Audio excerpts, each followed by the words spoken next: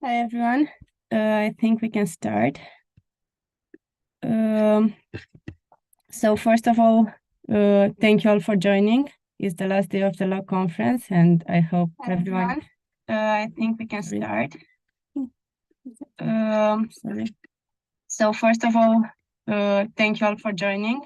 It's the last day of the law conference, and I hope everyone. Oops, sorry for that. Yeah, I hope everyone enjoyed the conference so far. And today we are starting with three very exciting oral presentations, and we will be talking about signal compression, about positional encodings, and knowledge distillation techniques in graphs. For each one of the presentation, feel free to leave question either in the Zoom Q&A or on the Slack, and I'll ask them loud at the end of each talk. And I think we can start with Guillermo, who will talk about their paper, Topological Graph Signal Compression. Guillermo, can you please share your screen? You should have all the necessary rights. Yeah, perfect. Can you hear me well?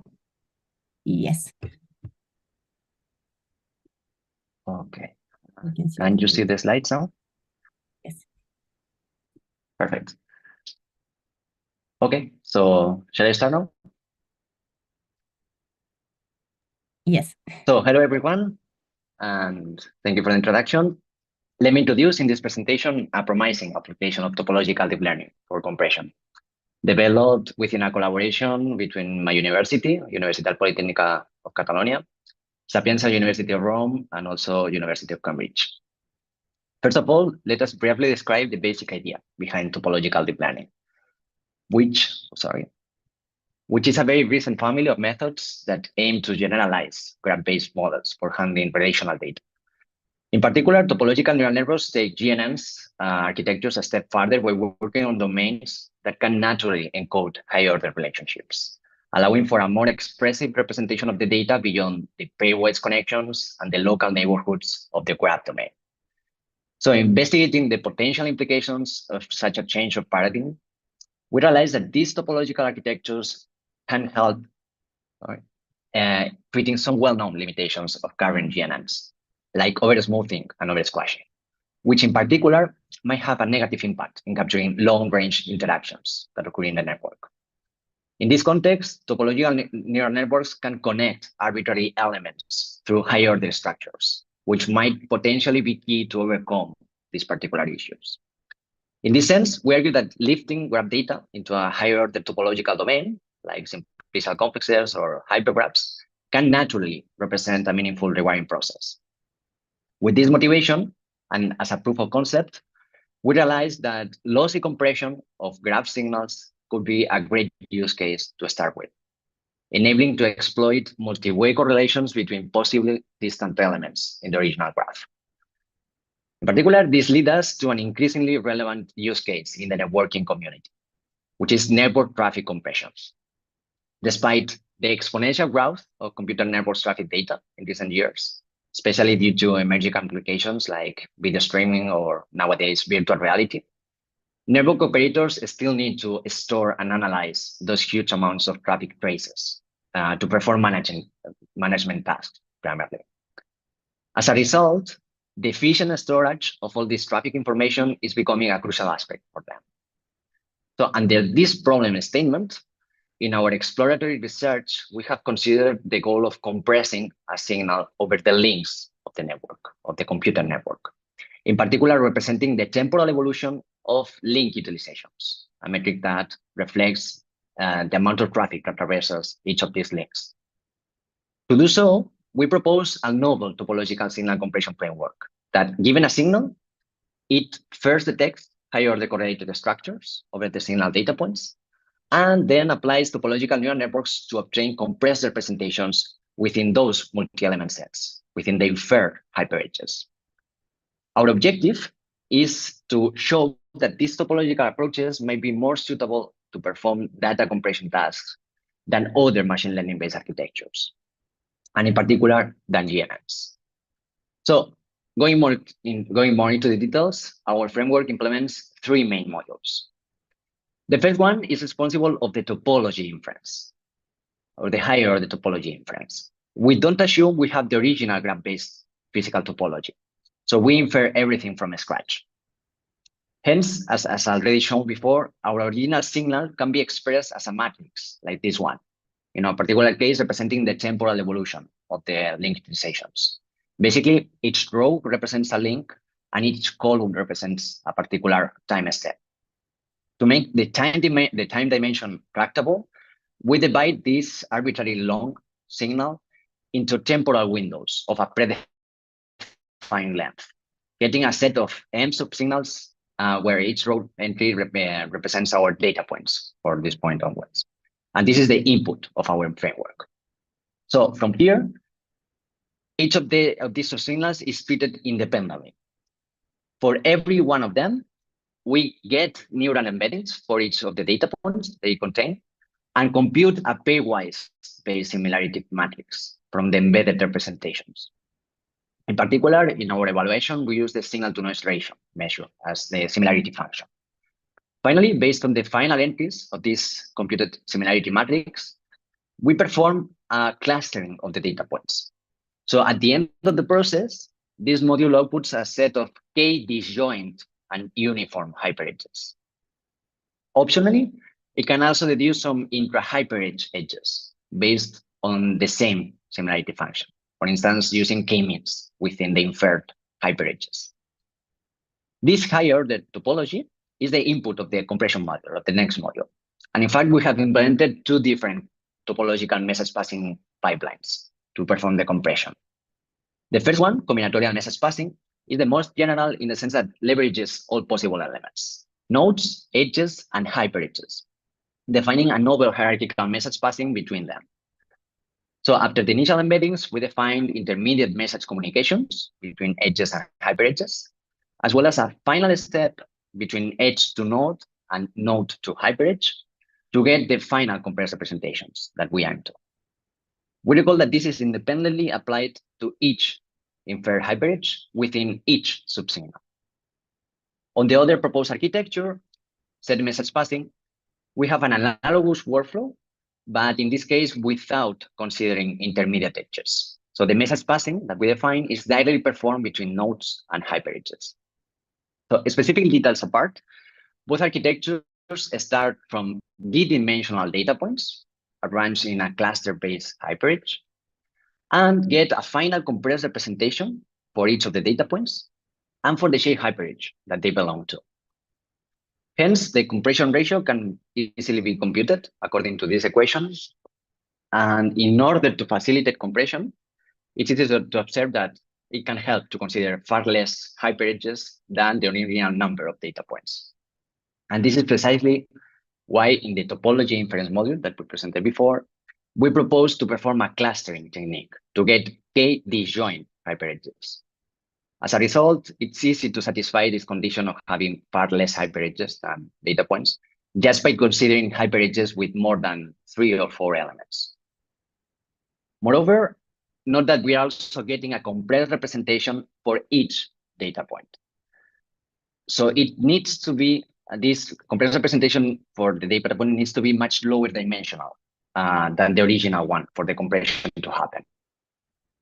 So the idea behind all this process is that we perform a very hard compression of the data points within their corresponding final hyperedge hidden state, while we keep a data point light representation as an identifier that will help recompress the original signal, which is precisely what does the third and last module, the decompression. Here, we learn to reconstruct the original signal of every data point through its compressed representation, the identifier, and the final hidden state of the hyperedge it belongs to. We would like to note that our proposed architectures, both combinatorial message passing and set message passing, can be described in terms of the recently emerged formulation of combinatorial cell complexes. Although this is a very general framework and our specific pipelines, topological message passing pipelines, are novel. Moreover, there already exist many machine learning-based models in the literature that address target lossy compression tasks. However, they are mainly entangled to information theory concepts and embedded within classical compression pipelines. And moreover, they are usually targeting computer vision domains. Here, we are proposing a direct application of machine learning towards compression. Consequently, to evaluate our models, we consider 3 other pure machine learning-based architectures, all of them properly fine-tuned to perform compression. First, we implemented several standard GNN architectures, leveraging the network graph topology. For instance, GCN, GAT, GraphSage, etc.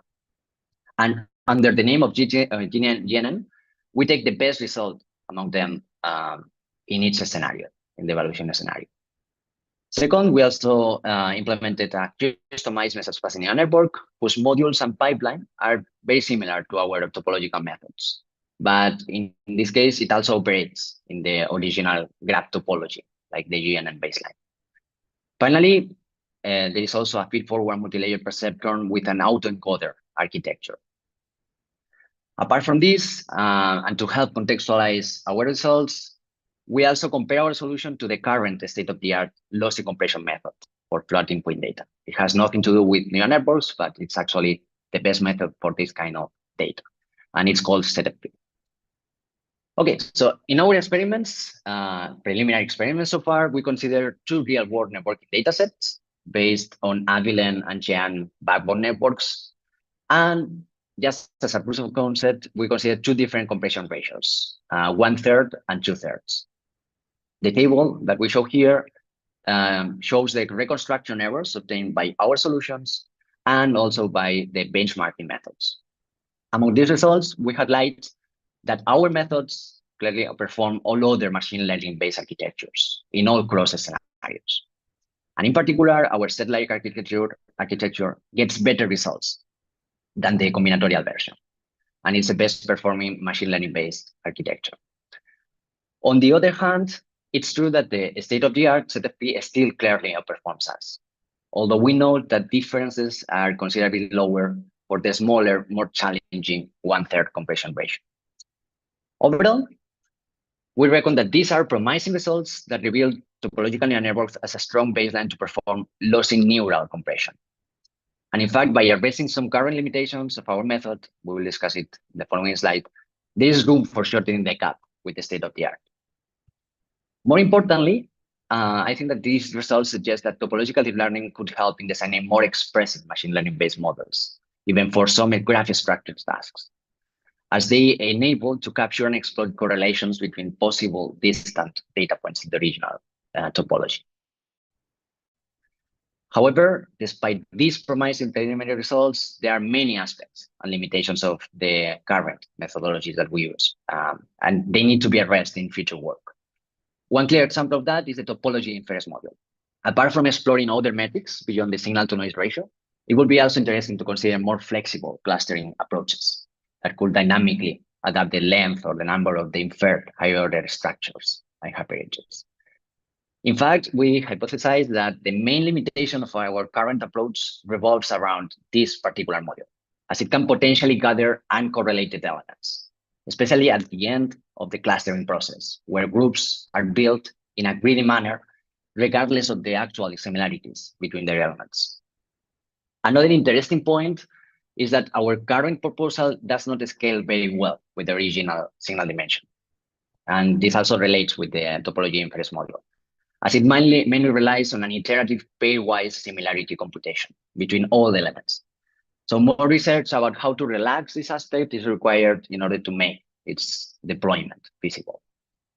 Finally, we would also like to shed some more light on the performance difference between our 2 proposed architectures, set message passing and combinatorial message passing. Owing to current results, it seems that the lower complexity of set message passing is a clear advantage and suggests that the intermediate edge communications noisily interfere in the compression process. But we believe that this should be further validated with other data sets and possibly by testing some variations of the topological message passing performed in the combinatorial version. However, even if there is still work to do to fully consolidate this topological inspired compression approach, and right now this is a work in progress, we wanted to disseminate this work as we believe that our initial results are promising, and overall it can potentially inspire the emergence of novel applications in this exciting research area with topological deep learning. So with this message, the summary of our work comes to an end, and so does the presentation. Thank you very much for your attention. And if you have any questions or doubts, please don't hesitate to ask. Thank you. Thank you so much for the presentation. One question on my side. In your paper, you said that you've done everything from scratch, so you inferred the topology as well and everything. Have you tried to actually use a topology that already exists, either a graph one or a hypergraph one, or like just like to drop that part of the model? And how does that work in case you Yeah. did it? Yeah, in fact, the baselines that we use, because we only have access to the graph topology, because this is actually a real computer network and it can be expressed easily as a graph. And the two first baselines that we use, both GNN and message passing network, they use and they leverage the original network topology. And in fact, we also tested in our model to leverage these edges, the original edges, in the process, in the combinatorial message passing. So even if we are inferring the higher order topology, we also tested how it behaves when we keep these intra-hyperedge edges that existed in the first place. But the differences are in performance are huge so far. So it seems that, especially for these cases, also the motivation was that in many computer network applications, you have nodes that are kind of related because they are generators of traffic and sinks and they consume also traffic, and they can be very distant away in the original graph.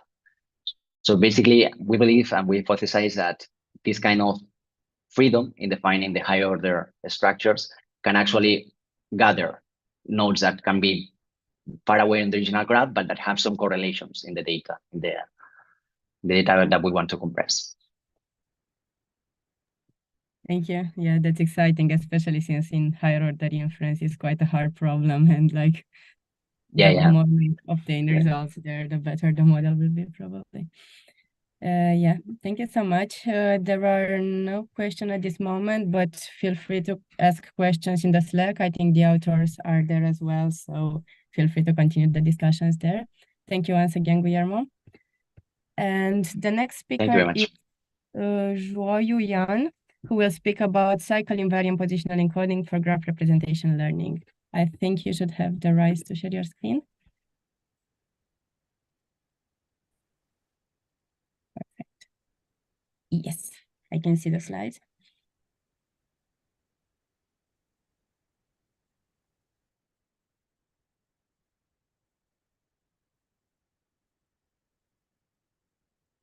I don't know if it's on my side, but I can't hear anything.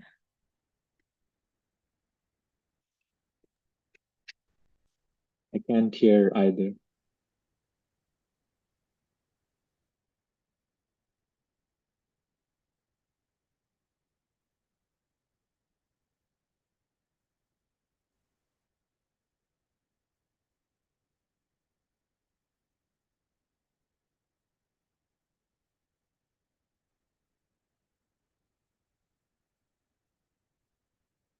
I think they'll try to reconnect.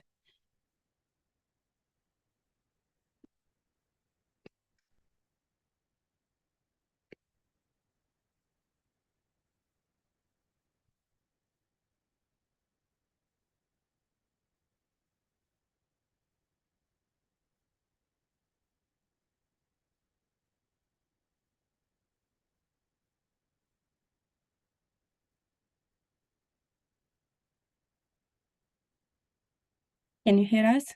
Can we hear you?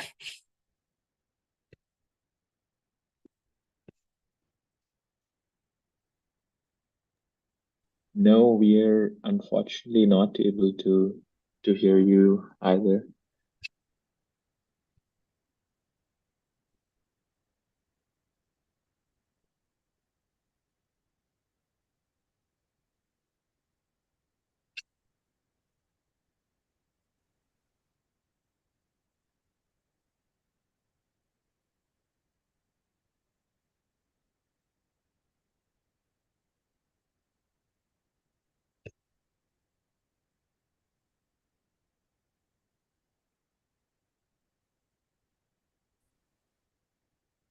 Well, Julia, if the next speaker is here, we could just swap the order. Yeah, that's what I was trying to see. I can't see on the list the next speaker, but if there's anyone from the last paper, I don't think that Arthur, who will present, is now connected.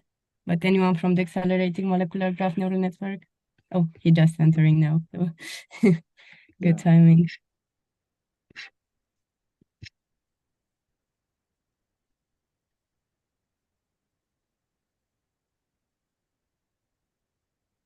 Hello, Arthur. Can you please try to share your screen and test your mic? We will need to swap the presentation due to some technical problems.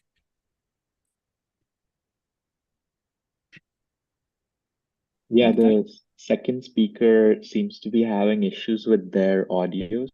So we were wondering if you're okay with going first. Yes, hi. Yeah, can you hear me now? Yeah, Yes, loud and clear. perfect. Yeah. Okay, nice. Okay, so sorry for the little change in the schedule. We will now have Arthur Petrov speaking about accelerated molecular graph neural network via knowledge distillation. Arthur, can you try to share your screen? Yes, sure. Just one second. I was just setting up my presentation too. Yeah, sorry for that. Just give me 5 seconds. Okay.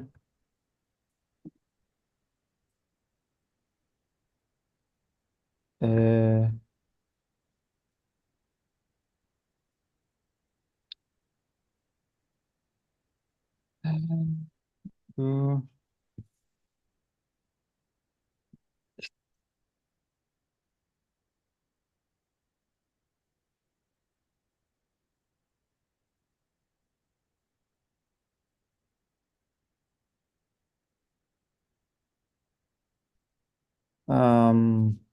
oh my God, okay. I'm sorry, give me 1 second. Nice. Where is that?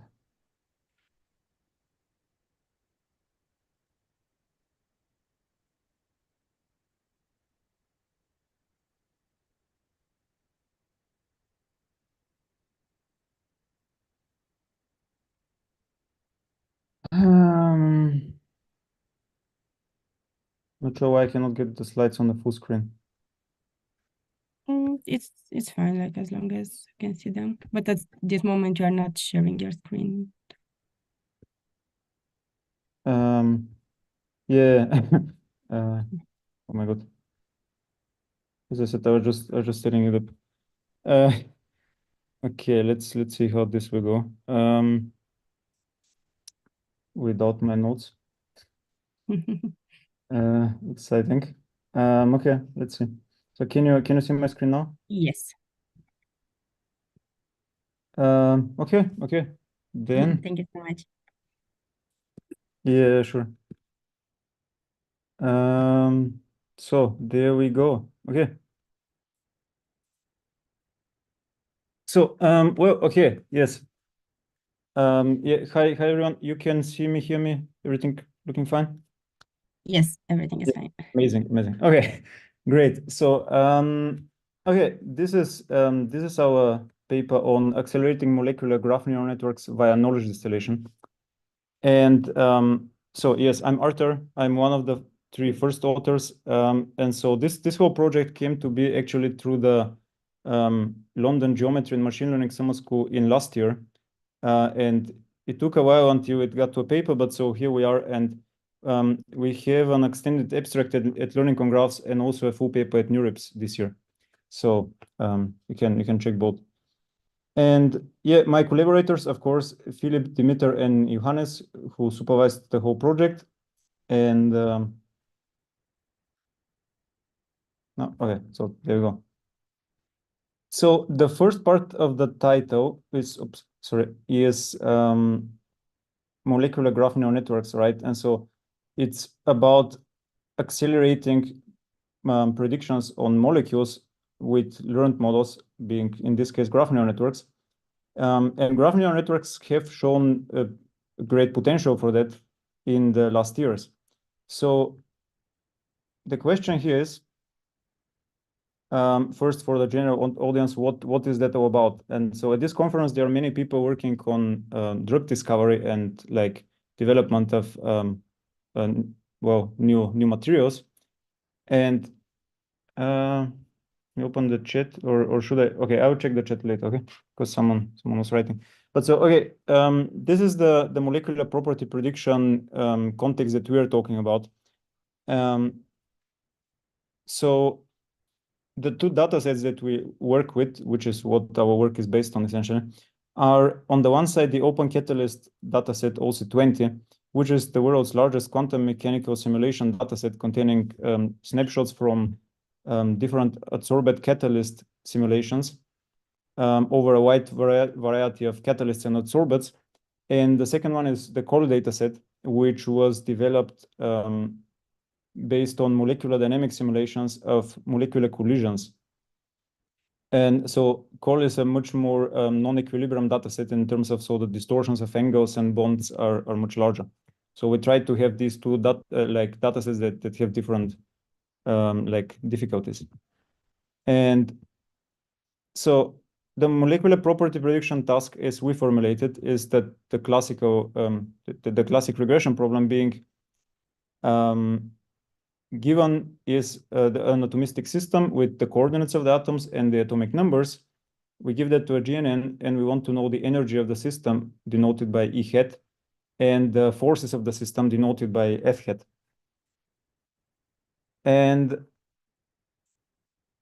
so classically, like before machine learning, people used to have DFT methods and or like even more expensive coupled clusters, and to like get as high of an accuracy as they wanted.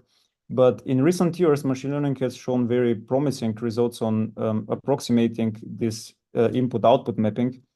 And machine learning is already replacing these classical methods in some contexts. So, okay, that's for like people from machine learning all known.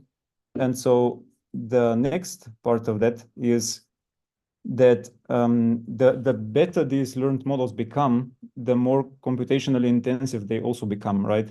Because like especially recent models like GEMNet and the other like huge models from FAIR are very compute heavy to train and also to run in comparison to simpler models.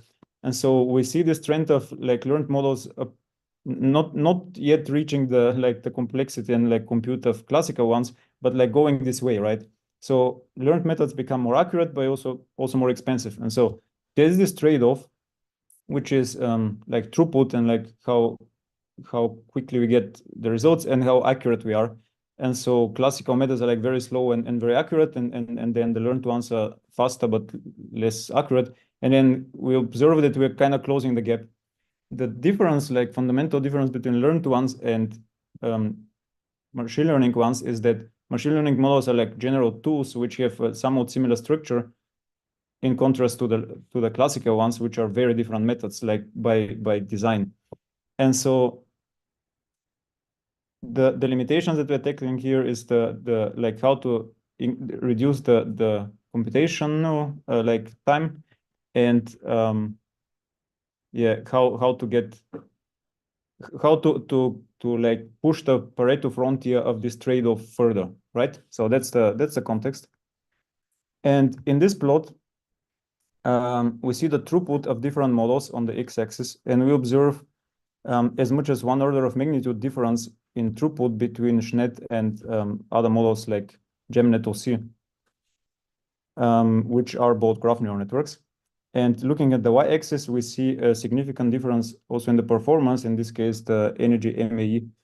And the difference on the performance is like 5-fold, like 5x between these two extreme like cases of models.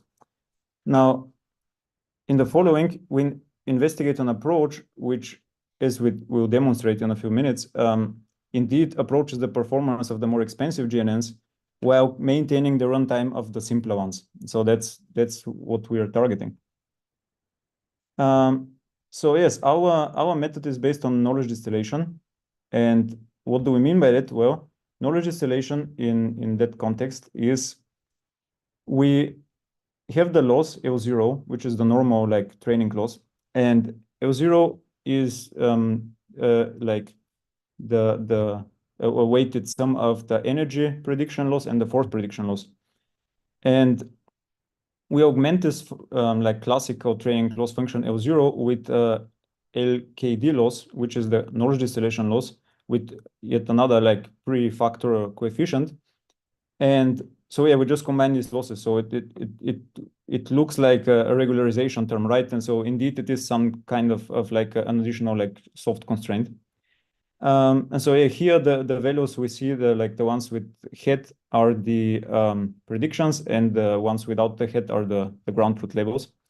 And in this context, we refer to KD as like offline KD, as people call it in classic KD like literature, where we distill information from the pre-trained teacher model and use it as an additional information during the training of the student model. So we use both actively during training. So for the output-based KD, which is the simpler, the simplest version probably to implement such a thing, we devised two vanilla approaches. We call them vanilla just to distinguish them from what comes later, which rely on the output, well, aligning the outputs of the teacher and the student. So on the left here, we see the knowledge distillation from the first vanilla approach, which is simply forcing the forces and energies between the teacher and student to be similar. And so here SNT, the subscript SNT denotes student and teacher. On the right, we see an additional term, which we also experimented with. And this is our second vanilla approach, which enforces the alignment between student and teacher on per atom level on the energies. Because energy is a global property, but if you want to align them, probably it makes more sense to align them on the atom level, because all models predict the energies on a like per atom level and then just sum it up. And so why not align them on per atom level? So yeah, that's what we first experimented with, or like the simplest thing we could have done. The thing is, this output-based alignment comes from classification. And in classification, like not for molecules, but like general classification machine learning. And the problem is that in regression, what we have, the outputs are not as expressive as for classification, meaning if you look at the logits that correspond to the probability of a given class, then we try to align these two, then there is much more information about the relations between classes. And if it's a regression, we just have magnitudes, which are not as informative. And that's how we came to our like core approach, which is the feature-based KD, which is based on aligning the latent representations of models. And so molecular GNNs are very diverse in their structure, and as you see on the table on the right. And so the question is then how to align these latent features, right? So it's not a trivial task from like that conceptual like point of view. And so here's our approach, which takes these latent features between the students and the teachers and somehow tries to align them. And so what we see in the equation is this calligraphic M of the features of the student and the ones of the teacher. And so this M is just a transformation. We use actually simple linear transformation to just get the latent dimensions to the same shape, like the same size vector, so that we can compute the distances. So we selected 3 GNNs, as you see in the table, which have very different structure. And yeah, we see that some of the models have scalar features. Like scalar features are like scalar node features is something that they all have in common, but some of them also have additional features like the vectorial features in Paine or the blocks in GEMNet-OC. Now, we will look at how to combine this, but we highlight that the scalar features are invariant to rotations and transformation and translations, while the vectorial features are equivariant with respect to search transformations, meaning it's not as straightforward to align the features as could have been in different contexts. And yes, so for features that are the same, we can just use the equation on the left. But for features that are a bit more like model specific, we need to be creative. And so yeah, here we go. Here are others, are our like implementations. And so we have some which are the same type feature knowledge distillation strategies. And so we apply this on the nodes on Gemnet and to Pain or like within same models. And when we do the different type feature knowledge distillation, we of course need to bring them to a common like feature space, which we often do by aggregation if we want to distill edges into nodes, for example. Now, a point that I want to make here is, so I mentioned that Pain has these vectorial features. And the question is, if we want to distill the nodes from Gemnet to the vectors of Pain, the question is how to do that, right? And so what we went through, like thinking about that problem is, so one option is to create scalar features out of the vectorial features of Pain, but this way we lose the directionality, and so this is not optimal, especially for Pain. So yeah, that's not optimal. And the alternative is to somehow construct vectorial features out of Gemnet, right? And that's the approach that we actually took. And so how to construct directional features in Gemnet? Well, we agreed on using, so the edges have some scalar features, right? And then if we multiply them by the unit vector whose direction is given by the displacement between two vectors, two atoms, then well, we have the direction in this, like for this bond. And so yeah, we just aggregate over that, which is the edge to vector loss on the bottom right of the screen. And the Uij is this unit vector between nodes J and I. So yeah, that's on that. So now that's the methods part. Looking at the results now. So first we have this table, which I wanted to just make some additional points before we look at the actual like results. This is just like the setup. So what we see here is again this like throughput of like 1 order of magnitude for the two most different like performing models, and we also see that the difference between energy and force loss between Gemnet and Schnet is different. Meaning, so Gemnet is 2.5 times better than Schnet on forces and like 4.5 times on energies. Like if you compute the ratios, meaning we observe that to begin with, the potential to improve on energies is larger. So this is one observation. The other observation is just like making the point that why did we choose these particular three models is that so Schnet is a very like established benchmark that many people are using like everywhere, but it's also pretty old. It's like more than 5 years old. Then Pain is something in between in terms of expressivity and like throughput. And Gemnet is at the time of starting this project, it was the state of the art on many of the OC20 tasks. And so that was the best we could have had at that point. So yeah, we took these three models, and so here's what we get. In terms of closing the gap between student and teacher, right? So we talk a lot about that. This is essentially, so there's the performance of the student, there's the teacher, and so the gap is like a difference in performance. And the question is, through KD, how close can we get the performance of the teacher to that of the student? And so these are all these like percentages you see on the slide. So we ran a variety of such combinations. Yeah, a bunch of them. And so we had 4 combinations of models on which we tested a whole bunch of different like losses, like KD losses. So 2 of these 4 models that I just mentioned include distillation across different types of GNNs, like Gemnet OC to Pain. So for that pair, we tested all possible combinations. And the other modality we had is distilling within the same model class, but like with different latent size.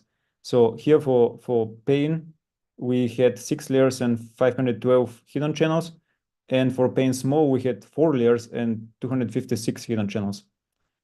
So important point here is that we are distilling the latent features at the last hidden layer, right? So the last hidden layer is just before we project down to the output, and so it's the richest like latent layer we can have. So we compute all these losses between these vectors. So yeah, what we do observe, as you can see, is that at least one or the other strategy does well and well, pretty well, and node-to-node seems to do like really well overall. Others are better at some like model combinations. At others, we have plenty of plots and tables in the paper. So on core, similar thing. We observe pretty cool performance boosts. If you care about like further details and tables, as I said, check the paper. So this plot is very similar to a plot you saw in the beginning of my presentation, which was just the dots without the x's. So this plot now shows the baseline models, the dots from before, plus the x's, which are models trained with KD. Now, note here that the models trained with KD distill information from different teacher models, right? So to see which gap we're actually closing, you need to see from which model we are distilling, right? Yes, so what we don't show in this plot is the forces MAE, right? So this is the energy MAE. On forces, we don't do this well. And so one of the hypotheses that we came to is that, well, indeed, because inferring energies, in inferring energies, there's more potential for improvement. This is also related to the fact that in the dataset, there are many more labels on forces, right? So we have per atom like one energy and many force labels. Now, inferring from the structure, the energy is a much more difficult task because just data set with regard to that property is much smaller in this sense. And so that's why we hypothesize that improving energies is in that sense easier, because if the teacher knows more about the physics of like the arrangement of something, like GEMNet knows things about angles, that this is very useful information to guide the student towards, right? So that's that plot. Now on this plot, or in this plot, we see the training curves of Payne trained like without knowledge distillation and with knowledge distillation. So that's the blue and the orange curves. Now, important here is that both models are trained for the same number of iterations, okay? And so if you compute the ratio between like the run times of like the training times, 175 hours divided by 75 hours is something like 2.3, meaning knowledge distillation makes training 2.3 times slower. But once the model is trained, then it runs at its inference speed, which is like independent of that number. And yeah, so we see that. And the other thing we see that in that sense, knowledge distillation takes more time to run, right? But if we want to get the same loss, we are like 7 times faster, because like to reach this same line of the converged loss of the model without KD. So, okay. In that plot, we look at the feature similarity. So feature similarity here is measured through the kernel, the central kernel alignment, the CKA. And this is essentially, we look at the alignment between the latent layers between the two models before and after KD, meaning we force the last layer of the student to be similar to the last layer of the teacher, but this of course impacts the whole student model. And that's indeed what we see here. So in the like heat map in the bottom center of the slide, we see like latent features that are much more similar to those of the last layer of the teacher, but also this thing propagates back throughout the student. So this was something that we did like to prove the point that we are indeed aligning something. And now to the conclusions. So we have developed KD strategies that target aspects specific to molecular GNNs, like the vectorial features of Payne. But the idea of aligning the latent node features of GNNs and like edge features as well, is a general concept that can be applied to other GNNs. The GNNs protocol that we propose can significantly boost performance at no additional inference cost. And most importantly, we then also substantially close the gap between the SOTA models and like the state-of-the-art models and the simpler ones. Now, to the limitations of our work, we do require a pre-trained teacher model, which is not something that is always given, but we hope that the community will continue open sourcing models so that this will be possible, like especially the biggest models. And the other thing is that we have this increase in training time for the teacher, for the student, right? Depending on its teacher. Now, with that, we're almost at the end. The last thing I want to say is that if you happen to be at the local meetup in Munich, which just started actually, you can check out our poster tomorrow afternoon in the poster session. I will be presenting it there. And so that's the program. And yes, so here are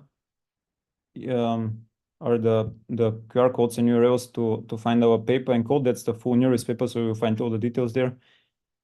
And yeah, we also invite you to check out our poster at NeurIPS and like if you have questions and so on, or just write us an email. We are responding pretty quickly, I would argue.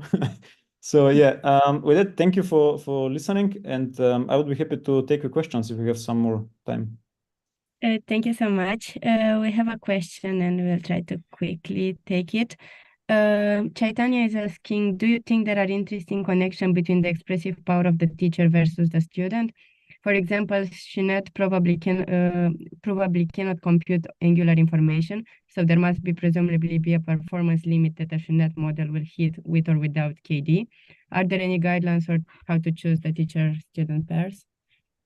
Yes, that's actually a very good point, and that's one of the things that I was very skeptical about in the beginning of this whole project, because precisely of that reason, indeed, yeah, because GEMNet and DIMENet and all these things can compute angles, and there is no way that SCHNET can understand angles, and so that's probably one of the reasons why we did try to distill GEMNet into SCHNET, and this didn't work out too well. But then distilling GEMNet into PAIN did pretty well, meaning as long as the model has some notion of directions, which is well, in some extent equivalent to angles, then it would work. But yeah, of course, there is some theoretical limit to how far we can go. Yes, we're just pushing the boundaries of like the optimization process. Essentially, we're just using a fancy loss function in this way, in this sense.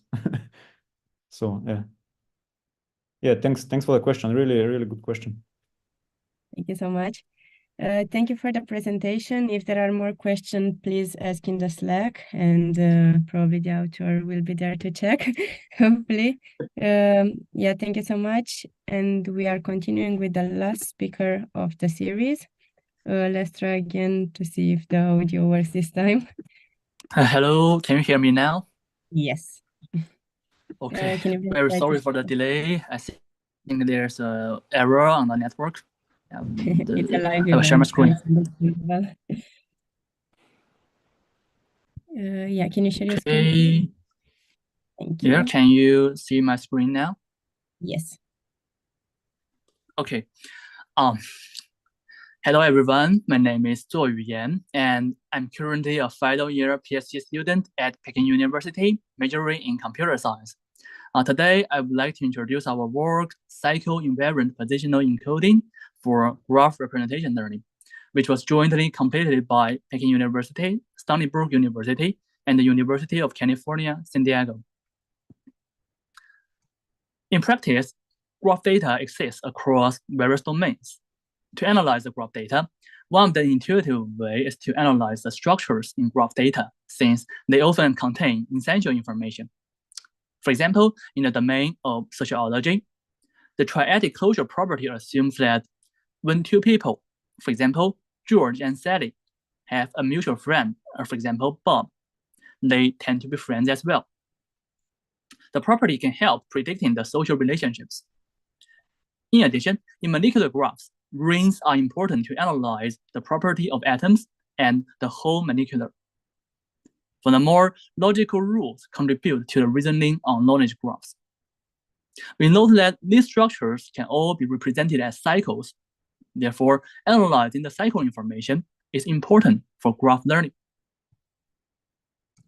However, classic GNNs cannot capture the existence of cycles. This is because of their limited representation power. I will briefly explain the reason later. Therefore, GNNs may fail on downstream tasks, such as knowledge graph reasoning and molecular property prediction.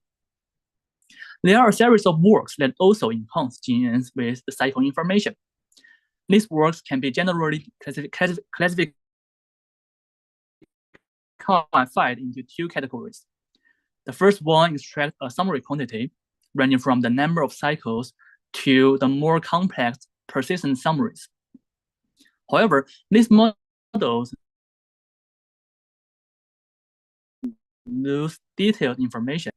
Another series of work perform message passing among high-order cycles, for example, cells, but they suffer from high computational costs. To address the limitation, our high-level goal is to develop efficient and effective ways to encode more detailed cycle information. In particular, much like using Laplacian eigenfunctions to provide positional encoding for nodes in a graph, we will develop edge structural encoding, which intuitively provides the position of each edge in terms of the entire cycle space of a graph. Here is the outline of my talk. I will first briefly introduce GNNs, including how to learn representation with GNNs and why GNN's representation power is limited so that it cannot detect cycles. I will then introduce the proposed basis invariant cycle encoding and the permutation invariant and order invariant cycle encoding. In the end, I will introduce our theoretical results and empirical results on evaluating the proposed framework. First, I will introduce GNN, which is the dominant approach for learning graph data. Among GNNs, the most popular method is called the message passing neural network. So when I refer to GNN in the rest of the presentation, I denote the message passing neural network. GNN's input is a graph G with V and E, the node set and edge set. For example, in a molecular graph, we can represent atoms with nodes and represent the chemical bonds between atoms at edges. The network computes a node representation by iteratively aggregating and encoding the information from its neighborhood. For example, see the figure below. At the beginning, all nodes are initialized with the same representation. We use the white color to denote the representation. To compute the representation for node A in the first iteration, GNN will aggregate the information from A's neighbor, B and C, and then obtain the set of information, which contains the representation of B and C, two white representations. We know that we can also aggregate the representation of A in the set as well. And in the message encoding stage, GNN uses a multi-layer perceptron, MLP, as the encoding model. And I'm using the hashing function as an illustration.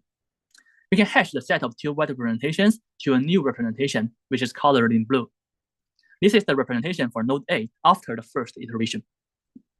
After defining GNNs, we can define the representation learned by GNNs. We have introduced the way to compute the node representations and for each edge or a node pair UV. We first aggregate the representation of node U and node V, combine the representation, and then pass it to an encoding function, WH. The combine function can be functions such as vector concatenation or a sum function. And the encoding function, WH, can be an MLP. In terms of the graph representation, we can first pool the representations for all nodes within the graph and pass it to the encoding function, WGraph. The pooling function can be functions such as the sum function or min function. And the encoding function, WGraph, can also be an MLP. Then we introduce why GNN cannot detect cycles. In the input graph G1 and G2, all nodes are initialized with the same representation, which is colored in blue. To compute the node feature of each node, GNN consistently aggregates the information from its two neighboring blue nodes. An example of node V1 and node V1 prime is shown in the figure. Therefore, it will assign exactly the same representations to all the nodes. Since the set of node representations are exactly the same for the two graphs, GNN cannot differentiate the two graphs, G1 and G2. Since G1 contains one cycle and G2 contains two cycles, GNN cannot detect the cycles and cannot detect the existence of cycle-related components, such as the benzene rings and the triadic closure property. Since GNNs cannot detect cycles, which are quite important in graph data, we enhance GNN models with the cycle information. In particular, the proposed framework is shown in the figure above. For an input graph, we use two different ways, each named CycleNet, which is shown in the upper branch, and CycleNet POI, which is shown in the lower branch. We use these two ways to compute the edge positional encoding, and then combine either the upper one or the lower one with a GNN framework. I will introduce the upper branch, the basis invariant encoding, and then introduce the lower branch, the permutation equivariant and order invariant encoding. We first introduce the basis cycle encoding, basis invariant cycle encoding, the CycleNet. At the beginning, I will briefly introduce the Hodge Laplacian, which contains the information of cycles. For input graph G, where B and E denote its edge set and node set and edge set, respectively. N denotes the number of nodes and M denotes the number of edges. Then the incidence matrix of G is B. Each column of B corresponds to an edge, and each row of B corresponds to a node. Bij is -1 when the node I is the first incidence node of I edge J, and Bij is 1 when the node I is the second incidence node of edge J. It is 0 otherwise.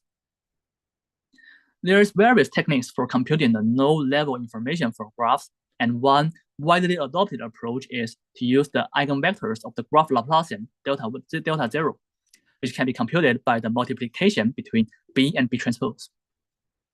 And Hodge Laplacian delta 1 is a high order generalization of the graph Laplacian and serves as the graph shift operator on edges, which can be computed by the multiplication between B transpose and B. Notice that the definition is specific for simple graphs.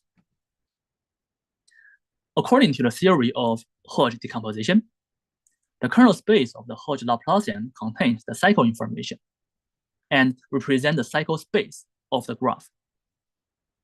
We then extract the eigenvectors gamma of the cycle space, where M is the number of edges and J is the first order Betti number. According to the theory of Hodge decomposition, the eigenvectors form an orthonormal cycle basis that spans the cycle space. See the figure below as a toy example.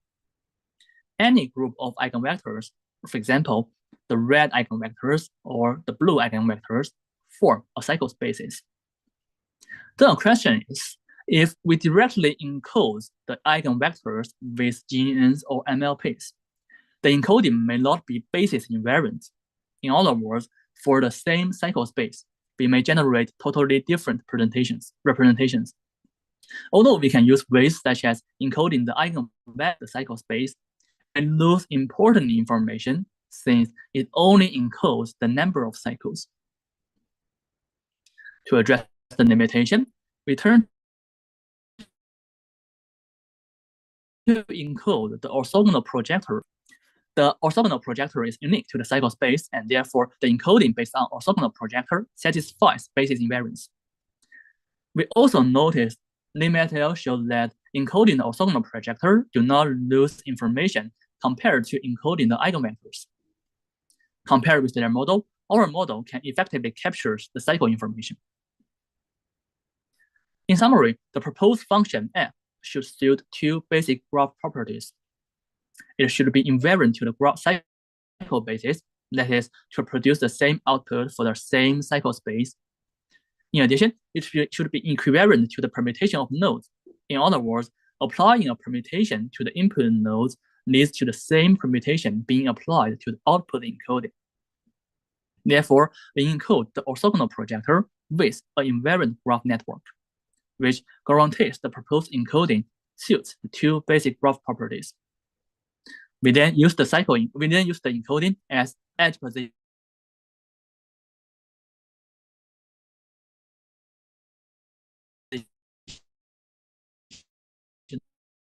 encoding.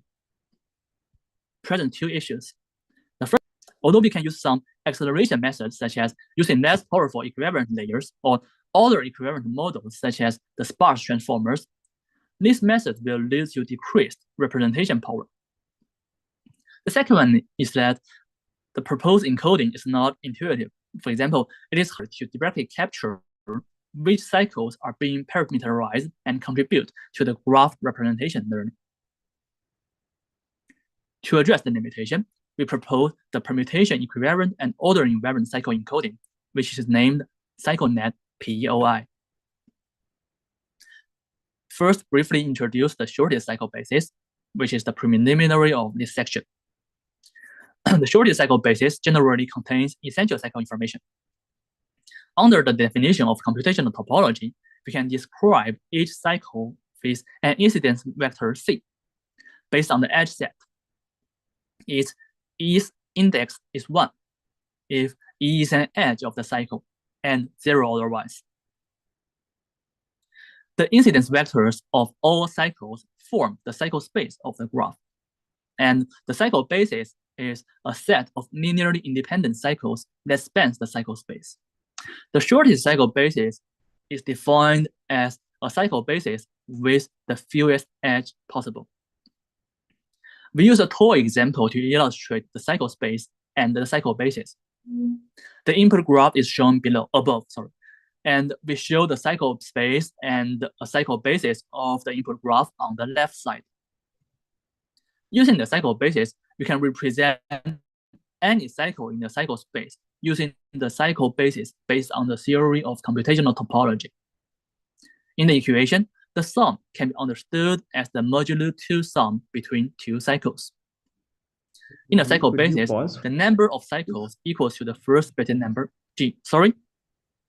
I just wanted to remind you about the time, question? and if you could wrap up your presentation in a minute, it would be really great because we've run out of time for this session. Oh, sorry. Okay, I'll try to be faster. Okay. Yes, please. Oh, sorry. I will try to accelerate it. Okay. All right. I introduced the two basic property, the permutation equivalence. Nothing. It is due to my delay. Sorry. Permutation equivalence and order invariance. And I just introduced the permutation equivalence. And for order invariance, it means that no matter how we change the order of the cycles in the cycle basis, the output function should remain the same. To satisfy the two properties, we adopt the function shown below. Notice that D denotes the dimension of the output representation, and the three functions rho 1, rho 2, and rho 3 can be replaced by 3 MLPs. We know that we do not have universal approximation results for the PEOI functions, but it is easy to check that it suits the PEOI property. We apply the function to the shortest cycle basis to generate the edge structural encoding. However, the proposed encoding also has some limitations. First, to guarantee that the proposed encoding generates the same representation for the same cycle space, the shortest cycle basis should be unique, which is a very strong assumption. But we know that the assumption is reasonable for specific molecular data sets. For example, for the first 100 graphs of the molecular data set zinc, we find that all graphs have a unique shortest cycle basis. Therefore, we believe it is reasonable in certain situations. And on situations when the SCB is not unique, we can still use it, but it may not suit the PEOI properties. The second limitation, which remains for both the PEOI encoding and the basis invariant encoding, is that the proposed encoding cannot be used when there's no cycle information in the graph. For example, when there's no cycle, for example, a tree-like structure, or the cycle are filled with cells. We then introduce the theoretical and empirical results on evaluating the proposed framework. In terms of the theoretical results, existing works mainly use the ability to distinguish structurally different, or formally speaking, the non-isomorphic graphs to justify the expressiveness of genes. We prove that CycleNet can distinguish graphs that 3W cannot distinguish, and CycleNet PEOI can distinguish graphs that 4W cannot distinguish. It shows the high expressive power of the proposed framework. We also prove that, compared with existing works that also introduce the cycle information, CycleNet PEOI contains more information than only encoding the number of cycles, and under certain assumptions, contain more information than precision homology features. We then present our empirical results. In terms of the results on synthetic benchmarks, Very we sorry first show for that the this. proposed Sorry. framework. Yeah, I'm really sorry. Like Okay. running out And of time. okay. Okay, synthetic benchmarks, Sorry, it we can have be, to end the reach the presentation theoretical now. power. Yes, okay. Zoe, And we unfortunately have to end the presentation now. sorry. Okay. And maybe I should. And in terms of the experiments, you can refer to my paper. Okay. Thanks very much. Yeah, I mean, you can share the link in the Slack and people can check it out there and discuss it with you on the Slack as well. Thanks for the great work. Thank you so much. Okay. And thank all the speakers for the oral session. Yuanqi, are you around to continue with the keynote? All right. Thank you so much. And next, it's my great pleasure to introduce Professor Kyle Kramer. He's the David Anderson Director of the University of Wisconsin-Madison Data Science Institute and the Professor of Physics with courtesy appointment in Statistics and Computer Science. He's also the editor-in-chief of the journal Machine Learning Science and Technology. Professor Kramer obtained his PhD in physics from University of Wisconsin-Madison in 2005. He was awarded the Presidential Early Career Award for Science and Engineering in 2007 and the National Science Foundation Career Award in 2009, and became a Fellow of American Physical Society in 2021 for his work at the Large Hadron Collider. Professor Kramer developed a framework that enables collaborative statistical modeling, which was used extensively for the discovery of the Higgs boson in 2012. His current interests are at the intersection of physics, statistics, and machine learning. Professor Kramer, are you ready? Yeah, I'm all ready. Can you hear me fine? Yeah. Okay, great. I'm going to share my screen here. Does that look fine? Can you see? Okay, great. All right. Well, thank you very much for having me. It's really a pleasure. I'd also like to, give a shout out to the organizers of this conference. I think it's a really cool format. I love all the meetups all around the world and how you organized it, and it's been running really smoothly. So, so congratulations to you, and thank you for inviting me. So this talk is going to be a little bit different. It's going to be, a little bit more conversational, kind of big picture. Just generally going to hit on issues around, obviously machine learning and graphs, and then kind of how that intersects with physics. So let me just go ahead and get started. So first, I'm going to be drawing from works over the years. So a lot of these, some of that's not work that I was involved with, and a lot of it's work that I was involved with through a large network of collaborators, many people that are, physicists or machine learning researchers. And it's been a lot of fun these last few years, doing this kind of multidisciplinary research. So I think it's probably no surprise that we're here, but graphs and graph neural networks and things like that are basically really, everywhere in physics these days. I think that idea has been around for a long time, but people in physics weren't really, at least in particle physics, weren't really discussing graphs very much a few years ago. So the sort of graph neural network geometric deep learning picture has certainly changed that quite a bit. And part of the reason that we, physicists like graphs a lot is basically because of these different types of themes around inductive bias. A lot of physical systems are compositional, and you can break them down into components. We have very clear understandings of the relationships between those different parts.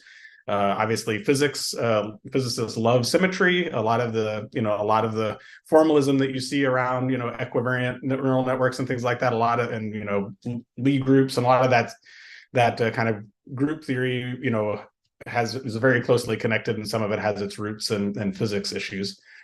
There's also the issues of causality, which I think are increasingly important, and things like scale separation, being able to break phenomena at different scales. So these are all really important issues, both for machine learning and for physicists. Now, just as a kind of launching point, I think there's this sort of nice review article / book that I'm sure that many of the people in the audience are familiar with. So I just wanted to refer to this. Partially, if you go into that document, on page 112 and 113, you will see some discussion about the use of these kind of graph neural networks, kind of early uses of these techniques in the context of physics, in particular at the Large Hadron Collider, in the context of what are called jets or particle jets. Physicists would just call them jets, and also in the context of astrophysics. And I'll say a little bit about those two examples. I don't have enough time to try to cover all the different uses, but I will hit on a couple of these. So before I get into it, I just wanted to kind of give you a feel of how much the community has evolved. So this jet topic, which is a specific, physics topic for particle physicists, has a workshop series, and the sort of machine learning workshop for specifically this part of particle physics sort of started around 2017 with a relatively small workshop at Berkeley. By the time I hosted it in 2020, it had gotten quite a bit larger. And then this year, it was held in Germany, and you see a very large group. So there's a link there if you want to get a feel for the kinds of, and I'll share these slides, but if you want to get a feel for the kinds of research that people are doing and just kind of browse through and see the level of sophistication that's emerged recently. I mentioned IceCube before, so this is a really cool experiment. It's on the South Pole, and there's a lot of ice on the South Pole, and they drill huge holes into the ground, and they instrument these columns with photodetectors. And what they're looking for are these strange particles called neutrinos that are flying from across the universe. They fly all the way through the Earth, and then there's some chance that they interact inside of the ice in Antarctica. And this thing is like a big camera that's detecting those energy deposits. And so you have this kind of array of instrumentation, and it kind of speaks to being a graph very naturally. And it was one of the early uses of graph neural networks in physics. So recently there was a Kaggle competition for that. And it had a $50,000 in prize money, which is pretty impressive. And basically the goal of that challenge was to try to detect, reconstruct essentially the direction that this particle, this neutrino, came from in outer space. And I'll just say a quick word about that. There's a paper describing the challenge. One thing that was interesting is that it had an early stage, and the baseline solution for that was a graph neural network called GraphNet. And you can see visually the performance. You want to sort of the more peaked this is, the more accurate you're being able to say where this particle came from. So it was doing okay, but not beautifully. And then through the Kaggle competition, they got these very high quality answers. So it improved quite a bit. So it's a kind of a cool project. And you also may be interested in reading the solutions about this and about what people's comments were about going from a sort of a dynamic edge graph neural network, to other kinds of approaches. And, maybe surprisingly, maybe not so surprisingly, transformer type models really were very popular, or some kind of hybrid of transformers. And there's some discussion about the pros and cons for this particular problem. But I'm not going to spend more time there. I just wanted to kind of advertise it because it's a cool project. The other last bit of advertising I just want to say is that in addition to a conference like this, which is great, and I'm very happy to see the kind of AI for science themes that are happening, there are a couple of workshops that are going to be at NeurIPS. There's one that I help co-organize called Machine Learning in the Physical Sciences. There's another one called AI for Scientific Discovery. And so I encourage you to go there. There's like hundreds and hundreds of contributions there, so it's a lot happening. And then the last thing that I wanted to advertise is that I think it was mentioned in my introduction, but I am currently the editor-in-chief for this journal called Machine Learning Science and Technology. And this journal, I think, we're trying to craft it to really be a home for this kind of interdisciplinary work, which really is pushing forward on the machine learning side, but is also grounded in some sort of application, or is using insights from physics to make progress on theory of deep learning and things like that. And I think you may recognize some of these papers floating around. But it's been a pleasure to be part of this journal. And if you don't know about it, you might just look into it. It might be a good fit for some of your work. Okay, so now I'm gonna switch and make kind of another sort of very high level comment, is that I love the work that's going on in molecules, and I'm a little bit envious sometimes that I'm not more involved with all the things that are going on there, because it's super cool.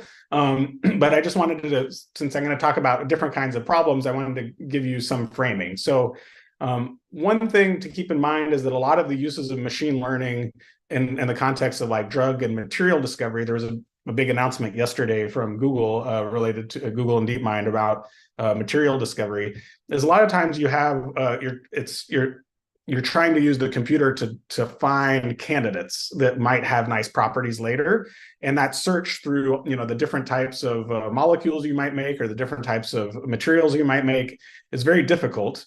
So the name of the game there is really to accelerate the search, but then you still need to follow up with some kind of experimental work to see if those candidates actually have the properties that are being predicted. And that's fine. I just wanted to kind of get across that it's sort of, the stakes are a little bit lower if the machine learning model is wrong, right? It's basically throwing out candidates and you're going to go check. In contrast, in experimental physics and like cosmology and astrophysics, a lot of times the way that machine learning is being used is not to just find some candidate, but it's really part of the actual scientific pipeline that's leading to scientific conclusions. And so you're really, it's somehow more important that the machine learning models we know how to calibrate them, we know how to quantify uncertainty in their predictions. A lot of times these models are trained using simulation, or somehow simulated data is involved. And so there may be a mismatch between the simulated data and the real data. And so that difference, that kind of domain shift, is very important. So being robust to that type of domain shift is really important. So I just wanted to kind of keep that, you should keep that in the back of your mind as I go into some of the rest of the talk. The other thing that I wanted to say is that, when I was putting the slides together, I felt a little bit funny that, there wasn't a ton of work that happened in the last 6 months, which is typically what happens in, machine learning conferences, because the pace is so fast. I mean, there certainly has been progress in the last few months, but the narrative that I wanted to present in this talk was more the long arc of progress and some kind of interesting things that will hopefully get your mind thinking, and less a report on kind of what happened most recently. And then as I was thinking about that, I also thought, for some people, maybe the super fast pace of the machine learning AI world might be a little bit much. And so if that's the case, and you like doing interesting work, and you like having impact, but maybe at a slightly slower pace, maybe doing machine learning for science it could be a good fit, because a lot of times these scientific collaborations take a little bit longer, a year or two, to develop something, but it's going to have like real impact, and it can be a different experience. So that's kind of a message for younger researchers. Okay, so now kind of getting more into the meat of the talk.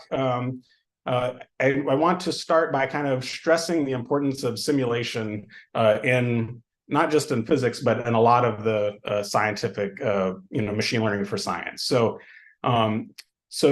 the first is just a statement that we have simulations for almost all kinds of, physical things out there in the world, from particle physics to cosmology to how epidemics spread, how neurons fire, how airplanes fly, how molecules fold, how black holes accrete, all these different things. And these simulators, they generate synthetic data. So in a machine learning language, you might say they're generative models, but they're not like kind of black box generative models that just spit out data. They have a mechanism inside. And so you could say they're causal generative models of the data generating process. And it's important to keep that in mind.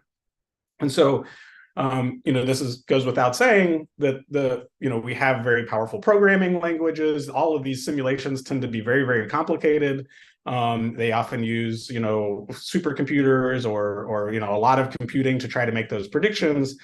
So you have programming and computing coming together to be able to produce this very high quality synthetic data. And so you might think, well, why do we need machine learning at all if we have such great models?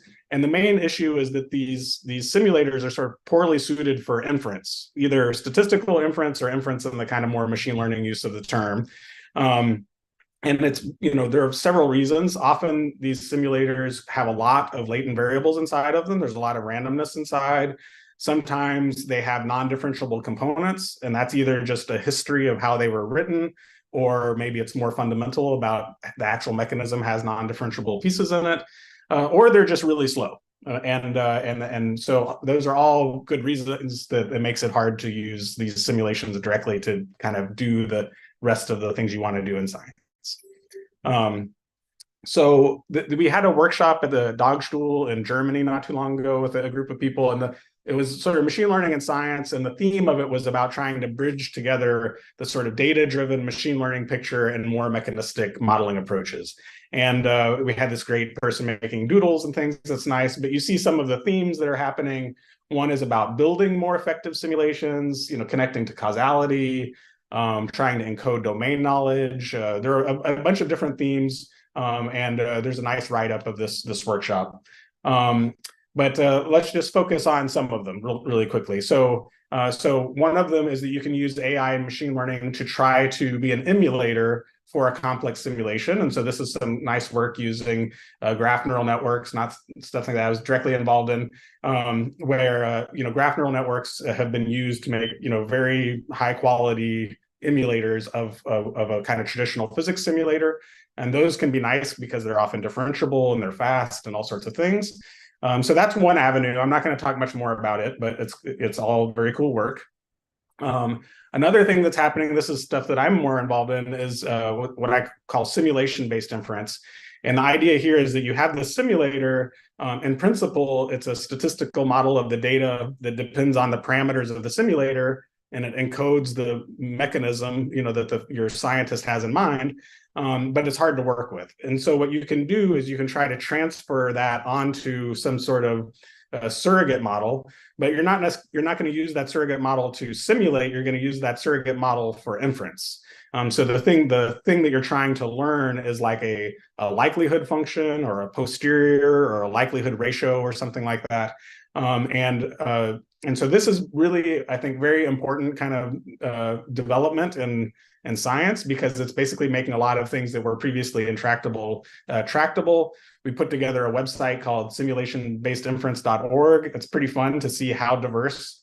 You have things from neuroscience to atomic force microscopy and cosmology and musicology, all sorts of things going on in there. So, and the number of papers is really kind of rising pretty quickly. So I invite you to check that work out. But the thing that I wanted to kind of really focus on mainly is to talk about this kind of interplay of graph neural networks and inductive bias and how that kind of maps on to some kind of physical or mechanistic understanding of what's going on in some system. And so the first thing is just this kind of statement that if you do have an idea of how your data came to be, if you have like a mechanism in mind that produces the data, it tells you a lot, and it kind of informs some sort of inductive bias that you would want to put on your model. And you see that all over the place with for instance, what we were seeing with the molecules and drug discovery and things like that. But the kind of more abstracted point, I think, is that when you have this idea of the mechanism in mind, you can, not only does it suggest forms of inductive bias, it's also a great way to test, does that actually help? Because you have simulators, you can generate data, you can try out different types of architectures and see if it's working or not. You can test to see if it's helping with sample complexity, if it's helping with shift, robustness, all sorts of things, transfer learning, et cetera. And the other thing that's important, I think, here is, well, the simulators provide ground truth data. So instead of just working with some fixed data set, you can generate more data, more synthetic data. So you can do more controlled experiments. And oftentimes you have a problem setting where there's some adjustable knobs. So you can have a simple version of the problem, a kind of medium hard version of the problem, or a super duper duper hard version of the problem. They're all kind of the same problem, but you can understand how these systems scale as you kind of crank up the complexity. And I'll give some examples later. Okay, so right now, I want to, before I kind of get in, I chose basically 5 examples that I hope illustrate some point. And before I get into them, I want to kind of get you thinking about some specific topics and what's going on in AI, machine learning, and the kind of space of graphs, but more from the kind of AI theory side and not from the physics side. Okay, so so the first one is that, you know, when you go to this review paper that I mentioned before, the intro part is talking a lot about, you know, what's going on with the curse of dimensionality, why learning is difficult, and things like that.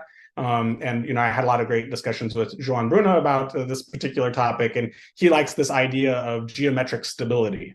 And the idea there is basically you want to regularize the function class in some sense, and you can't just, you know, there's no free lunch. So how are you going to regularize it? And one way of regularizing it is to say that I want the output of the function to change slowly as I kind of deform the input. And so there's this kind of picture. So, you know, convnets and things will be like invariant, say, to shifting the image around, but maybe you want to be able to distort it a little bit. So it's not really a strict like rotation invariance or translational invariance. It's like some sort of, you know, stability with respect to some distortion.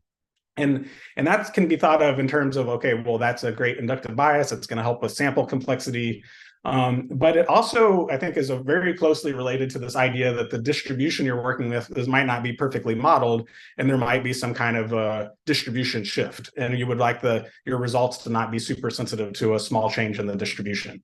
And for, you know, scientists, there's a closely related notion of like systematic uncertainty, which is I don't understand these distributions perfectly. There's some uncertainty there, and I would like to be insensitive to that.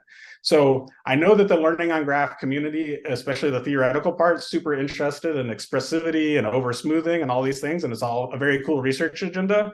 I would just like to advocate that maybe there could be some increased research that's really focused not on expressive power and things like that, but more about this robustness to domain shift. The next thing that I wanted to say, and this is really kind of totally out of my area of expertise, I'll be honest, but I was invited to this really cool workshop at IPAM, which was focusing on deep learning and combinatorial optimization. And I got, you know, exposed to a lot of great ideas, and I got a lot of inspiration from that workshop. So there were some great talks from Pitar. There's a talk that I'll highlight in just a second. But this was a great workshop. All these things are online. You can watch the talks. So Stephanie, who gave us some talks, I was very happy she was part of the program, because I really loved this talk that she gave, which is about what she called algorithmic alignment. And, you know, so one is there was a kind of an effort to try to formalize in some sense what inductive bias was. And maybe it's a little bit narrow notion of inductive bias, but it's a useful one. And it was thinking about algorithms as sort of structured arrangements of subroutines, and that if you can organize your machine learning model so that it's kind of aligned onto those subroutines, then maybe you can kind of break it into a divide and conquer sort of easy learnable modules, and that might facilitate learning. And then she tried to kind of you know, develop that idea some more. So I'll come back to that talk a bit later. Another one is this talk that Yashio Bengio gave, where he was, you know, talking about causality essentially, and like, what if our, you know, machine learning models had the right causal structure? And the claim there was that, you know, under some hypothesis of independent mechanisms and small changes across distributions, so that's referring to the actual, like, whatever's producing the data, right? Then if your model kind of had the right causal structure, then maybe it would, you know, require fewer samples. You'd be able to recover from distributional change more. You'd be able to do transfer learning and various things like that more effectively. And I think that's, you know, very natural kind of claim. There's some conversation on the side part of that slide there if you want to look later. But it's anyways, I think it's very natural. And I think these two ideas are very closely related. And so for this talk, I'm just going to kind of sort of put them together a little bit. And instead of framing it as, you know, algorithms and algorithmic alignment, I'm going to try to just put the emphasis on thinking about some physical, you know, something in reality that's actually producing data, you know. So instead of maybe an algorithm, think about physics or some nature's causal data generating process or some mechanistic model in science. And instead of a subroutine, we'll be kind of think about these like independent mechanisms that, you know, as a scientist, you think about piecing together, you know, compositionally to describe your system. And so, but basically, you know, the same idea, just trying to, you know, emphasize slightly different things here. So I'm basically, there's this point here that if you could come up with alignment between the different mechanisms, the different mechanisms and the learnable modules of your machine learning model, there's a lot of things that are useful in addition to like making it, be, trained with less data and, being more robust to domain shift. There's also this very important thing that you can interpret what's going on, and you have an opportunity to extract from the model something that's been learned that a human can understand that might drive additional scientific progress. And or later, maybe it's not a human that's extracting it, maybe it's some other machine learning AI system that's extracting it and then knowing how to reassemble them for transfer learning for some other kind of system. But right now, that's basically up to humans, but you could certainly imagine in the future that some AI system is doing that. So I think if you want to go that direction, this alignment between the kind of mechanism and the modules of your machine learning model is an important thing to focus on. Okay, so another piece of kind of inspiration for me is this work from Linka, and so she was focusing largely on kind of theory of machine learning, where you're trying to understand, part of it is there's a lot of focus on the architectures of your models and what's expressive or not, and how does that connect to the data, right? If your data has some symmetry or some structure to it and your model mirrors that, then that's probably going to help because you've got the right model class. But there's this other component, which is the learning algorithm. And so sometimes you might have a very expressive, machine learning model. It's just very hard to optimize. And so the interplay between, the data structure and the architecture together make you a loss function. And that loss landscape can be either easy or hard to optimize depending on your algorithm. So they're all kind of mixed up. And it's a difficult thing to study. And she has a whole line of great research in this direction.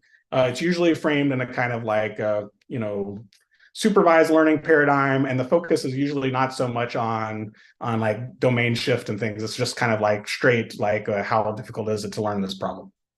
But I think that the same basic idea can be generalized a little bit, where instead of thinking about just some data set or the data that has some structure, you can kind of think about the simulator that's producing the data.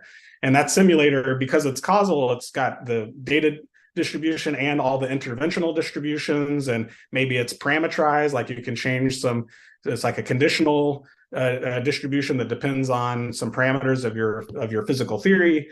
So you can have a more complicated notion of a data structure here. And so I think there's just kind of a richer set of things that you can study in this combination. Okay, so that's all been like a lot of preamble. So now I'm going to try to get to some specific examples that try to make, hopefully some kind of targeted points that, may or may not be interesting. We'll see. So the first example I'm going to do is the kind of Newtonian dynamics. And the point that I want to make here is that in this setting, the mechanistic alignment is essentially obvious. Okay, so you've probably seen at some point this work from Peter Battaglia and company where you have a bunch of objects, they're moving around with force laws between them, and a graph neural. These are like early graph neural network type studies. And the thing that I want to, you train them. It does a very good job of like once you train the model, it predicts well. But you can also, there's zero-shot generalization. You can go to another system that has, say, more planets, and it will still predict very well. And so the subtle point here, which I think is like easy to take for granted, and I just want to like try to emphasize it, is that when you go from one system to another system, like how do you know how to attach this new, like how do you know how to make a new architecture, and how do you know how to attach it to the data? If it was just totally general data, like tabular data that had no structure to it, you wouldn't really know what to do. But here, there's kind of implicitly, there's a sort of protocol, which is that, okay, I've got objects, I'm going to group the data, the features associated to each of the planets into little buckets, and I'm going to attach them to nodes on a graph, and I know how to extend the graph and extend the edges. And it's such a simple thing to see that it's kind of, you don't even recognize that you've done it because it's so obvious, right? But it's kind of important. I think that it's important that a human is doing actually a lot of the work there and figuring out how to come up with an architecture and attach it to the data set. And you could, so anyways, I won't overstate that point, but that ability to make that connection is kind of an example of this alignment, right? Like the way the architecture is and what's going on in the physical system are so aligned, so one-to-one, that you know exactly what to do. But in more complicated situations, it might not be so obvious what to do. So once you've done that, you know, you can predict. It's great. We had this kind of cool work led by Miles Cranmer. We're not related as far as we know, same last name, similar interests. So this is, you know, back a few years ago, where we tried to use symbolic regression together with these graph networks. So we had these dynamical systems, and they evolve, and we use some graph neural network to learn what's happening. And then later what we do is we look at the information being sent on the edges, the messages on the edges, and then we try to see if essentially we can, that kind of takes the complicated problem and breaks it down into smaller pieces. And then we try to learn a symbolic form on those the messages on the edges. So we're able to do that. There's some like L1 regression for sparsity. We use a symbolic regression package, and then and out comes these symbolic formulas, and those are the force laws. So basically we recovered like you know Newtonian dynamics and things like that. And Miles and company have gone on to do that for like the solar system, and it's, you know, cool work. And so I think this is, but you know, the point here is that because you have this alignment, not only can you learn, well, you can extract information from the model that you can do something with, and you can apply this force law in, for instance, a different context. So it's kind of like, you know, transfer learning at a very high level. The other thing that's a little bit interesting is going back to Stephanie's talk. You know, she's thinking about algorithmic alignment, and talks about this kind of this linear, you know, sometimes you can try to make it so that the machine learning piece is actually very simple, and it's a, you know, essentially linear type relationships. And that actually happened in this last example. The relationship between the messages and the edges and the force law is like basically a linear relationship. So it's kind of a nice example of this point. Another thing that we did along these lines is, and you know, the first version, so this is like the data going from time step n to time step n+1, where physics is evolving. That's like the ground truth. And the early work there was using a graph neural network that it does essentially discrete time steps, like an Euler integration in time. And that worked fine. But we had the idea, we like, okay, well, maybe instead of learning a discrete time step, let's learn like the dynamical system itself, and then give it to an integrator, and it will just integrate the dynamical system forward. So that was kind of cool. And so you have this kind of generalized notion of this is the dynamical system, and you can kind of use a graph neural network to kind of just learn a generic dynamical system. Or you can say, actually, I think this is a Hamiltonian system, and all of the dynamics are governed by a particular set of dynamics, where the update rules are derivatives of a scalar function called the Hamiltonian, and that's something you learn in physics. So you're putting like a crazy bottleneck on this model. All the information has to go through one scalar, and then you take derivatives of it, and you can still make predictions. And this aligned really nicely with a point that Pitar was making in the same kind of algorithmic reasoning, set of work that was done, also kind of pointing to scalar values and the sort of algorithmic arrangement. But I don't want to make too much of it. I just want to say that there's a lot of commonality and themes that are happening here. Okay, now, so I'm about at a half an hour. So now I'm going to switch into another set of examples that I hope are interesting, but to be able to appreciate them, I have to give you a very short crash course in particle physics and this things called particle jets. And don't worry, it shouldn't be too hard. So this is an example of data at the Large Hadron Collider. This detector is like the size of a building, so it's very big. The detector has about 100 million electronic readouts. And the collisions happen about 40 million times a second. So there's a tremendous amount of data coming out of it. And you have these very complicated objects, this kind of spray of particles that are called a jet. And we want to study those things and do various tasks on those jets. So the way the physicists think about how jets are created is that first you have these particles colliding. This is a Feynman diagram. I'm not going to explain it. But after you do that, this is something you can calculate with a pencil and paper. But after that, there's this process where those particles radiate. And it looks like this kind of binary tree. And the rule that happens at each splitting is very simple. There's a mechanism there that's simple, but when you put them all together, it becomes complicated. And then there's some more things that happen in terms of how this evolves. And the main point is that the evolution of this tree that's happening all happens within like the nucleus of an atom. So you don't get to observe that. That's all latent. So we have a theory for it. We think that that's an accurate theory, but we don't observe it in our detectors. And all we observe are the kind of leaves of this tree. Those are the particles that hit our detector. And when we make if you want to make kind of a statistical model for what's happening, you could say like the probability for this entire tree, given some parameters theta that describe the physics, is essentially a product, factorizes in this nice way where it's essentially a product over what's happening at all the different nodes in the tree. And then there's something like, okay, are you going to split or not? And then if you do split, what's happening on the left and the right side of the tree, given the parent. So that's kind of a simplified version of it, but it essentially factorizes over all the nodes. And then theta here are some parameters that describe the underlying physical model. Now, once you have it that way, you can start to cast a lot of things that we do in sort of statistical terms. So you can think about the joint likelihood of the leaves and the latent tree given the parameters of the physical model. You can think about, okay, well, if I observe the leaves, what is the most likely or the maximum a posteriori, the map tree that fits those leaves. You can think about the marginal likelihood where you integrate or sum over all the possible trees that could have given you the same leaves. There are these different kinds of statistical operations that you can do. So in this picture, you have the generative process, and then you have some kind of, say, some guess of what's happening, or you need to do something like that. Okay, now, so because there are multiple trees that could lead to the same set of leaves, we need to think probabilistically in some way, and so that makes things difficult. So over here on the right is an example with just 4 leaves, and the number of all the trees that you can attach, binary trees that you can attach to those 4 leaves. And we get to much more complicated trees in reality.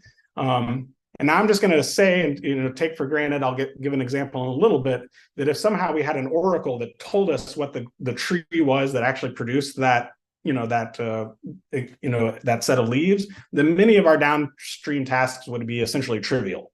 Okay, but we don't get to observe it. But I'll give an example. It's useful to think about, well, what if I could observe it? What would I do? Okay, but since we don't have this oracle, the traditional approach that physicists have had is to try to estimate this tree in some way. Like, what's our best guess of what this tree was? And then we'll assume that that's like, our best guess. And then we'll kind of act like that an oracle told us that was it. And then we'll do whatever we would do if we kind of assume that was the right thing. Now, the way the way that we estimate it traditionally have been fairly simple algorithms. They're hierarchical clustering algorithms. You can think of them as agglomerative clustering, but it's kind of bottom up, where you take pairs of particles and you group them together repeatedly. And just to give you a point, a point that the papers that describe these algorithms, have been cited, like almost 10,000 times. So these algorithms are used all the time. And the notion of closeness of the particles is based on some physical ideas that involve special relativity and quantum field theory and stuff like that I'm not going to describe. But this is this kind of notion of distance between 2 particles, and it depends on their momentum and some angles and things like that. But it's a well-motivated notion of distance. Okay, now ideally what we would do is we would calculate this marginal distribution where we sum over all of the possible tree-like structures that could have given you the same leaves. But that, integral or sum is intractable because there are just a ton of them. So the number of trees grows like a double factorial with the number of leaves. So it's that makes this very difficult to do, except for very simple problems. Okay, so alternatively, what you could do is say, okay, well, I know that the thing that conceptually that I want to be working with is this marginal distribution, and I can't compute it, but I can maybe learn, things that, learn functions that have to do with this marginal distribution. And so that's where machine learning comes into play. So the simplest example that I can come up with is a binary classification problem. I have 2 different kinds of physical theories. So I just set the parameters of the physical theory to theta naught or theta 1.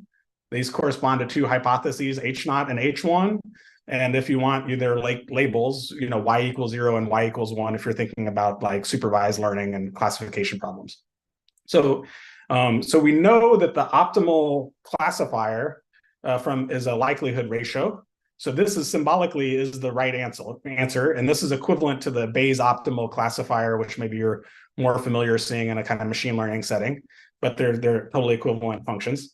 So this is the target conceptually. It's just that it's intractable to actually calculate this thing. Okay, and so in comes machine learning for JETs. Okay, and so I'm going to give a super quick review of things that happened between sort of 2016 and 2020 before making some other points. So the first round of things that people tried in machine learning, in 2016, 2015 was using convolutional neural networks. So they basically had the idea that all these particles are hitting the detector. Let's think of the detector, it's a cylinder, but we'll unroll it and think of it like an image. And we'll think of the energy deposits in each of the pixels like colors, and we'll throw a component at it. And that worked pretty well. And these are examples of what these images look like. And you see that the two different classes are very similar to each other. They're like, slightly more energy here than over here, but very, very similar. But this is what the average image looks like when you average over many, many examples of y equals 1 and y equals 0 jets. In practice, individual jets are very sparse, and I'll give you an example in a second. But the other thing is that to use these combinates, you had to pre-process the data into like a regular grid of pixels, but the actual data is not like that. The actual detectors have this complicated geometry associated to them. Here's another view. And so trying to stick this into a grid is kind of a sin, right? You're throwing away some information here. So we wanted to move to something that was working more natively in the kind of detector geometry that could deal with the fact that there's a variable number of particles, and that instead of looking like an image, the actual things look like point clouds, and they're very sparse. So like using a combinate was like the first thing to do, but we later kind of grew out of favor.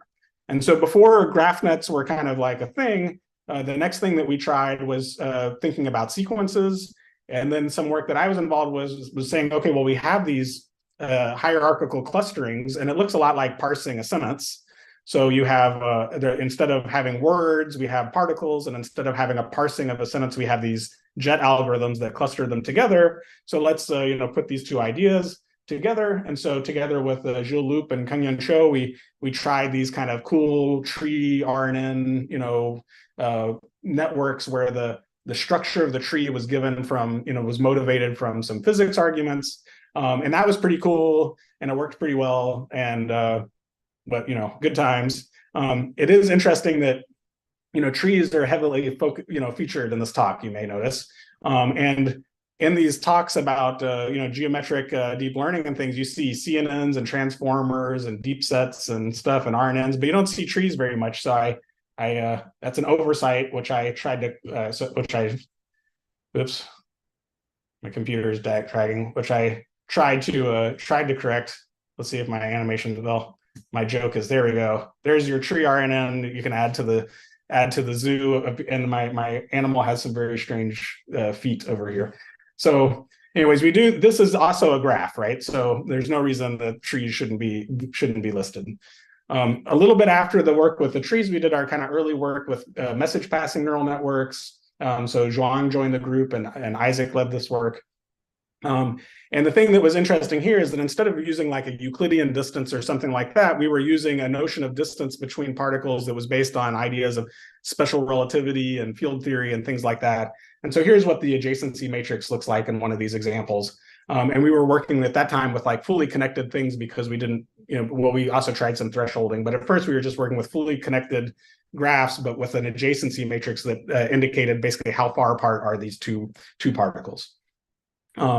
Later, there was some work with deep sets that was kind of done somewhat independently from the kind of the machine learning crowd, at least in terms of motivation. But then, the two threads of research quickly merged. And then there's been quite a bit of work in using dynamic graph convolutional neural networks and things like that. And so the group then got together, and the community got together and did a challenge and compared a lot of the different techniques. Dynamic graph convolutional neural networks were doing quite well, and this larger is better here in terms of this performance. the tree networks were working quite well and used, a lot less data and also had many fewer parameters. So in some sense, that was nice. But they didn't reach the ultimate performance, perhaps because of things like over squashing and et cetera. We're not totally sure. But this was sort of the state of the art, a couple of years ago.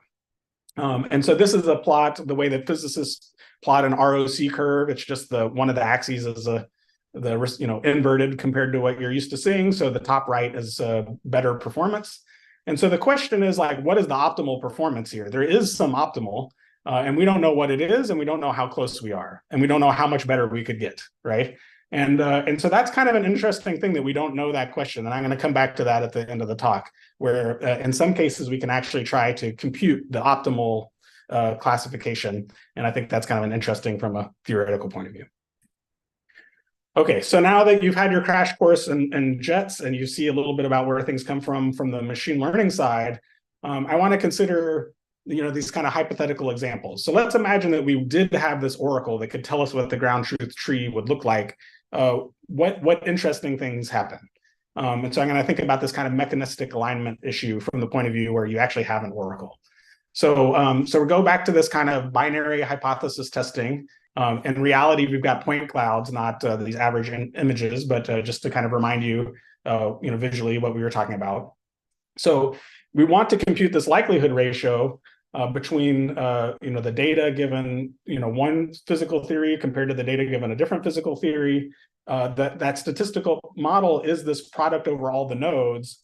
Normally, I would have to integrate over all the possible trees, but since an oracle told me what the right tree is, I don't need to do that, right? I just take the product over. I don't have any sum to do, and then I can rewrite this product as a product over the individual ratios.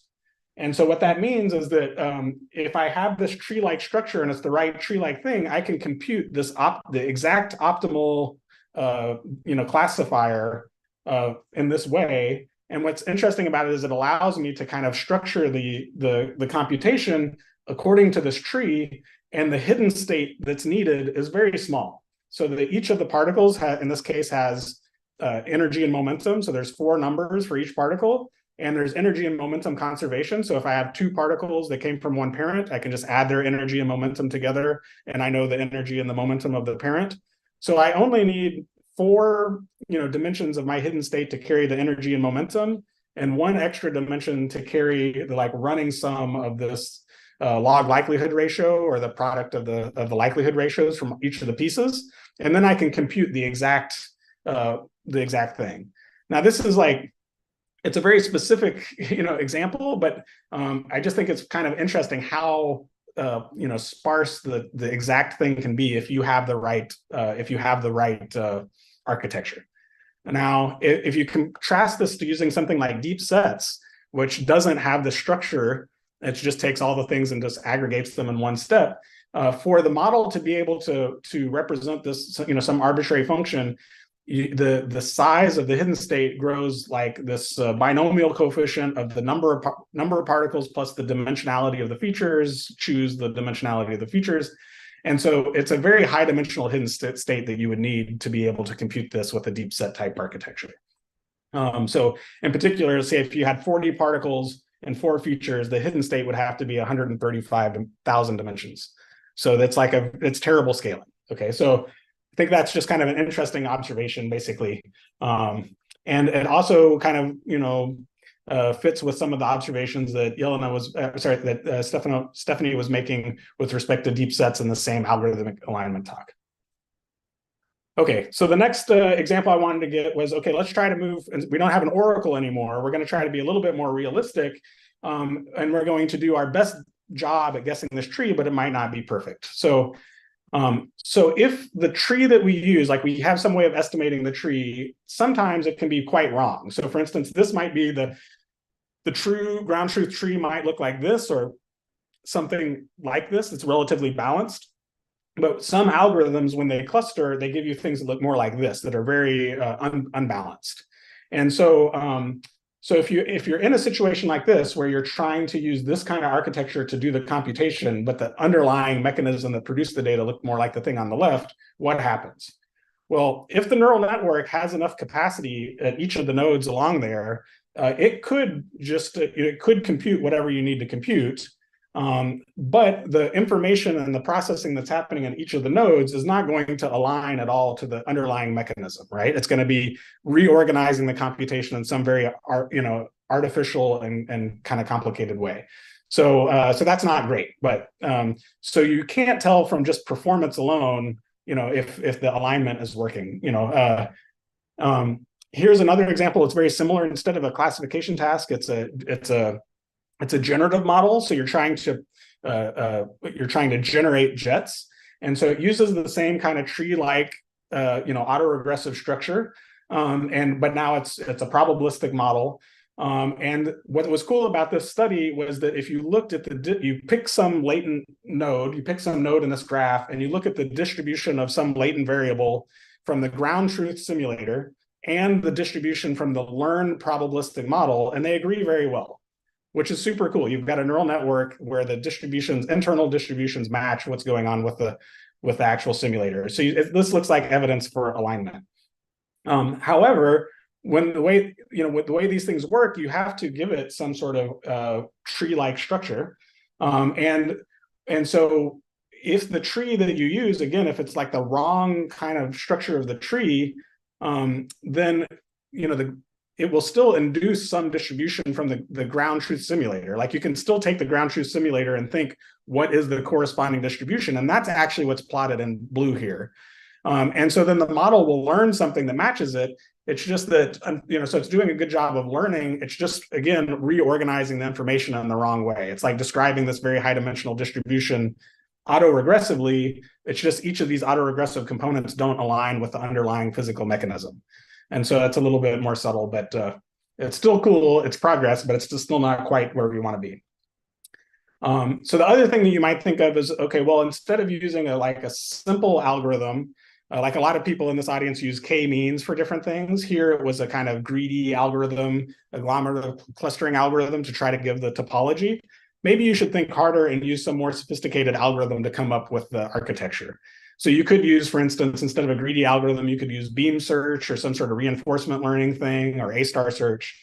And I won't go into this, but I'll just say we did a whole bunch of work to try to go down this route. And we invested a lot of time and effort into some, sophisticated algorithms. And we saw that we can do much better using these algorithms at trying to estimate what's the best tree to describe the leaves. It was tough because even when you get to 16 particles, there's 10 to the 16 trees. So the search space is huge, but we came up with some kind of cool algorithms that allowed us to do this exactly, to search through the entire space of 10 to the 16 trees and find the best one exactly, or to sum over all of them exactly. And I won't describe it, but there's a collection of papers down here where we developed those algorithms. But the thing that I want to stress here is that there's no machine learning going on there, but there is a lot of dynamic programming and reinforcement learning and that kind of stuff happening.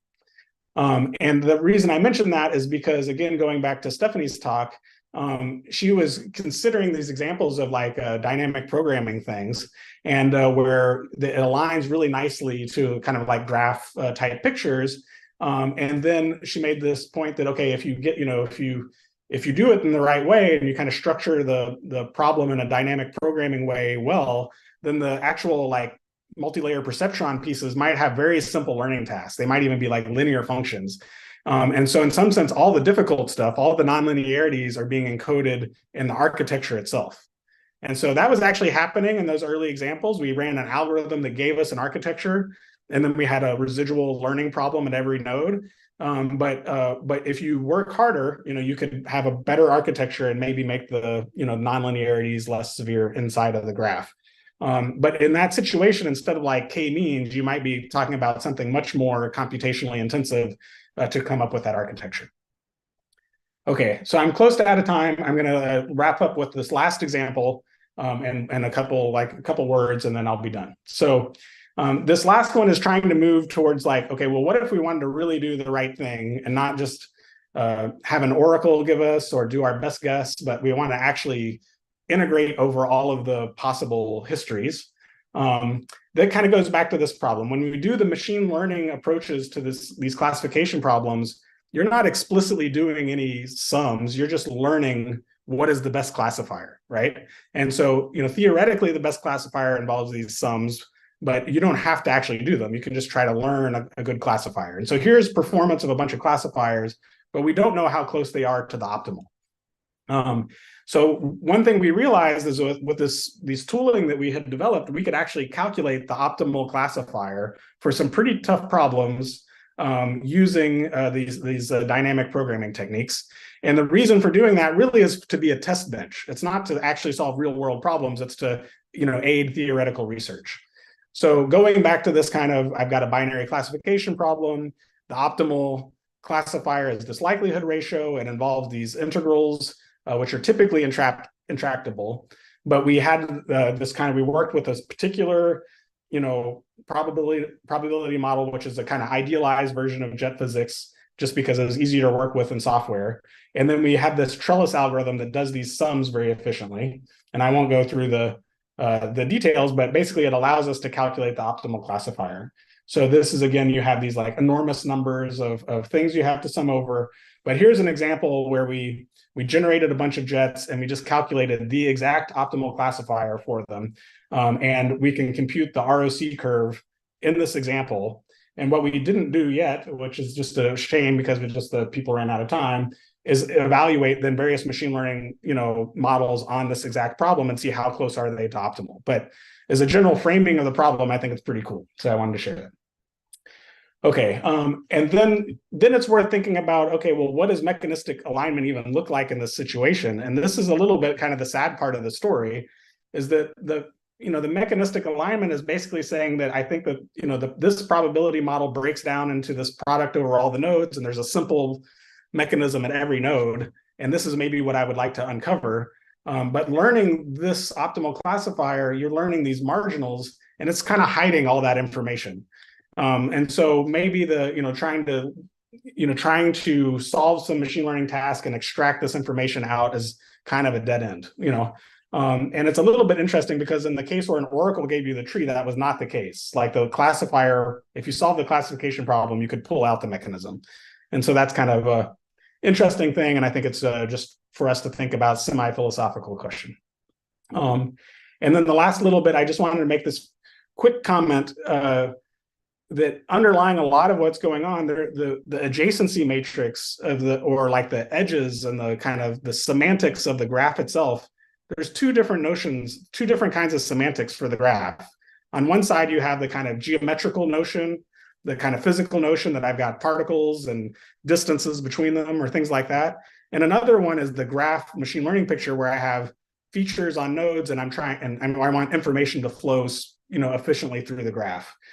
So for instance, when we did the symbolic regression one, we were taking the messages themselves, and in that case, they literally encoded forces, right? But that was, maybe that's kind of just a lucky in this particular situation. Like, can we expect that to happen generally? I'm not sure, right? The other one is when we started this work with the jets, we gave it a graph topology where the distances between the nodes and the connectivity was all driven by some geometric physics arguments. So that allowed us to import inductive bias into the model. And the hope was that after learning, we could export that same thing because this adjacency matrix has a physical interpretation. And we did something where we said, well, let's have like a physics piece and a learned component. And then, do the learned component, pull out that thing and see if we can use it. And you see that, with time it goes on. The thing that's a little bit weird is that, the learned component maybe is more adjusting its weights to just try to help pass information around more efficiently. And maybe it doesn't have any real physical meaning, right? So you would like it to, but maybe we're just telling ourselves stories, right? And then there's the kind of all of the work that's going on in the graph learning community about, over squashing and graph rewiring and all of this stuff. And it totally makes sense from a learnability point of view and information flow point of view, but it's kind of at odds with this kind of mechanistic alignment. And so I don't know if there's a way of unifying those two, or maybe there's a kind of two parallel graph structures going on or something, but I'm just kind of flagging it as an interesting intellectual problem that maybe someone in this audience has a good idea for. And with that, I think I'll just end. I have like some conclusion slides, but I don't need to read them. So thank you very much. Thanks, Professor Kalkbrenner. It was a really eye-opening and inspiring talk. As the time, I think we could only answer 2 quick questions, maybe.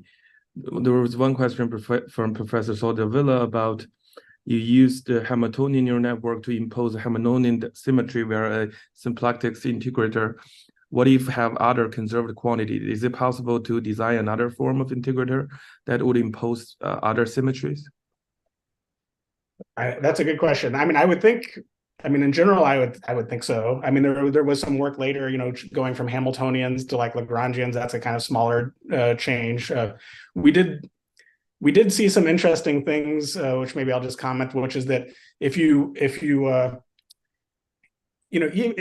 the Hamiltonian, even if you just give it the ground truth Hamiltonian, so like there's no learning, but you give it to a poor integrator, right, and you have it make predictions, the predictions might not be as accurate as giving the wrong dynamics to the same poor integrator, you know, where the neural network has basically learned how to correct for the fact that the integration is bad. And it's a little bit funny because then in that situation, which one is better, right? You know, from a machine learning, like which row in your table gets to be bold, you know, the algorithm that is not learning the right physics but figured out how to correct for a bad integrator is doing better. But in any kind of scientific way of thinking about it, like the one that pulled out the right physics is obviously the best one. And, you know, so it's kind of it's another kind of, I'm not really answering your question, but I think it's it's an adjacent point. I don't have a specific answer for you, Soledad, but I think that I think that I don't see any reason why not, I guess. Okay. Yeah. Thank you. Yeah, this is very interesting question. Yeah. And thank you for your talk. It was very nice, and I like very much the overview that you gave of like different ways graphs appear in physics and machine learning. Great. Thank you. I think another question, combining, I think part of Chanhania question and my question, I think you mentioned about simulation-based inference, and you mentioned it could generate, I mean, for example, I think the question is pretty much like, to what degree you think the simulator is good enough to, for example, it would provide training data for machine learning, or, you know, in some field like social science, especially, you don't have much kind of like ground truth or principle. Like, yeah, do you have any comments on that? Or even neuroscience? I'm not sure. Yeah, no, for sure. I think, yeah, so that when, you know, so for instance, when we were organizing this like machine learning for physical sciences workshop originally, and we were trying to come up with the name, like at first we thought, well, should we call it like machine learning for science? It's very broad, right? And so in some sense, and I don't, you know, a long time ago, I gave some, you know, keynote at NeurIPS, and I tried to make this point that there's this kind of spectrum, and there's a lot of science problems that are very interesting, but you have much less of an idea of what the underlying mechanistic model is. And those are interesting, good problems, and people should work on them, but they have a different set of challenges. And then there's a set of problems where you have a really strong idea about what the mechanistic model looks like. And so that's why we try to kind of carve out that space with the physical sciences workshop. And so it's so I think that, I guess the way that I would say is that certainly there's lots of problems where you don't have a good enough mechanism, but on the ones that you do, there's some very specific unsolved problems there, and it's a very good, you know, playground for doing research. And so so I think that it's just kind of advocate for people doing more there. Even then, you always worry if the simulator is like, you know, good enough, right? So that's why I tried to indicate it's important that issues around domain shift and uncertainty quantification, those are all very important kinds of questions. But neuroscience actually surprisingly is one of the ones where they have pretty good models.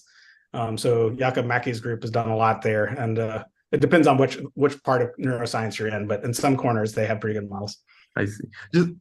I promise this is the last question, but related to this, like, is there, because you mentioned a lot of inductive bias has been important, is there any key inductive bias you think is missing, like for the graph and geometric community to develop or something like that? Yeah, no, that's a good question.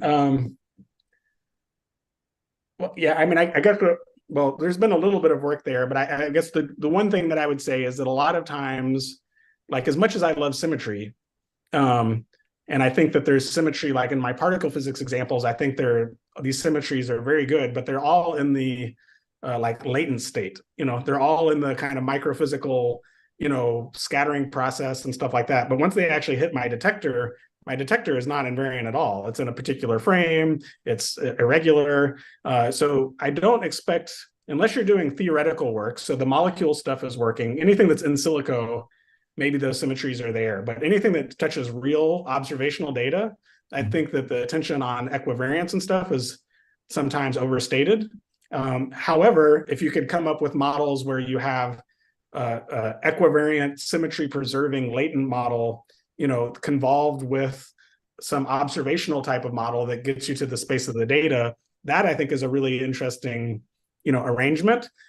Unfortunately, it is a latent variable model, but maybe you can make efficient versions of that. But I think that kind of inductive bias is super general and not very well developed. Wow, that's a great suggestion for the future direction. Thank you so much. And now I'll pass to Michelle for introducing the next session about tutorial. Thank you. Everyone. Amazing. Thank you so much for the fantastic talk. And now we are transitioning over to our tutorial of the day. So while I introduce you, maybe you can test out your share screen just to make sure that it all works great. So welcome to the tutorial session for GNNs for recommendation, reproducibility, graph topology, and node representation. As always, you are welcome to engage with us with each other on Zoom or on Slack. There is a tutorial discussions Slack channel. This session will be 3 hours. And because there is another event, do your best to end on time, although I recognize that we are also starting a little bit late. So we will account for that time for you as well. Okay. But please note that the tutorial will be recorded and live on our YouTube channel. If you would like to not be in this recording, please turn off your camera and participate in the chat. But without further ado, I will hand it over to our tutorial organizers and we can see your screen. Okay, and can you also listen to me and clear and loud? Yes. Okay. Okay, so thank you very much, Michelle, for the introduction, and welcome to this tutorial on graph neural networks for recommendation. And we will talk about three main topics: so reproducibility, graph topology, and node representation. A little bit about us. We are from Politecnico di Bari and specifically then from the CCINFLab group. My name is Daniele Malitesta and I'm a PhD candidate at Politecnico di Bari. With me, Claudio Pomo here, and then also Tommaso Di Noia, who is not going to then join for this tutorial, but is among the organizers of this tutorial. So as we already done and advertised over the last few days, you can take a look at all the useful the resources on our website, and please then scan it on this QR code if you haven't to, and please take a look at all the papers, slides, and materials, and so on and so forth that we just shared and we have been sharing and then sharing over the last few days. Okay. Basically, in this very brief introduction, we will provide then some introduction and motivations for this tutorial. Then we will provide some basic knowledge and background notions about recommender systems, and then how we can integrate GNNs and recommender systems all together into one single then system. Okay. So just quite briefly, why a new tutorial on graph neural networks for recommendation? This may arise as a possible question.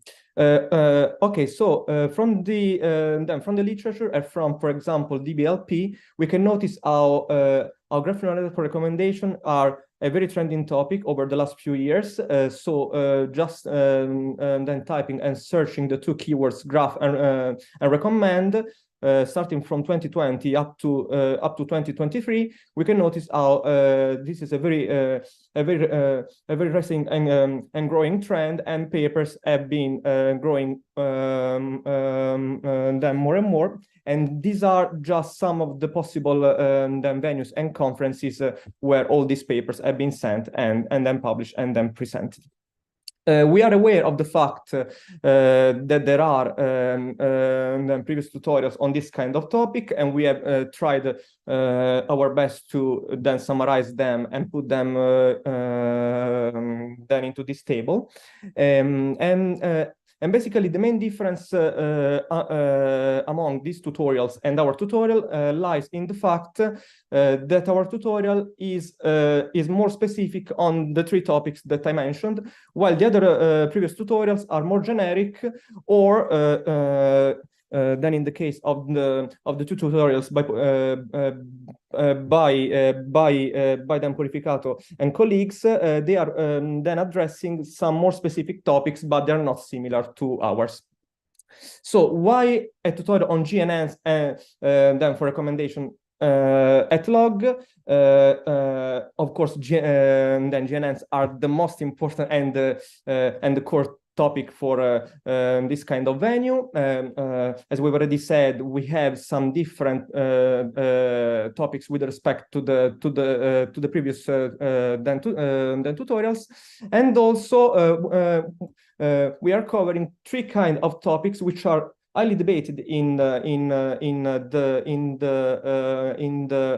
graph representation learning literature and community, but maybe they are not that common and not that debated in the community of recommender systems. So these are the main 3 topics. So we have the reproducibility, then the graph topology, and then the node representation. And we're going to provide an answer to the following then research questions. How can we reproduce state-of-the-art then graph-based recommender systems approaches? Then, do the topological properties of the datasets may influence then the performance of graph-based recommender systems? And what are the most popular and most important strategies to then to provide a meaningful and good representation for nodes? So that's a very brief tutorial schedule. This will be a tutorial of 3 hours, and then apart from this introduction and background then session, we also then have the very first part of the tutorial that will be covered by then Claudio Poma, and it will feature an hands-on then session. So please take a look at it. Then we will have a break and Q&A session just to take a little bit of relaxation, and then trying to then answer to your questions. Then we will have a more theoretical session on graph topology, where me and Claudio Poma will be involved. And finally, we have the final part on node representation, where only myself will be involved. And once again, this session will feature an hands-on session, so please take a look at it and consider to follow it.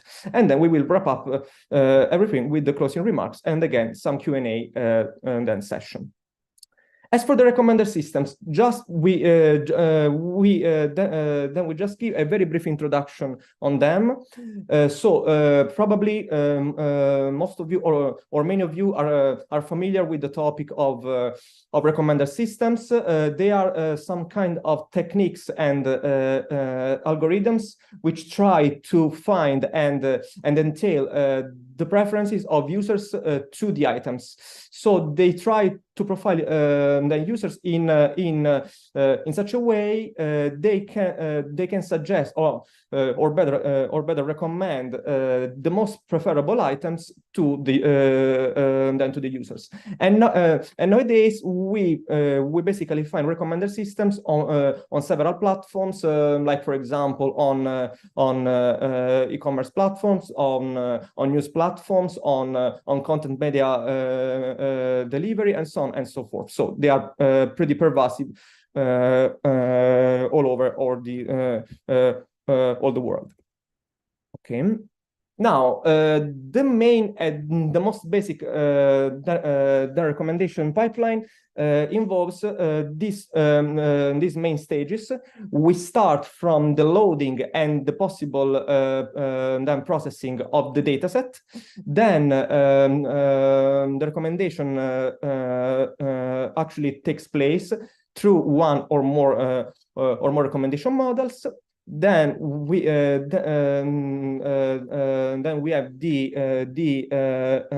evaluation by means of several families of metrics and possibly then some statistical significant tests, and finally all the outputs are just shared and provided to the end user. So please consider and take a look at this framework by us, this Elliott framework, which is a framework for reproducible and rigorous recommender system evaluation. And please, I invite you to take a look at it, because we will use it during the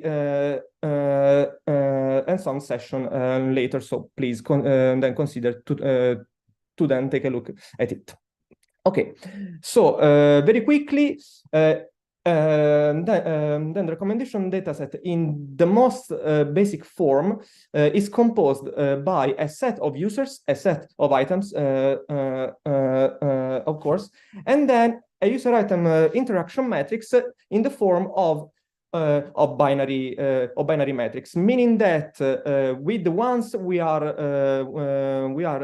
indicating that a user has interacted with an item, and with 0 we are indicating that the user has not interacted with a particular item yet.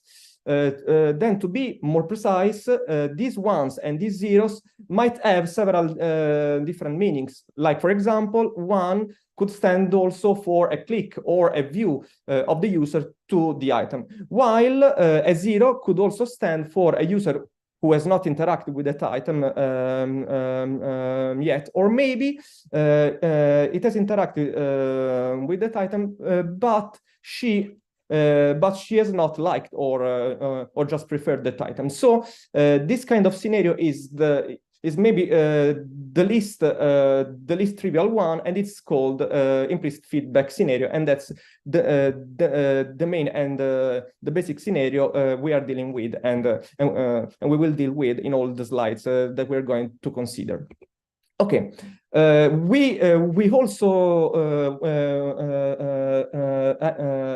then have up to now several families of recommendation models, but we can surely say that the most common and the most used one are the factorization based ones, like, for example, matrix factorization. How do they work? They map all the users and all the items to latent embeddings then in the latent space, and then by means of a simple dot product, they try to approximate the initial the user item interaction matrix. So we are trying to provide a prediction of the missing entries in the user item interaction matrix.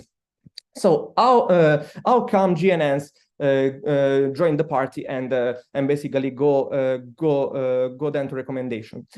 Just to brief, just to provide a little quick outline and a timeline. We start from some very basic and pioneer works which try to reuse and adapt the graph convolutional network layer to the specific tailor, so to the specific topic and task of recommendation. But then all these approaches have basically refined, and so we have also some approaches which perform a more kind of light and way of the graph convolutional networks, or maybe they adopt self-supervised and contrastive learning.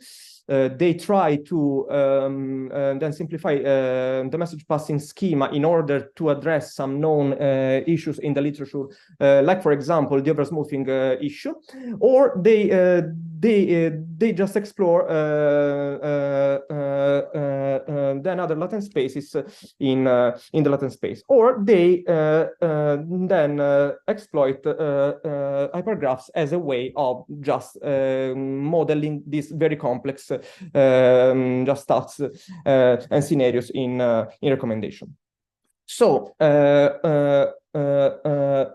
of course, we know that the user item interaction matrix can naturally be modeled by means of a user item bipartite and undirected graph. So we start from the user item interaction matrix, and we build an adjacency matrix to actually define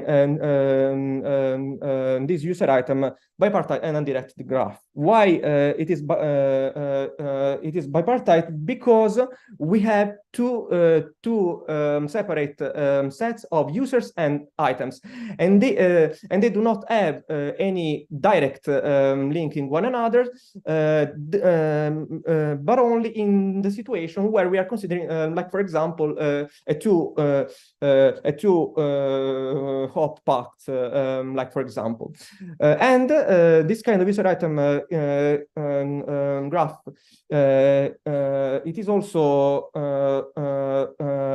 then undirected, and in fact, we can see how these two parts of the adjacency matrix are symmetric, and this is due to the fact that when we have a connection between a user and an item, then also the vice versa occurs. So the item is linked with that particular user. So how the message passing in the very most simple way occurs in the case of graph neural network for recommendation. We have a typical, a very common layer for like for the GNN, which can be then tailored to all the particular models that we're going to see in later sessions of this tutorial, and then this layer of the GNN takes as input the adjacency matrix and all the embeddings of the users and the items. So we are considering all these embeddings and all these users and items as one single, as kind of one single entity for this graph. And so the first layer of the message passing takes place. Then, like for example, for the second layer, we again have the adjacency matrix and the refined version of the embeddings from the previous layer. And so then the second layer takes part, and so we have a more refined representation for these embeddings. And basically this updated and refined embeddings are used for performing then the dot product and finally then the approximation on the adjacency of the user item interaction matrix. So the main difference between any shallow factorization based model, like for example the matrix factorization and then a GNN based model lies in the fact that we have this whole message passing schema, which occurs then before the actual dot product. So we can also see how GNN based model for recommendation are actually built and constituted on two main components. So a neighbor based ones, which performs the actual message passing, and so the GNN, and then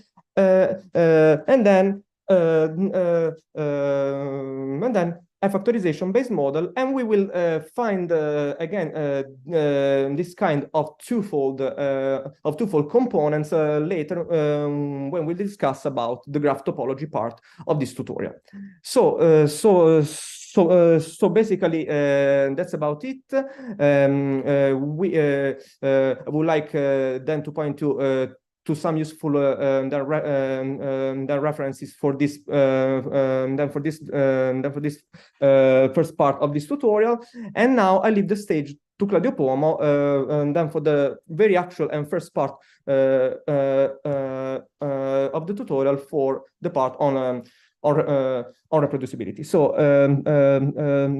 thank you very much, and Claudio Puomo should be now ready to take the first part. Okay, thank you.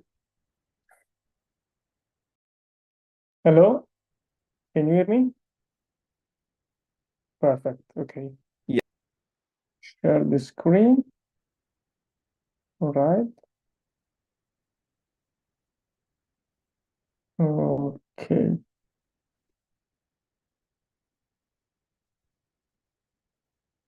Okay.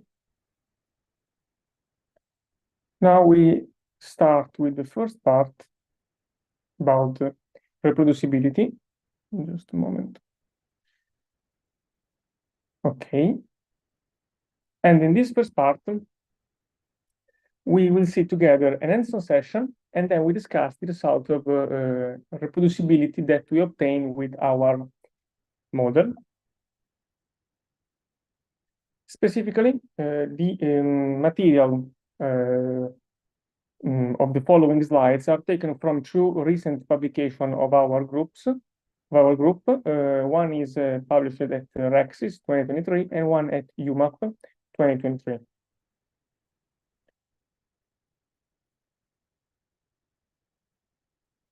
Okay, let's start with the code. Just a few words before start. This collab, this Jupyter collab is a Jupyter notebook based on our repository, and is completely linked to the Elliott framework that is just mentioned before by Daniele. Is our framework to benchmark and experiment recommender systems in a fair way and in rigorous way. So if there are some, let's say, strange or strict related to Elliott component, please consider to see the documentation or ask in the QAA on chat to have a more clear design of this aspect.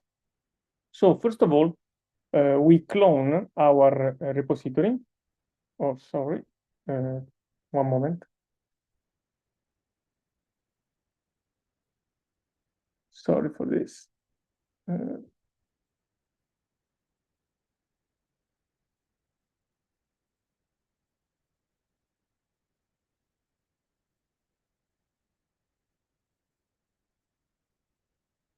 Okay, we are cloning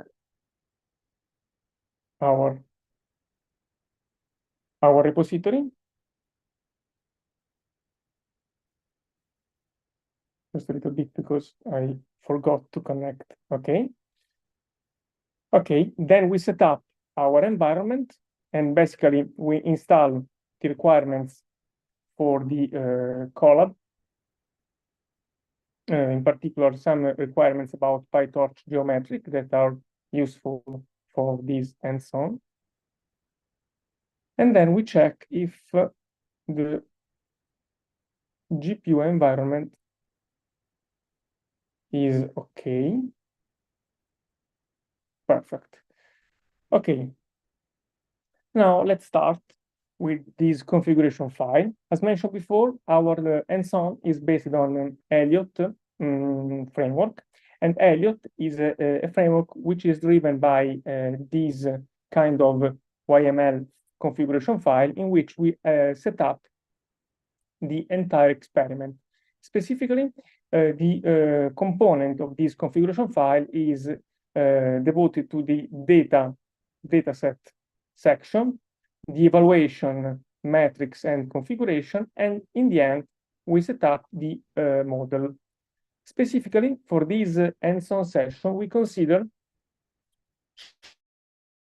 two different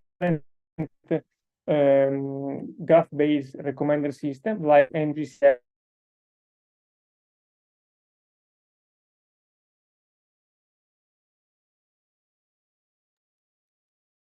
I guess that maybe Claudio is having some. Okay, Claudio, maybe it's better if you turn off your video because you're having some trouble. Okay, thank you. Okay, and I mentioned that we adopt Gowalla dataset, and we get this splitting in training and test from the original paper of neural graph collaborative filtering, and we adopt this solution across all these configuration and experiment. It's better the voice now? Yeah. Okay. I mean, yes. Okay. Then we set up environment for the configuration. We have the environment with the GPU, and we set up here our model. For our model, we consider, as mentioned before, neural graph collaborative filtering, and we set up here the parameter that we recover from the original paper. And in the original paper, this parameter was mentioned as the best that the author found for this data set specifically. And also, we have the possibility to insert here the early stopping condition, like the author mentioned in the dataset, in the paper. So this is the main three part of the configuration file.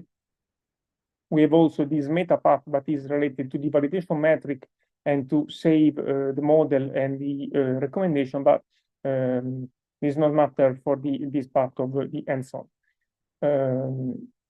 We save this file and we run the experiment within Elliot. For running experiments, just needed this configuration file and run experiment function, execute the experiment. Since in this configuration we have 400 epochs, we just consider to run just a couple of epochs to understand if all works okay. But in the following, I promise that we complete an entire experimental config file for just these two models. This is just to demonstrate that our experiments are running. Here in this part, the framework collects the trained dataset and build the data structure useful for our model. Here, there is the parameter set up to the neural graph collaborative filtering approach that we adopt. And then here we have the configure. Okay, there is some problem with the, sorry, with the environment. Okay, now it's started, and as you can see, can you hear me? Yes. Yes, maybe you're having just some problem. Yes. With the connection, but no, okay, that's fine. I guess you can go on with the other part of this this column. As you can see here, the exploration of the batches goes. Now we have in this second configuration file with the same data that we considered before, Gowalla, and the same evaluation metrics, we have a different models, namely light GCN. In this case, we have a different parameter. Specifically, we have, in this case, 1000 epoch with this learning rate, with this dimension of the embeddings. Also, in this case, we have the early stopping condition. And like in the previous one, this parameter coming from the original paper.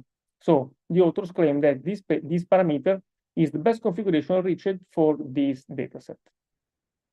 Also in this case, we save our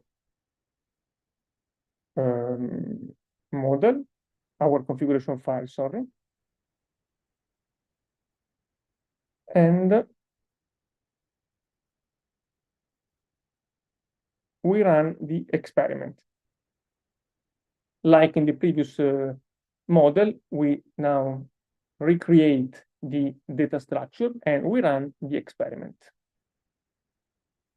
Also, in this case, we don't have the time to, let's say, consider the whole training, but as you can see here, our model works. Maybe we finish in just one epoch.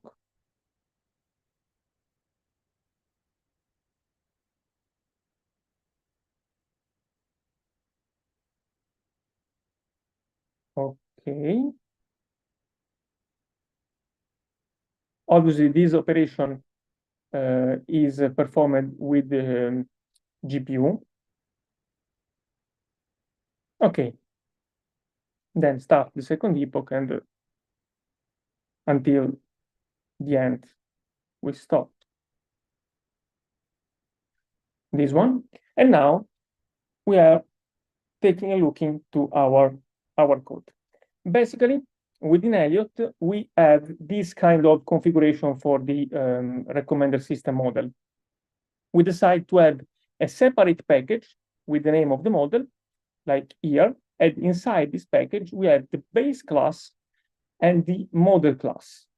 Base class is the model, is the class devoted to contains all the recommender parameter recommender solution to run the single model. While in model class, we have all the, let's say, machine learning stuff for each model. So in this case, in the base class for the graph collaborative filtering models, we have the operations that are useful to run the model in terms of recommendation, to train the model and to create the recommendation to evaluate with the performance. Besides, in model class, we have all stuff devoted to the graph convolutional network. Specifically, for the neural graph collaborative filtering, we have the ngcf.py, like base class, ngcf model, like model class, and then we have also the ngcf layer, our custom implementation of the ngcf layers, which extend the message passing layer coming from PyTorch geometric. Moreover, we have also a custom sampler, which is useful to create the batches for our training exploration.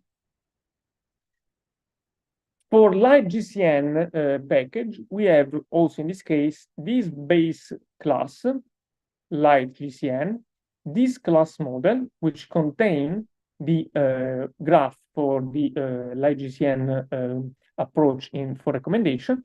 And also here we have a custom sampler to create the batches for our training setup. As you notice, in this LiveGCN, we don't have a specific layer, because for LiveGCN, we will adopt the standard layer provided by PyTorch geometric. Okay, now we will see together how to code the ngCF recommender system. Specifically, ngCF is belonging to the neural graph collaborative filtering paper proposed at SIGIR 2019. And here you can find the paper and the original code provided by the authors. Okay, for our specific implementation, ngCF extends to base class, let's say from Elliot, rec mixin and base recommender model. These base class are devoted to, let's say, some introduction, let's say, init part for a common recommender system. If you are interested in it, please take a look to the documentation of the Elliot framework. By the way, the idea is very simple. First of all, we set up our parameter here, And these parameters are coming from the previous configuration. So the parameter setup and configuration are reported and instantiated here. Then we set up all seeds to the reproducibility, and then we will discuss in details about it. The following operation is the operation that are devoted to the instantiation of the sampler. And in this case, we obviously perform this operation providing the seed in order to have the same extraction time to time when we, let's say, run and rerun the experiment during the time. Here, we create the adjacency matrix, and we create this matrix like a sparse tensor. Also, this element is crucial for the reproducibility, but we will see together this aspect in a while. Then we have the possibility to set up the normalization approach and create the adjacency matrix normalized, starting from the original one. And finally, here we have the instantiation of the NGCF model. These are the parameters that are useful to create the model that are training, and this model is the model that provides, in the end, the recommendation. Then we have two utilities function. One, this method is useful to perform the node dropout across a sparse tensor, and this apply normalization function is devoted to perform the normalization of the adjacency matrix for a sparse tensor. Here, in the training function, there are the steps for the training. Basically, we have a for loop across the number of epochs. This is an optional part of the code if we decide to have a node dropout. And then we have the real training of the model. Basically, the training model is the part devoted to the training of the model we instantiated before. We extract here, time to time, a batch from the a batch of user positive items and negative items from the data set. These user positive and negative elements are, let's say, linked to the matrix factorization with the Bayesian personalized rank idea in order to, let's say, separate the most possible positive items from negative items. And we finally feed our training function with this user and positive and negative element with the adjacency matrix in their original form or in their dropout way if we decide to have the dropout. After this operation, we have the evaluation phase in which we have on the screen or printed on the file the final recommendation. Okay, now take a look to the real model. In this case, we have obviously the setup of the seeds at deterministic behavior, since we want to replicate every time and time to time the same results. We set up the device of our environment. Specifically, we can choose if we have the GPU environment with CUDA or CPU environment. And then here we have the model parameter useful to our neural graph collaborative filtering model, alongside with the nodes embedding for user and for items, namely GU and GE. After this initialization part, we have the creation of our graph neural network. Basically, we will adopt here the PyTorch geometric solution. So we stack a number of neural graph collaborative filtering layer with the dropout layer in order to create an array of propagation network list, which are useful to create the final propagation network. with this line of codes. Very simple. And we assign this propagation network to the specific device that we chosen before. Here we set up the optimization function, and that's it for the initialization of our model. The most interesting part is here, and it is related to the training phase. As you, if you recall, here we feed the training step with these user positive and negative items and adjacency metrics. Here we have our batch and our adjacency metrics.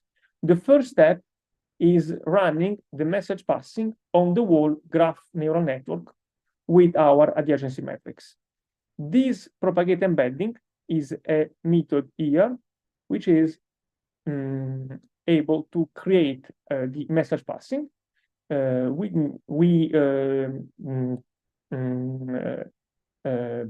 prepare this function in this way.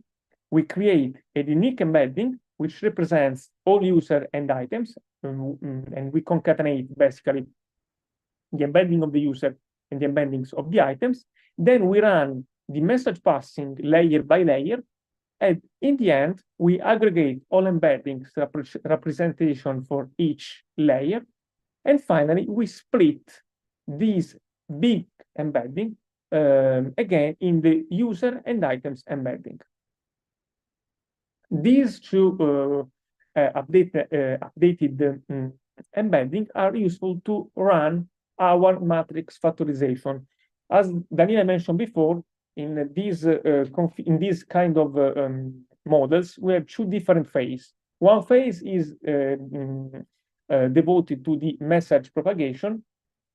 The second phase is the real, let's say, recommendation task, and it is performed with matrix factorization. Here, for example, we create the element for the computation of the loss within matrix factorization with the forward network, providing the user embeddings and the positive items linked to this user, and the same user with negative items linked to this user. And then we have the computational loss of this kind of matrix factorization with BPR approach. And these are basically the forward network that we will adopt. We adopt to run the matrix factorization. Okay, now we take a look to the neural graph collaborative filtering layer that, as I mentioned before, this class extends the PyTorch geometric message passing class. Specifically, we instantiate better this layer with two weight parameter and two bias parameter and one activation function, like ReLU. Sorry for the worst visualization of the formulation, but this is the formula of the message passing for neural graph collaborative filtering. Basically, we have 4 different elements, and now we discuss in detail each of these steps, because our layer is a custom layer which try to mimic exactly this formulation. The forward call inside this neural graph collaborative filtering layer called the inner method propagate, and this inner method propagate called message and aggregate. We override this message aggregate method in order to match the formulation provided by the paper. Specifically, we have the first addendum here. We calculate the number 1 with the sparse matrix multiplication between adjacency metrics and input data, adopting the aggregation function to reduce after the computation of the sparse matrix. Specifically, the aggregation here is add. Then we calculate the second element of our formula with the matrix multiplication between our side embeddings and first layer of weights. Then we have the third part of our formula, and here we have the dot product between side embeddings computed at step 1 and the input data. And finally, we have another matrix multiplication between the results of dot product and the second matrix of weights, like in the original formulation.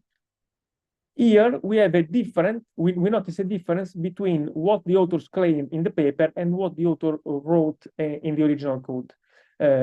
Specifically, the author in the original code adds the bias before perform the activation function. And we do this in the same way. So the return of each layer is the summation of the first addendum, the second addendum, and the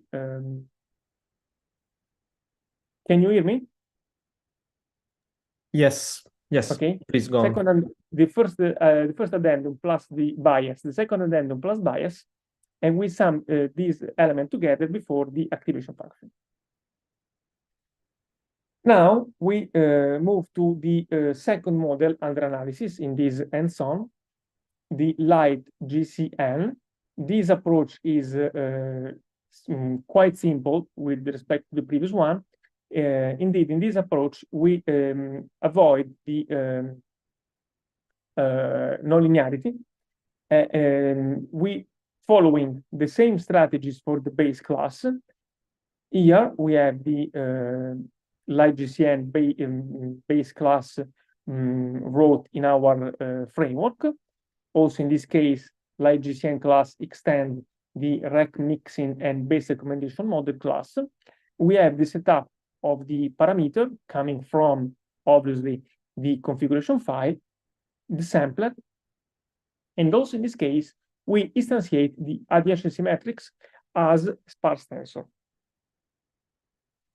In this case, we have a new model, light GCN model. This is dedicated to create, obviously, the recommendation with the light GCN solution. And in this case, we have the quite the same parameter before: number of users, number of items, learning rate, embedding dimension, and the number of layers, and adjacency matrix, and so on. Also, the train function, train methods, it's quite simple and quite similar to what we've seen before. Also, in this case, we have the possibility to adopt the no dropout solution, and for each iteration, we extract batch by batch positive user with positive and negative items, and we feed our model with this batch. And in the end, we perform the evaluation. For the light GCN model class here, we have also in this case the same operation that we provided before for the first part. We set up the seeds, the deterministic behavior for torch. We set up also in this case the device for the environment and all the models parameter. And we create also in this case the embeddings for the user and the embeddings for the items. In this case, we create the graph convolutional network adopting a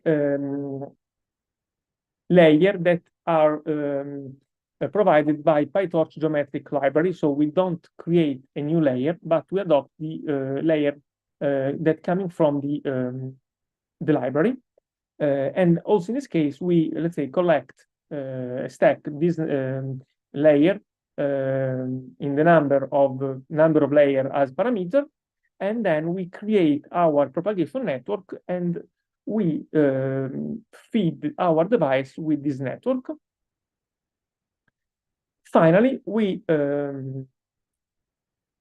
instantiate our optimizer. The training step is quite similar to the previous one. because also in this case, we have the same solution. The first part run a message passing on the wall graph convolution network, while the second part is devoted to run matrix factorization.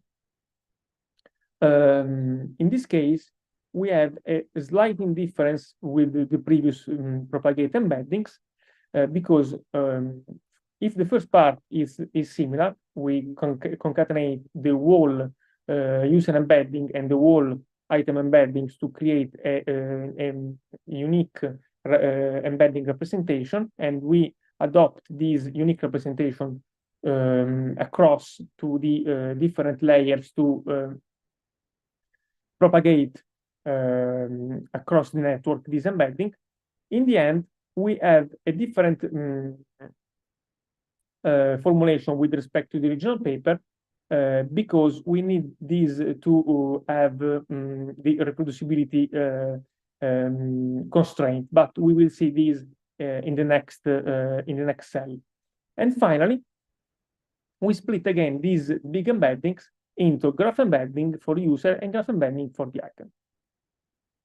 Then we perform matrix factorization with the same solution that we seen before. So we create the positive user interaction and negative user interaction, and we will compute the loss of this matrix factorization with BPR solution. Okay, if we consider to take a look to the layer class that we adopt in this formulation, we have adopted, sorry, the LG-conv message passing layer provided by PyTorch Geometric. This layer have basically the same function that we will see in the previous layer that we coded in our own. We have the forward, and in this case, forward call the propagate function. Propagate function call message and aggregate if we adopt an adjacency matrix as a sparse tensor, or message and then the aggregation if we adopt as adjacency matrix a dense tensor.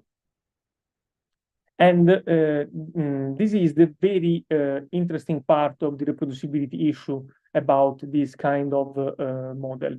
Because if we consider to, let's say, run our LightGCN implementation, in our LightGCN implementation, we adopt the sparse adjacency matrix. So for sparse adjacency matrix, the layer of the PyTorch Geometric call this function, message and aggregate. So basically, we have a single step computation to perform the whole message passing. We now show you that with this simple experiment, just 2 epochs, we obtain the same results if we run the experiment time to time.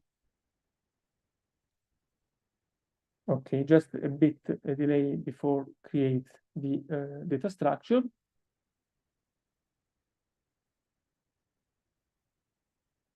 We run the experiment.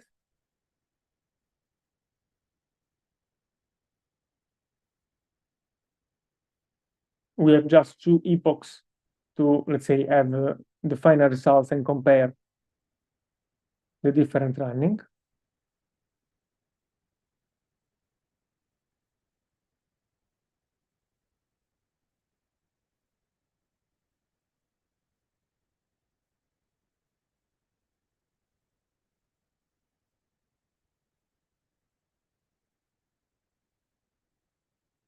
The first epoch is done.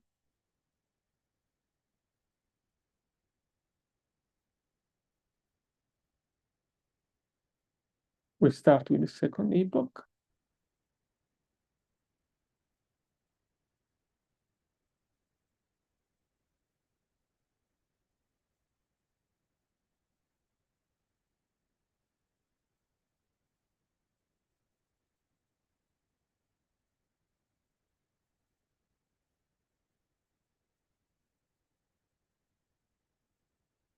At the end of this second epoch, the evaluation step is performed to, let's say, provide us the accuracy metric. Specifically, we set up here the recall and the NDCG at 20. Okay, these are the results. Just after just 2 epochs. Now we run the experiment one time again.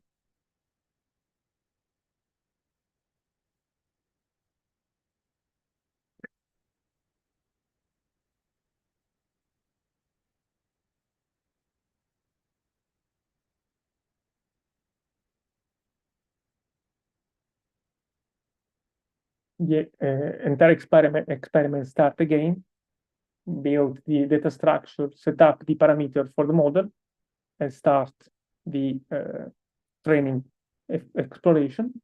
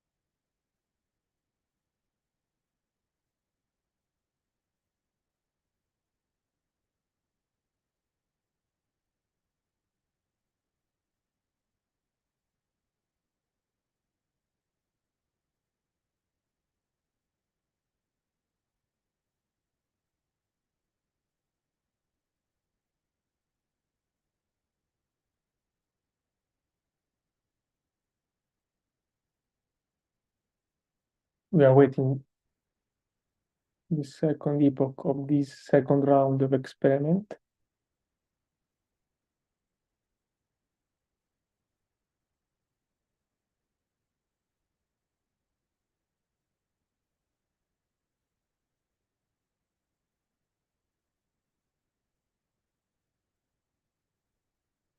And we have the same performance. Obviously, we can run it again and obtain the same performance. So this is just to show to you that our results are reproducible.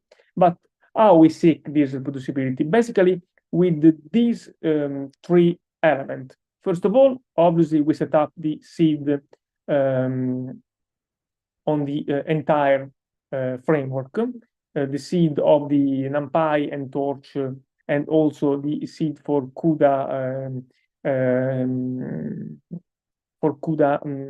running. But we have also to set up the deterministic operation inside Torch backend. And for this reason, we will adopt only deterministic operation. And this kind of approach is safety, because if we don't use any deterministic operation across the model, Torch throw an exception and the experiment is, let's say, closed with an error. So these are the 2 elements that we are adopt to use deterministic operation in PyTorch. And also, we set up this environment variable. This coming from the documentation of the CUDA, in which they, let's say, assess that this environment variable is mandatory if we adopt deterministic operation with CUDA larger this 10.2 version. But this is not the end of the story, because we have also the PyTorch geometric element in this operation.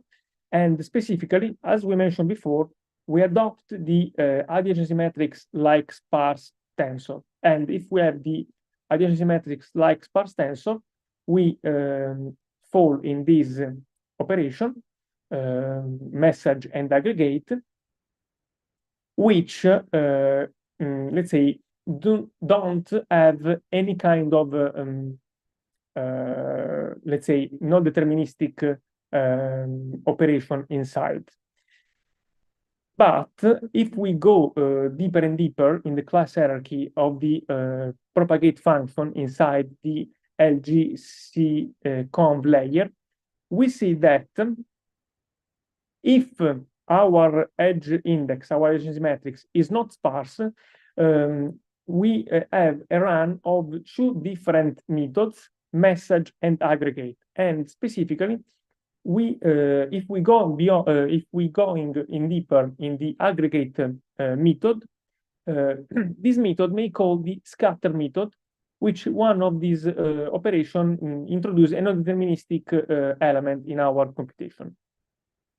For this reason, we aim to reach full reproducibility when always adopt adjacency matrix like a sparse tensor. Obviously, this effort is done when the message passing formulation of our model may be expressed by at graph level, and not only at node level. So for this reason, we have wrote our custom neural graph collaborative filtering layer, as we see in the previous cell. Now we have the testing of the specific LGCN approach without the reproducibility constraint. And specifically, we have in this case the adjacency matrix built like a dense tensor.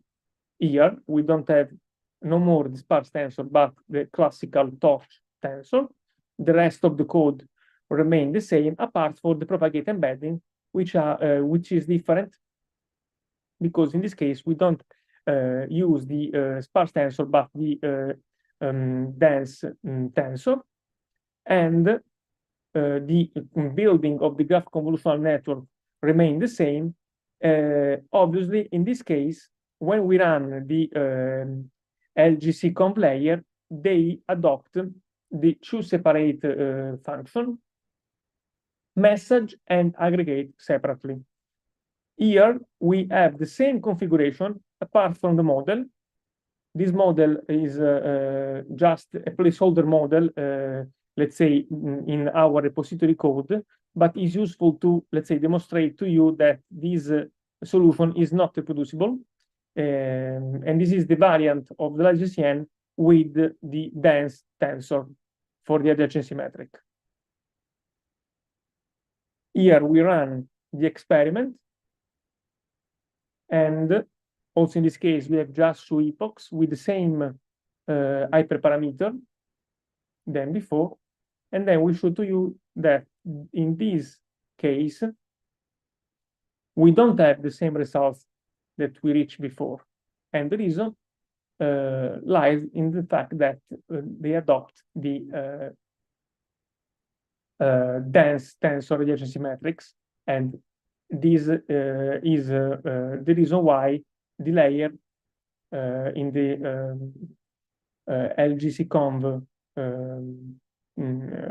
message passing layer, call the scatter operation. And as you can see here, also the computation is slower than before, because in this case we have the entire dense tensor format for adjacency metric.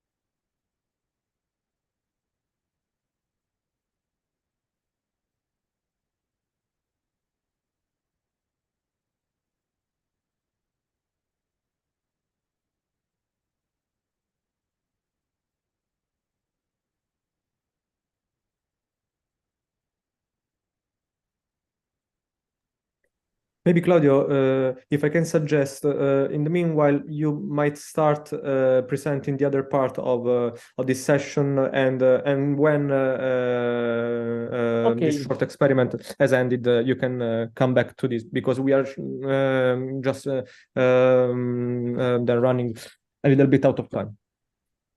Okay, thank you, Daniele. Can you see my screen? Yes. Not yet, but maybe it's only on my side. I don't know.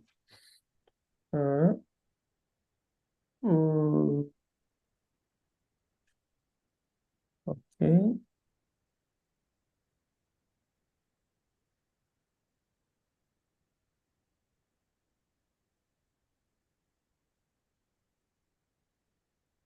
Okay.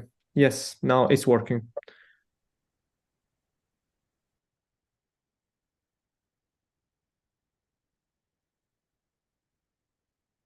Okay. So we move on our presentation, and we consider here our reproducibility study, since with the code that we show you before, we are able to, let's say, replicate some graph convolutional network experiment for recommender system. And specifically, we adopt these 6 very well established approach in a recommended system area for graph convolutional network. This model coming from the recent literature, and cover different strategies, and time to time they, let's say, improve the previous challenging aspect that the literature, let's say, rise up during these years. We starting from neural graph collaborative filtering, and we use also GFCF, that are one of the most recent approach in our literature.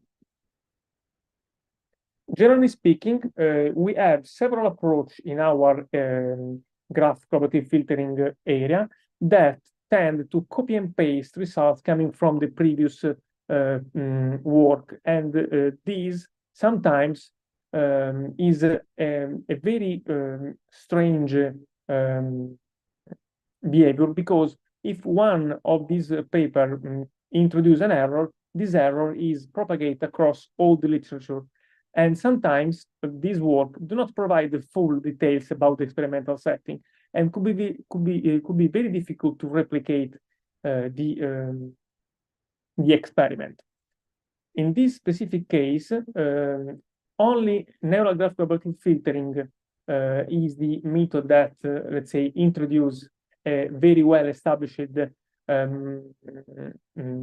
benchmarking with respect to the historical approach, and other elements take baseline from the previous paper. This behavior is driven by 2 main reasons. First of all, some authors are shared across these papers, and other reason lie in the fact that historically build the recommendation for this model take longer time, so it's useful to it's common and easy to let's say, copy and paste and cherry picking results from the previous paper. What we have done here, we re-implement from scratch all the baseline by carefully following the original work. We in Elliot, we train and evaluate this model in a repeatable environment altogether, adopting the same setting mentioned in the original paper in terms of data splitting, hyperparameter tuning, and evaluation protocol. And then we compare our results to the original one to assess some numerical differences. As you can see from this table, we reach this aim. Indeed, the most significant performance shift is the order of 10 power minus 3. And specifically for the graph, for the GFCF, we have the best application because in this case, this model don't have any random initialization, and it is belonging to a closed form. On the contrary, neural graph collaborative filtering and DGCF really achieve the 10 power -3 because they have a lot of random and stochastic element during the learning process. All in all, we can affirm that replicability is ensured with our codes. Okay, before to move into the next section, we take a look to the final part of our hands-on.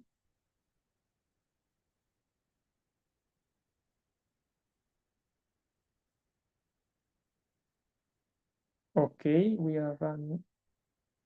Okay, as you can see here, the performance are completely different from what we have reached before.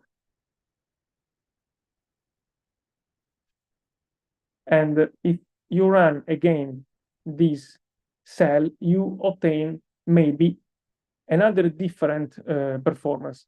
So what the take-home message from the hands-on session is that if you adopt the sparse adjacency metric and you wrote your custom layer for neural graph collaborative filtering, or built a carefully propagated function to the live GCN, you are able to assess the results that we obtain and we have shown in our publication.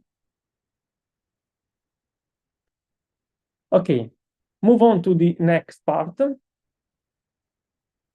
Another interesting element that we found when we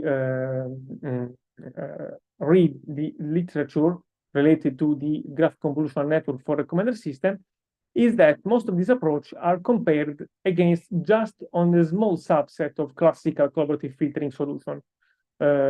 Typically, they adopt just the matrix factorization with BPR solution and variational autoencoder with for recommender system. But our literature states that traditional collaborative filtering baseline are usually stronger than neural and machine learning approach. So could be interesting to assess how this model perform with respect to this classical collaborative filtering baseline. Moreover, this, to the best of our knowledge, there is no work that compare altogether these 6 models. Indeed, you can see in this table with the orange ticks that no existing exhaustive and extensive comparison among these selected graph-based collaborative filtering is performed. The reason why is mainly for the chronological issue. So models are coming during different years, and no one is coming that are provide the entire and extensive comparison. So what we have done in this phase, we expand the investigation, including 4 classical collaborative filtering methods. Then we fine-tune these 4 classical approach by retaining the 10% of the training set as validation in the fair way comparison with respect to the graph collaborative filtering setup. Then we explore the hyperparameter search with the TPE algorithm. And then we compare also the result with the unpersonalized approach, like most popular and random, just to assess and have this as a sort of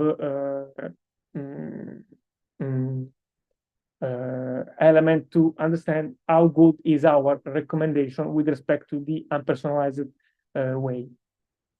The comparison results are shown in this slide, and as you can see here, we have for the Gowalla that the graph collaborative filtering solution outperform at most the classical collaborative filtering, except for the RP3 beta, which are the most competitive among the classical collaborative filtering, but a different shape, and a different conclusion, we come up for the Yelp and Amazon book.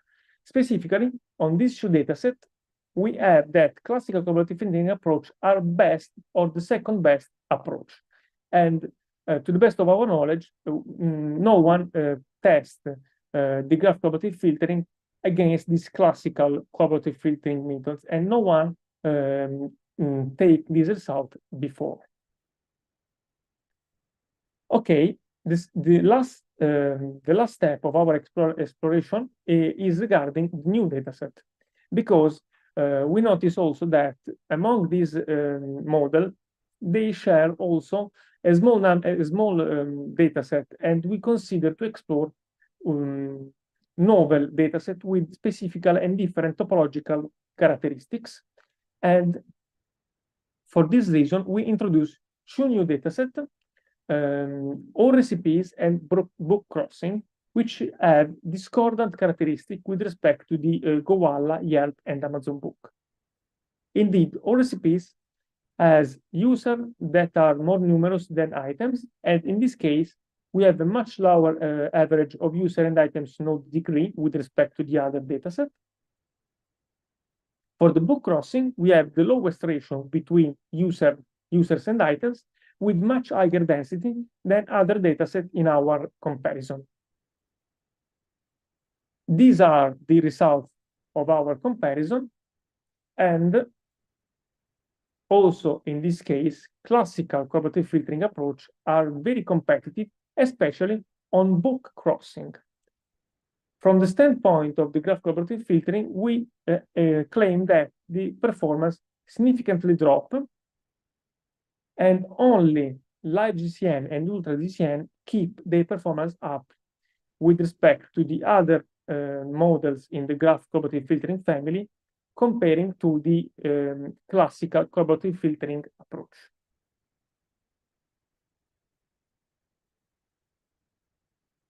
Okay, now, as we can see in this slide, we define the information flow at 1, 2, and 3 hops. Our focus is just on the first 3 hops because graph-based recommender systems typically don't go beyond the third aggregation layer, because due to the some problem that we can reach if we explore more and more deeper the layer. Each hop represents a different aspect. At one hop, user receive information from the items that interact with, indicating their activity on the platform. At hop 2, user get information about the user co-interact with the same items, reflecting the influence of the item popularity on user.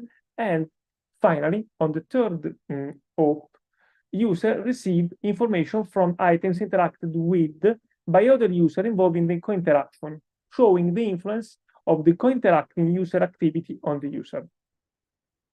In our analysis, we categorize users into 4 different groups based on their activeness on the platform.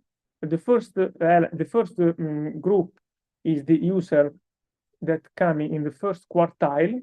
The second quartile here, user with in this group, and third and fourth quartile stand for the users that are more active on the platform. As we mentioned before, at the first hop, we indicate the user activeness on the platform. And if we take a look to these charts, we notice that there is an important highlight that none of the previous, not none of these recommender system exhibit an ideal behavior with respect to the average performance, because also all these methods, graph collaborative filtering and classical collaborative filtering, provide a better recommendation for user in specific quartile. For example, here we can notice that for the GFCF, the performance improvement coming outside of our limit graph, because only users that follow in this kind of portion have reached the best recommendation with respect to the other. If we move to the second open, and in this case, there is the indication of the influence of the item's popularity on the user, we notice the same behavior. Models, in this case, favor the warm user who enjoy popular items, and specifically on all recipes, Ultra GCN, DCCF, and LGCN show the less discriminatory across all the quartiles. On book crossing, this trend is almost aligned, but also in this case, GFCF for all recipes behave as the model that with most discriminatory behavior with respect to the other. Then, if we're examining the 3-op solution for the book crossing dataset, is observed that information about the neighbor does not significantly impact on the outcome. Also, in this case, there is the same behavior like in the 2-op. On the other hand, when we consider the all recipes dataset here, the top performing models, the Ultra GCN, DCCF, and LGCN, consistently demonstrate strong performance across all the quartiles, and this is highlighted by a more uniform distribution of results, indicate minimal variation across all the quartiles. In contrast, models like NGCF, SGL, and GFCF exhibit a wide range of results across all the quartile, because also in this case, GFCF, following outside this graph that you see in this part of this slide.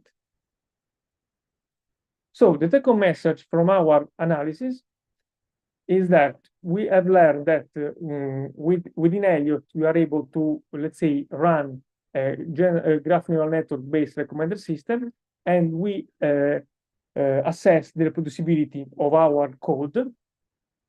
Then we have compared our traditional collaborative filtering with the newest graph neural network model for recommender system. We introduce also new data sets in the comparison.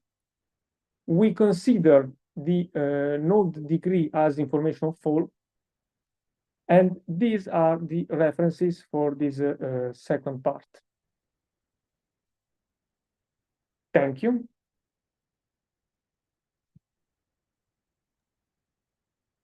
Okay, Claudio, maybe we don't have much time for the break and the Q&A question part. Okay, so maybe we can take just a couple of questions very quickly. So on Zoom, Bruce is asking, in the LGCN experiment, why dense adjacency matrix then produces different NDCG and recall results from the sparse adjacency matrix? Are there any differences in the underlying computation? So maybe Bruce is online and can also ask this question. I was listening to some person talking. I don't know. Bruce, are you online and speaking? Hi, this is Bruce. Thank you for taking this question. I was looking at the result that I produced on the notebook. If you could go back to the Colab notebook and take a look at the final results, the record and the CG score. It appears that this value, right, 0.0024, is much lower than your previous one, using the sparse adjacency matrix. If you could go up to the previous results, I saw a much better number. So why isn't the number so different? So the reason is twofold. First of all, with this second configuration, we adopt a different solution for LGCN, in which we don't have an adjacency metric sparse, but we have a dense tensor. So for this reason, to reach the same performance, probably we need a different configuration of the hyperparameter, or there needed more epochs better to reach the same results. But the take-home message from these two different configurations is that if we adopt the LightGCN with no reproducibility constraint, we obtain time to time different results, because if we run now this experiment one more time, we got different results here. It is not just matter of the performance shifting, but matter of the reproducibility of the results, because here, when we adopt the dense tensor solution, we introduce some scatter operation that not guarantee the reproducibility of the results.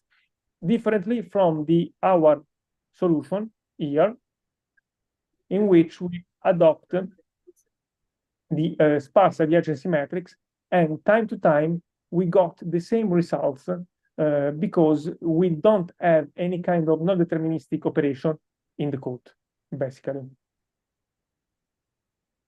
I see. So some kind of randomized effect caused Yes. Okay. Okay, thank you. Because probably if you run this code one time again, you got different results, probably better than our first two epochs, or completely different from these that we obtained before.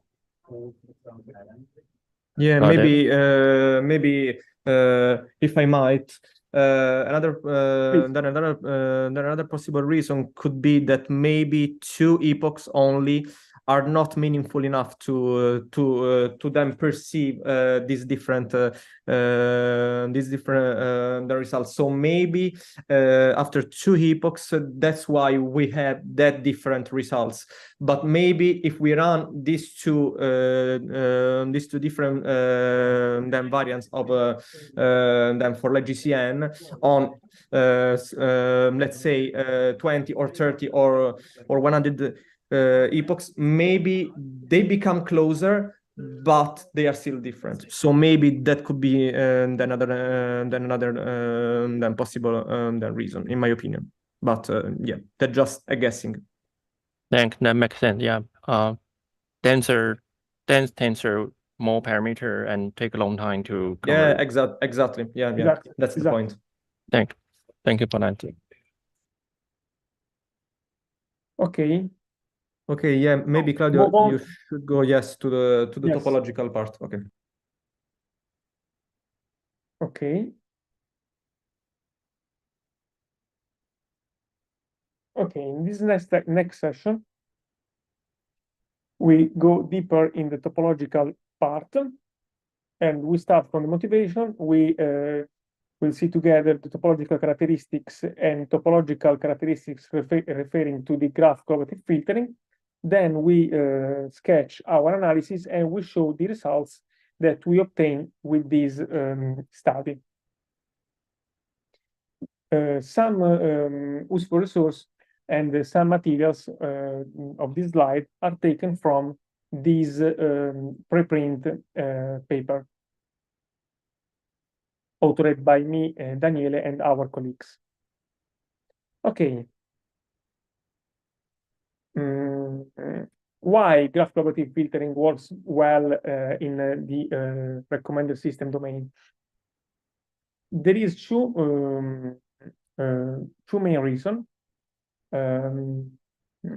First of all, from the algorithm standpoint, graph-based recommender system have undergone through examination, both theoretical and empirically, to validate their ability to provide high-quality recommendation, and two prominent approaches like LightGCN and DCCF have tailored the graph convolutional network layer to align with cooperative filtering.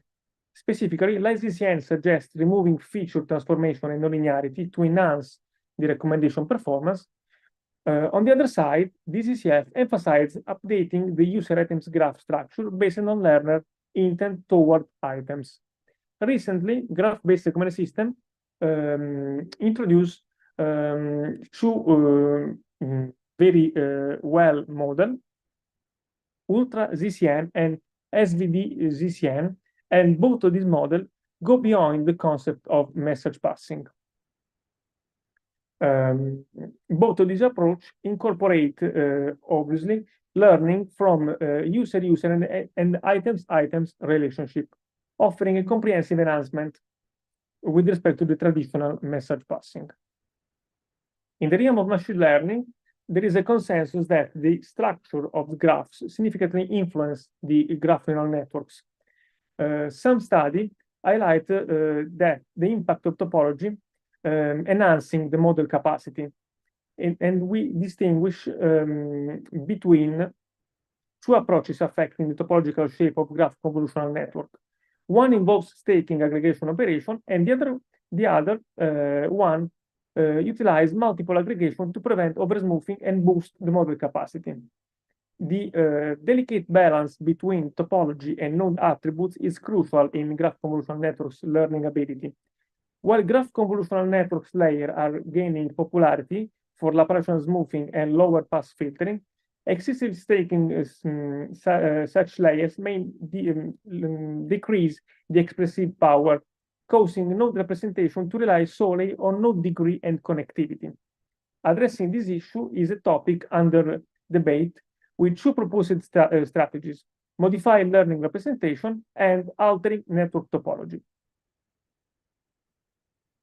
In the realm of recommended system, previous studies have explored how traditional dataset characteristics can influence the effectiveness of the recommendation models, and these characteristics include, for example, data sparsity in the user-item interaction matrix or the distribution for both user and items perspective.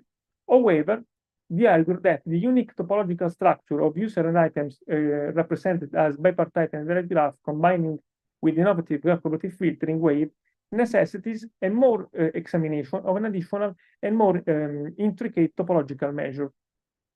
We propose that analyzing the topology of the user and items graph, particularly considering its multi-op connection, is crucial.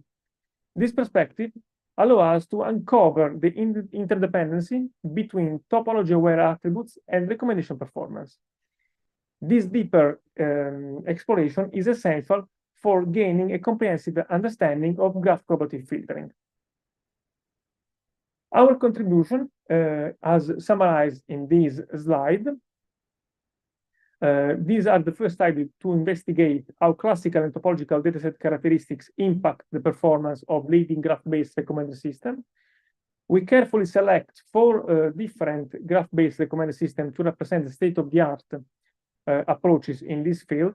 And this system not only cover a wide range of graph strategies, but also offer insights into how they address the crucial topological aspect. Then we develop a comprehensive framework to compute linear dependencies between independent variables, the characteristics, and dependent variables, the recommendation metric. And finally, we rigorously validate our proposed framework, establishing its statistical significance. And additionally, we test the efficiency of our approach under various graph sampling settings, highlighting the impact of node and edge dropout of our exploratory model. Okay, now we consider the 3 different topological metrics that we introduce in our study. First of all, we consider the node degree. And in this case, we define the node degree from the perspective of the user and the items. And we note that, and we notice this node degree also in terms of average across all the user and all the items in the catalog. Basically, this metric give us the number of direct connection between one node to the first open, and we have the perspective of the user and the items, and this double perspective is useful to rearrange the interpretation of node degree in terms of the recommendation, because the node degree in the user item graph stands for the number of items interacted by an user, and this is related very well to the cold start problem, very common in recommendations scenario, where the cold user denote low activity on the platform, on the other hand, cold items are niche product. For example, in this slide, we have user 2 with degree with no degree equal to 5, and these are an active user. With respect to the user 7, which has a no degree equal to 1, which indicate a non-active user. If we change the perspective of no degree in terms of item portion, we have the item 7 with no degree equal to 4, since it is direct connect with 4 user 5, 3, 4, and 6. And this could be considered as a popular item with respect to the item 4, which is a niche item, since is node degree is equal to 1. Then we consider another metric, the clustering coefficient, and in this case, this metric is computed between 2 nodes belonging to the same partition. For example, 2 user node or 2 user or 2 item nodes. We are interested in this clustering coefficient because with this metric, we represent the similarity of the intersection of a union about the neighborhoods. And specifically, we are very interested in these kind of metrics because this approach, this metric, sorry, is very well common in graph collaborative filtering measured. Indeed, high values of clustering coefficient indicate there are existing a substantial number of concurrency among nodes on the same partition. For example, user-wise, the value increase if several users share the most interacted items. And obviously, this intuition, as mentioned before, is very well linked to the collaborative filtering, because if 2 users are likely to share similar preference, they interact with the same items. For example, in these slides, we show 4 different cases about this clustering coefficient. In this first example, we have user 3 and user 5, which share 2 items with the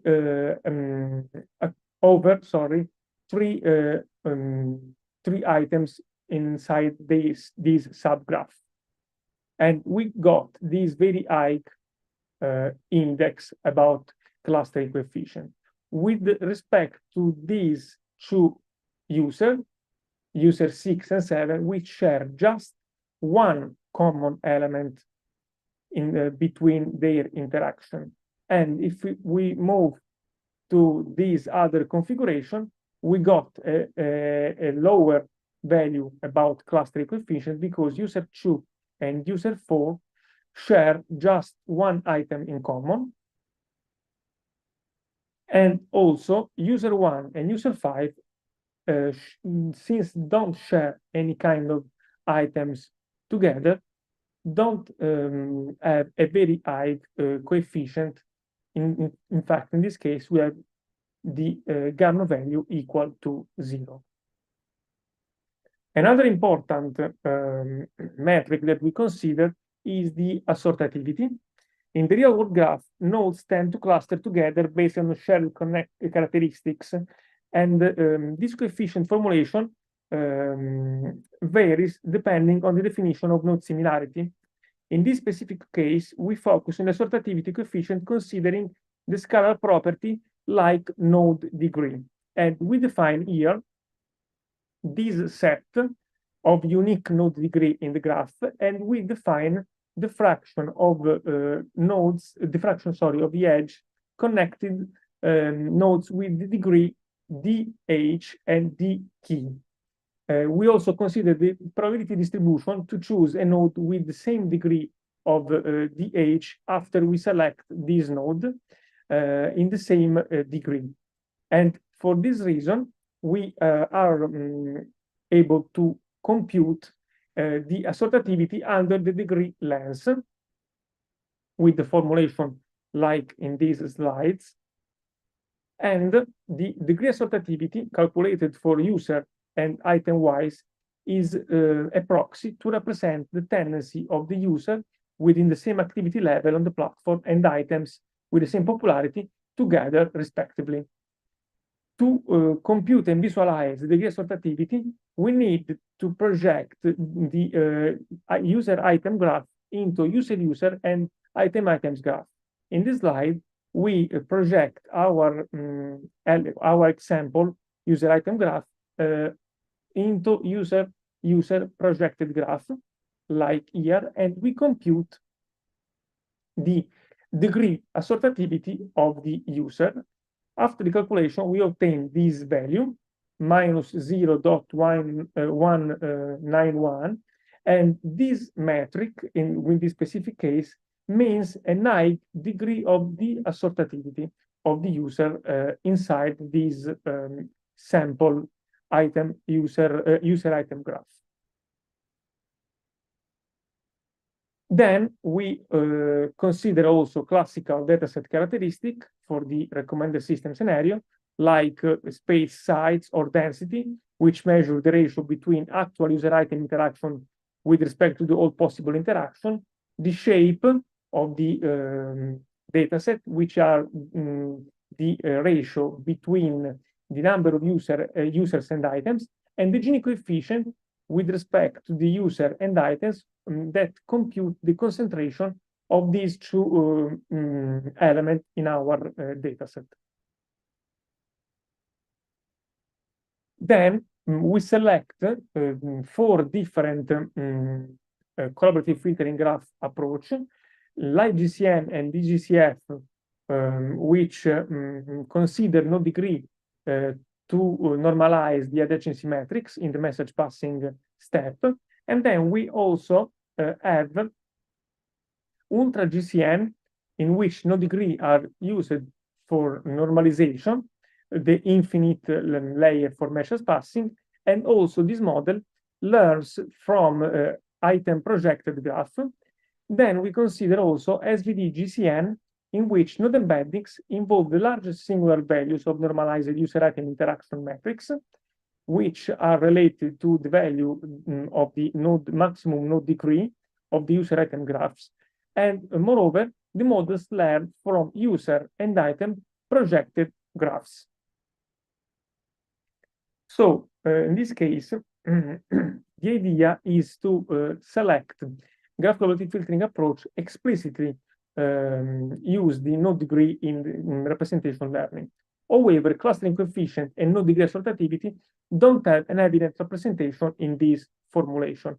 And for this reason, we want to investigate what topological feature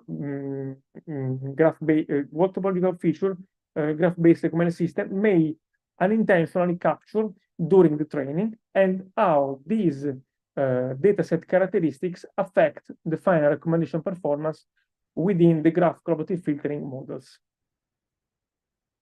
Now I leave the stage to Daniele to the next session. Okay, yes, thank you, Claudio. I'm going to share my screen again, and I again to those who have just connected now.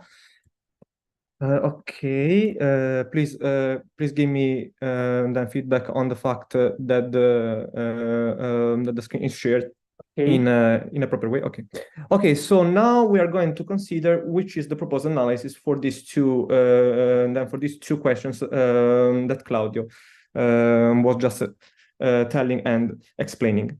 So then the goal here is to understand whether and to what extent the topological properties of the recommendation dataset may be linked or may be connected to the performance of graph-based recommender systems. And in order then to do so, we need to build a fit, an explanatory framework. So, which are the main steps which are involved in this kind of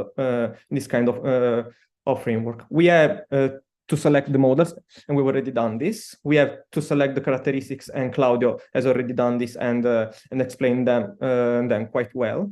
Then we need then to select all the datasets. So quite conveniently, we are then using the exact same data sets that we used then for the reproducibility part of this tutorial.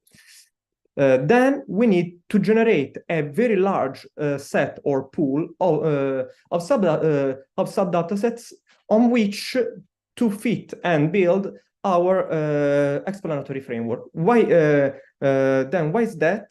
Because if we want to get meaningful and useful explanation from this explanatory framework, then we should build and test all these this kind of framework on a very large set of characteristics and the relative mapped then performance of graph-based collaborative filtering approaches, just for the sake of statistical significance and so on and so forth.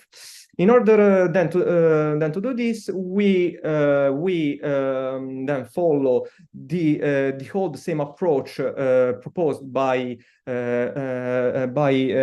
other colleagues in previous works. The only main difference here is that we are tailoring this specific then sub-dataset generation to the specific task and scenario that we are considering. So the one of graph-based collaborative filtering approaches. And to do so, we need to just sample all these sub-data sets by then, for example, means of no dropout or edge dropout. As for the no dropout, it's quite simple and quite straightforward. What we do is to drop at random then some nodes from the user item interaction matrix, and that means that some rows and or some columns then from the matrix are just dropped, and so we end up with a user item interaction matrix which might generally be different and smaller by the previous one. While then for the edge dropout, we are just dropping at random then some edges from the user item bipartite and undirected graph, which means that we are zeroing some entries for the user item interaction matrix and then put them to the zero value. Okay, so the step 4 is being done. Now we need to get all the dataset statistics from this then from this very large pool of sub-dataset that we have generated. Claudio then has already mentioned and discussed about them, so we will not go into detail. The only important thing here to say is that following some previous work done from some colleagues, we are doing some kind of long-term normalization on some of the characteristics, then for the sake of stable and stable training of this explanatory model that we're going to consider and to present in the following slides. And also here we can notice how the selection of these characteristics is quite well motivated by the fact that most of those characteristics are not basically correlated one than one another. So this further motivates then the selection of these characteristics. Okay. And then we need to train the models and then evaluate also them. And finally, we need to generate all the explanations through this explanatory model. So how to generate this kind of explanation? In the most trivial and simplistic way, but at the same time the most effective and the most common way, we use a kind of linear of multivariate linear regression, where we have the predicted then performance in terms of y, then the prediction error, the global bias, and each weight for each characteristic. So this weight will be the most important thing that we're going to consider here, as this weight is actually telling mathematically how these characteristics is linked then to the performance of the graph-based collaborative filtering approach in terms of direct or indirect correspondence, or in terms of strong or weak correspondence to the predicted then performance of the graph-based collaborative filtering approach. And then we use disorderly least squares optimization because it is the most common and most used approach from the literature in order to perform this kind of optimization. Okay, all the steps are completed now, and now we can briefly and quickly go then to the results of this explanatory framework. So here we are going to then test and access then which is the impact of these characteristics on the performance of graph-based recommender systems. So here, once again, all these values stand for the importance of that particular the characteristics on the performance of that specific model on that specific data set. And of course, we can start by considering how the R square is quite high. So so in almost case above 95%, and this means that all these explanations overall are pretty good, and so the model, so the explanatory model can quite well provide this kind of prediction, and so this kind of explanations. Then, in terms of classical dataset properties, we can see how ship log has an inverse correspondence with respect to the performance, while density log and Gini on the attempt side has a direct then correspondence with respect to the performance. And this is kind of like good and important and insightful, because we have already seen in the introduction part of this tutorial that graph neural network recommendation come mainly with two main components, so the neighbor ones and the factorization based ones. From the literature, then on the same topic, we also see how latent factor models then for recommendation they usually present and show this kind of tendencies and this kind of trends on the performance. So this inverse and direct, and so we can actually state and end up with the novel conclusion that maybe in graph collaborative filtering, then the latent factor component is the one providing the most important and the most insightful then contribution to the performance of graph collaborative filtering. And so maybe these new insights can be then useful to I don't know, drive and build the next generation of graph collaborative filtering approaches. So maybe maybe we should better then take a look and consider also the neighbor part of the graph collaborative filtering approaches. Then, in terms of the topological properties, then we can see how on the average, how the average degree is not that insightful as this performance kind of confirm what Claudio has just then described about the no degree. So it's kind of trivial how, like for example, the users having more than more interactions can receive more accurate the recommendation than, for example, those users which don't have many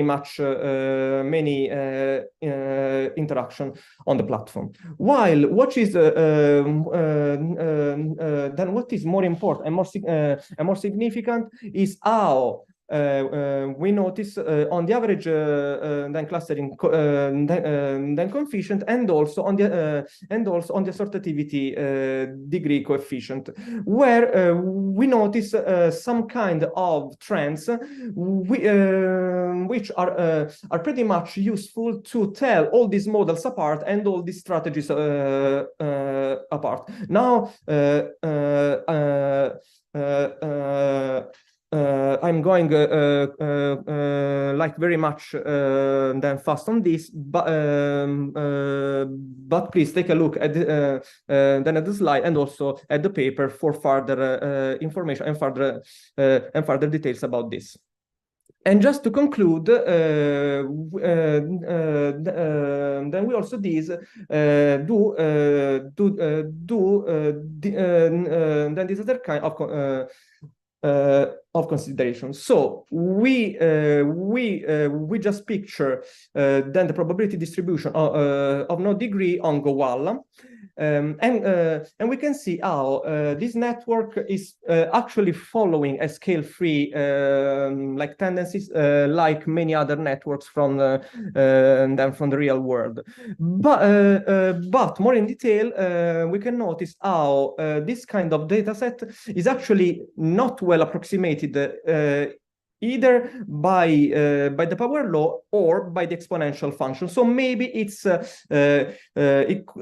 might be approximated quite well by a function in the middle. So this suggests how in this kind of recommendation data set, maybe then high degree nodes, both users and items, are very much then rare, and this can lead us to another important intuition and consideration. So maybe we are just guessing that no degree has the potential to just retain like some smaller portions of the user item interaction graph with respect to the potential of edge dropout. And so the natural question is, so maybe then the joint usage of no dropout and edge dropout can undermine then the goodness of this explanatory framework. And the answer is provided by these additional then settings here. So we are testing this explanatory framework on 4 more settings with a total then sampling by the node dropout, or a 70 and 30% of the node and edge dropout, and also the dual situation, and then a 100% then case for the edge dropout.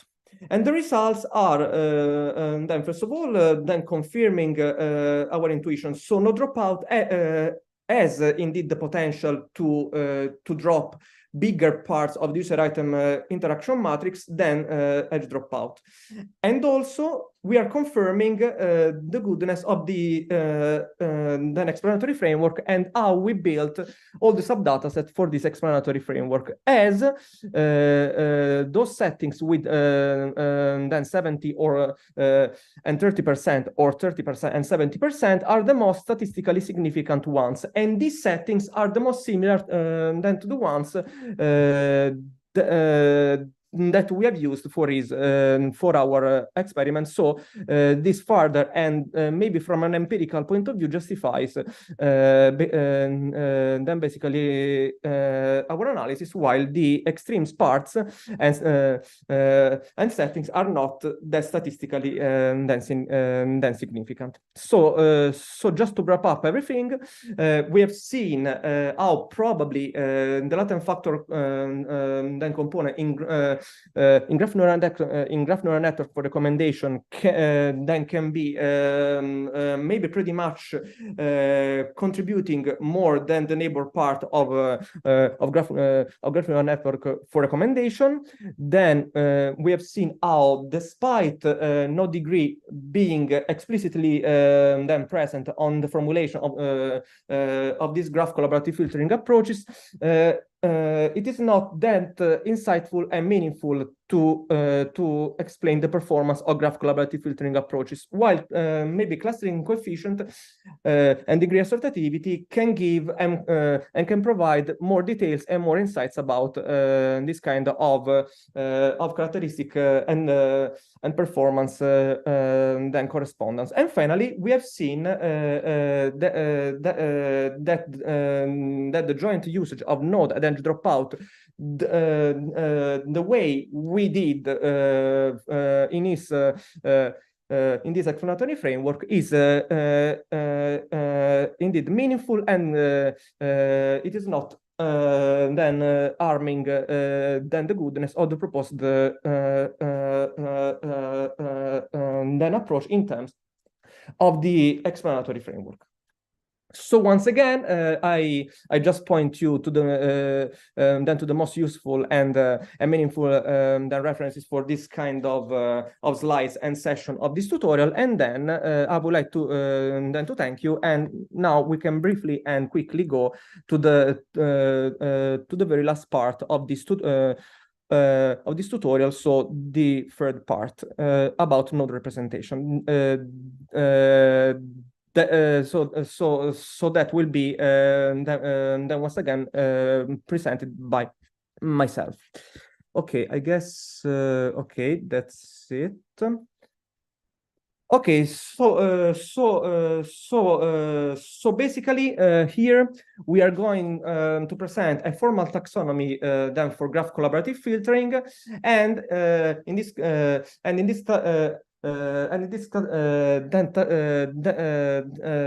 taxonomy, we are going to see how there are some strategies for the node representation, and basically and specifically we were going to then take a look at on how we can enhance the representation of item node features in terms of multimodal features. And finally, we will then feature then the second and last hands-on session then for this tutorial, where we're going to show how we can use GNNs and multimodality into Elliot. And finally, we will wrap up and summarize a little bit all the stuff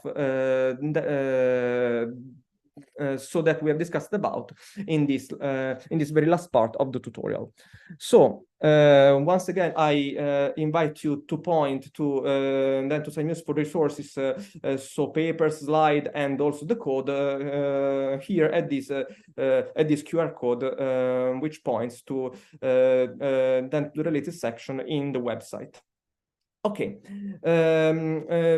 so by now we should have understood how graph collaborative filtering or graph neural network based recommendation is mainly built on this kind of recommendation pipeline. We have the input, then we have the latent representation for the nodes, so both users and item nodes, and then we have the message passing, which can be performed in an explicit manner. So all the layers are actually then performed, and all these representations are are aggregated at different layers, but also we can perform the message passing in an implicit manner, so by means of some mathematical proxies and reformulation, just for the sake of tackling some known issues in the related literature, like for example the message, like for example the verse smoothing issue. And finally, all these representations are used for then to predict the score and also suggest the user with a set of top key items to be recommended. Okay, in this kind of sense, we can just provide a formal taxonomy then for graph collaborative filtering, and so without going like very much and further into details, we recognize how all these approaches then for graph collaborative filtering then mainly lie into two macro strategies, so that are node representation and neighbor exploration. As for the node as for the node representation, it indicates all those strategies which are used to just represent all users and item nodes. And for example, they involves then the dimensionality of the node embeddings, or also the possibility to weight the contribution of neighbor node to the ego node while performing the message passing. While then for the neighbor exploration, this refers to all those strategies used to then to just explore and aggregate all the nodes then from the neighbor nodes into the ego node during the message passing. And once again, this kind of strategies may account for the type of node-node connections, or also the type of message passing which can be explicit or implicit, and we've already discussed about this. So now we will only focus on the very first class of strategies. So then the one for node representation, and we will try to provide a kind of set of rule of thumb then to just sketch and design your own strategy for node representation. So first of all, one then should take a look at how to dimension all the embeddings. And while usually then the common dimension for the embedding is 64, many other dimensions, like for example 128 or 256, might be taken into account. Then a very nice work by Wong and colleagues has basically shown how probably the 256 dimensionality embedding may be more important in terms of the performance. But as Shen and colleagues have also demonstrated, this kind of improved performance may come at the expense of the training computational complexity, and also it is not like a general trend so that using higher dimensionality for the for the embeddings may lead to improve the recommendation the results and performance. Then another kind of set for this rule of thumbs involves the initialization of the node embeddings, and basically then the two main strategies adopted here are the normal initialization or the Xavier one, and they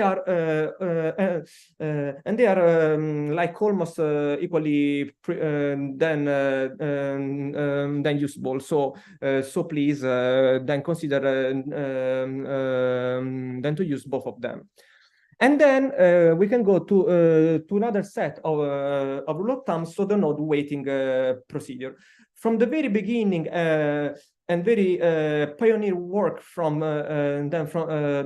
Velikovic and colleagues. So we're talking about graph attention networks.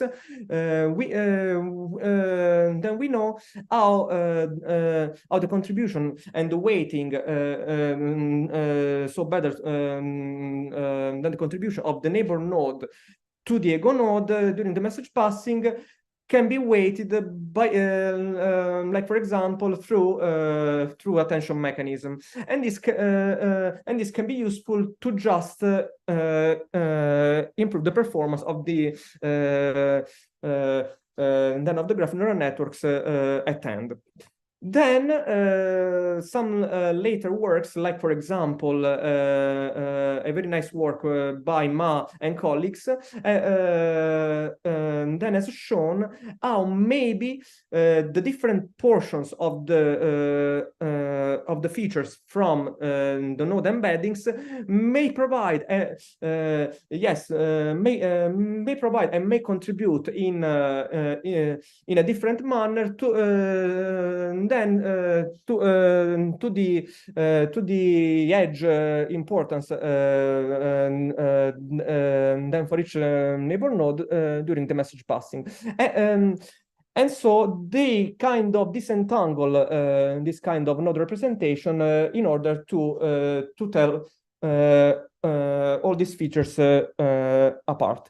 And deeply inspired by this kind of model, then disentangled graph collaborative filtering by Wang and colleagues is one of the then first approaches in graph collaborative filtering,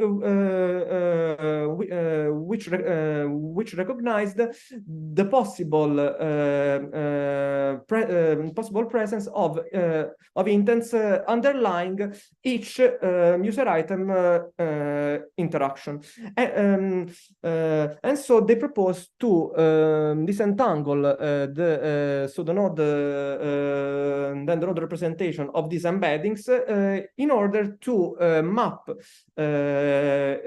each portion of the node feature to the specific then intent underlying that particular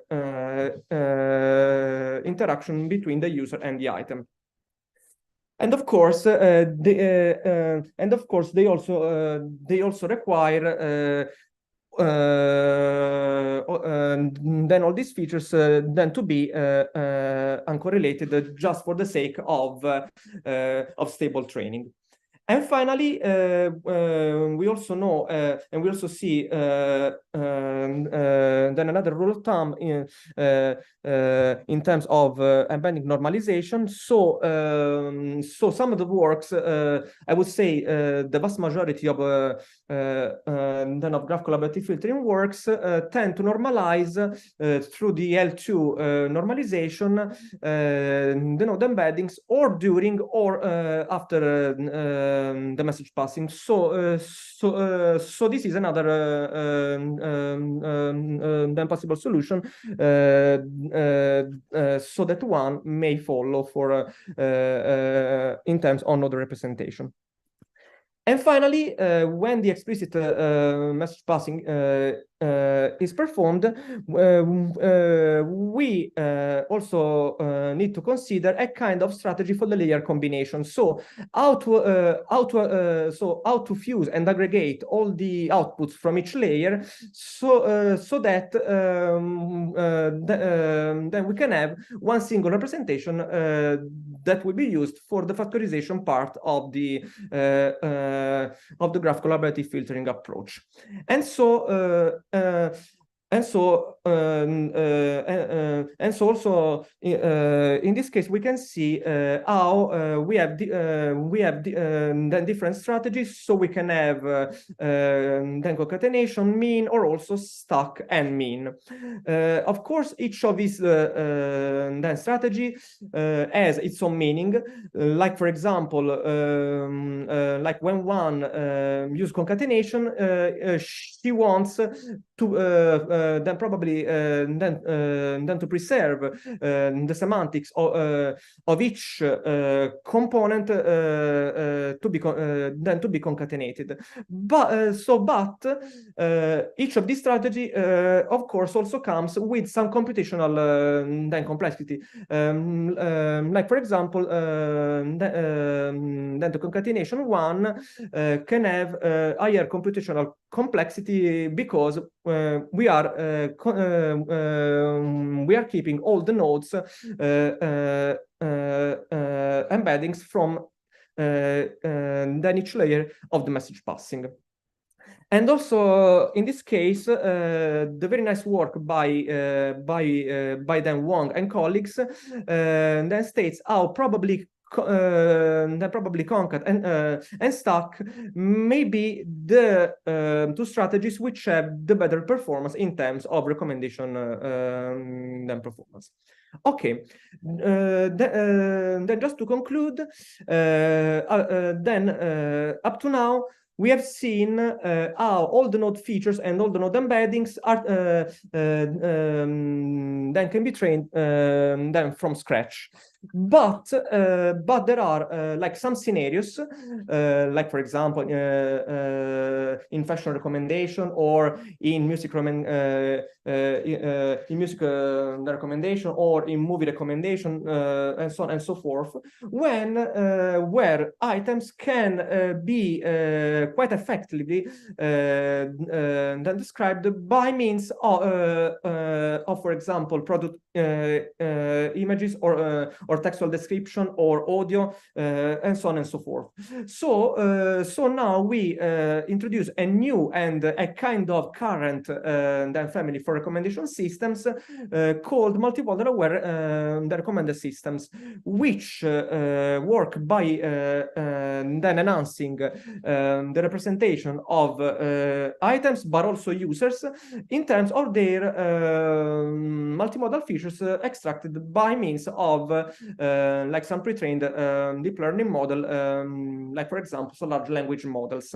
And this is quite useful since this kind of strategies can be used for like tackling some known issues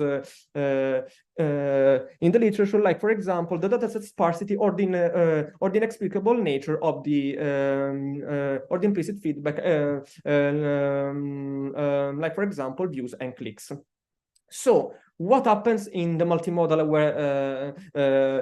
aware settings, apart from all the components that we already discussed about in the previous version, in the previous parts of this tutorial, we also have two additional embeddings for the items extracted through some pre-trained deep learning models, and also an optional embeddings for the user, which, for example, may stand for the attitude of each user to the particular multimodal features that we are considering. Okay, so here we provide a non-exhaustive then state-of-the-art literature review on the most important and well-established and also recent approaches for multimodal aware recommender systems. We can see how most of them, of course, describe the items through multimodal embeddings, and we also notice how like most of them use GNNs, and that's why we decided to include this very last part as the very last part of this tutorial. And for those who use GNNs, we can notice how they work on the multimodal graphs in terms of the user item graphs and also the item graph. So there's this kind of twofold tendency. And for example, by considering like a very shallow graph collaborative filtering approach, like for example, like GCN, we can see how it is pretty much like straightforward and simple to integrate multimodal features. So while like for example, the user side keeps the same, on the item side, then we have the injection of the multimodal features that quite effectively then describe this kind of multimodal representation for the items. Okay. So now we can go to the then to the very last part of this tutorial. So the second hands-on, where we are going to see how to use GNNs and multimodality in ELITS. So please take a look at this slide, and please then scan this QR code or simply follow the path up to the Google Colab for this second hands-on session. Okay, now I'm going straight to it, and that's it. Okay. So very quickly here, we are connecting once again to the backend. So maybe I should share again the screen because something was not working quite well. Okay, no. This is okay. So please tell me if everything is working now smoothly. Okay. Here we are cloning another GitHub repo. So please take a look also at this. Okay. And once again, we are setting all the variables and environmental variables for this kind of experiments. Once again, and also installing all the needed and useful packages for Python. Okay, just it will take some time. I guess that we are in time for the overall tutorial. Okay. Then once again, as Claudio did, we check whether then the GPU is available and the version for the CUDA compiler. Okay.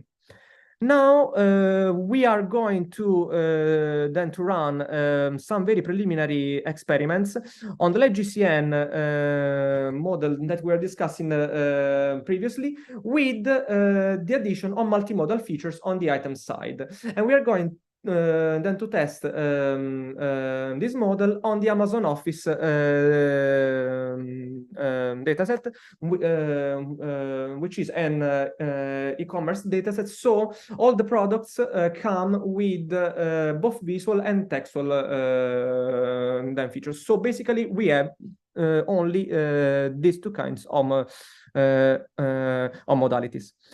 In terms of the configuration file, there are not much differences with respect to what Claudio has just shown. The main difference lie in this kind of part where we are indicating to Elliot how and where to just to collect and retrieve all the multimodal features, so the visual one and the textual one. And also we are doing this and we're indicating this also for the model, and also we are indicating which kind of modalities then to use for the model. Okay, we can run this cell now. Okay, now we are going also to download this dataset. This time, differently from what Claudio has just shown, we are downloading it from Google Drive because this dataset is more than heavy than the previous ones. So given the presence of the multimodal features, and so we decided to go in this kind of direction. Just a few seconds and everything will be done. Okay. So how these folders are then structured? We have the main folder, in this case Office for the main dataset, and also and then apart from the train validation and test set, we also have two separate folders for the image features and the textual features, and each item basically comes with one NumPy array, which is then the visual and textual representation for that particular item. Then we can run very few epochs for this kind of model on the Amazon Office so dataset, and also, as Claudio did, we will stop this experiment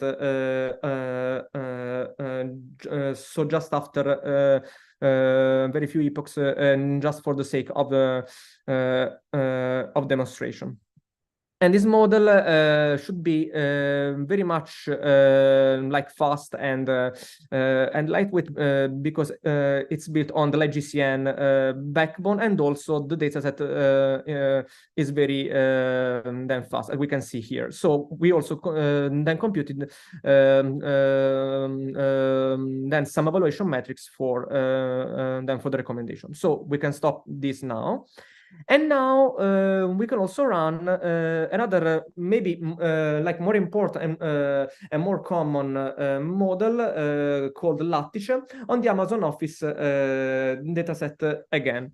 As for the configuration file, like there's not much like differences with respect to what we have just said before, and so we can run this experiment then once again. And also in this case, we can see how this model is very much then fast, and also thanks to the backbone. So Lattice is built on mainly on LightGCN, and also we are evaluating this kind of approach on a very small dataset for the sake of this demonstration. So we can stop it now as well.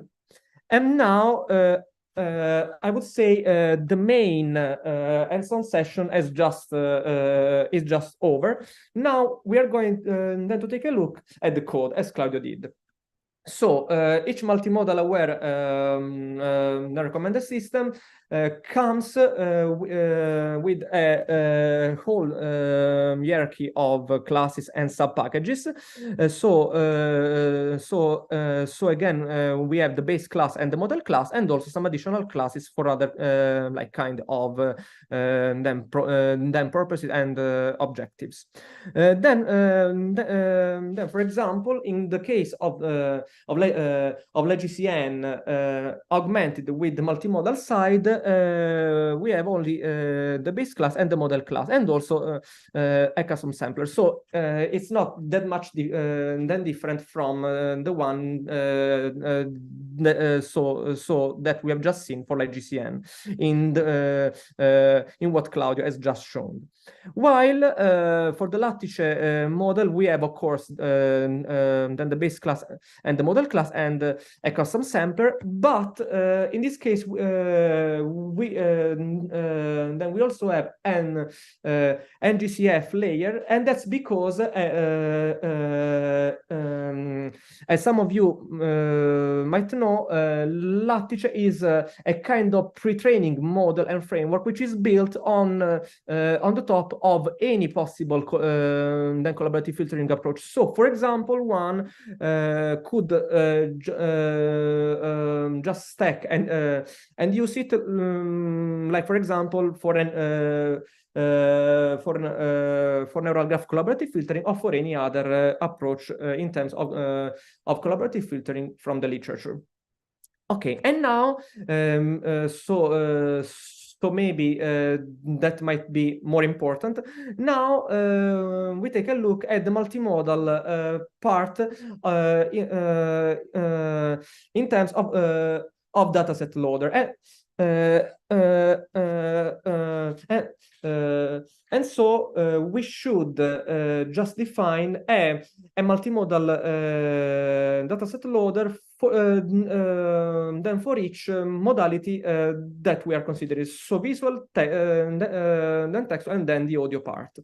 So just taking one of them, so for example, like for example, the visual modality, but of course, this can be extended to any other modality. We are defining a specific class for the visual modality, where we are storing the specific path of the folder where all these multimodal features are then stored in the localhost. And then we are storing also, like for example, the shape of these visual features as we are dealing with NumPy arrays. And also, and that's something that probably it's unique to Elliot, and maybe to the best of our knowledge, no other framework does this. We are also checking a kind of alignment among the items actually having a multimodal then features and the items that come from the training set, as we want, of course, only to retain those items which are in the training set and that have a multimodal then feature. So that's basically then something so that we do in this kind of method here, and here all these three methods are used to then to just actually load all the multimodal features for then for this kind of data set, and also they are used to expose to the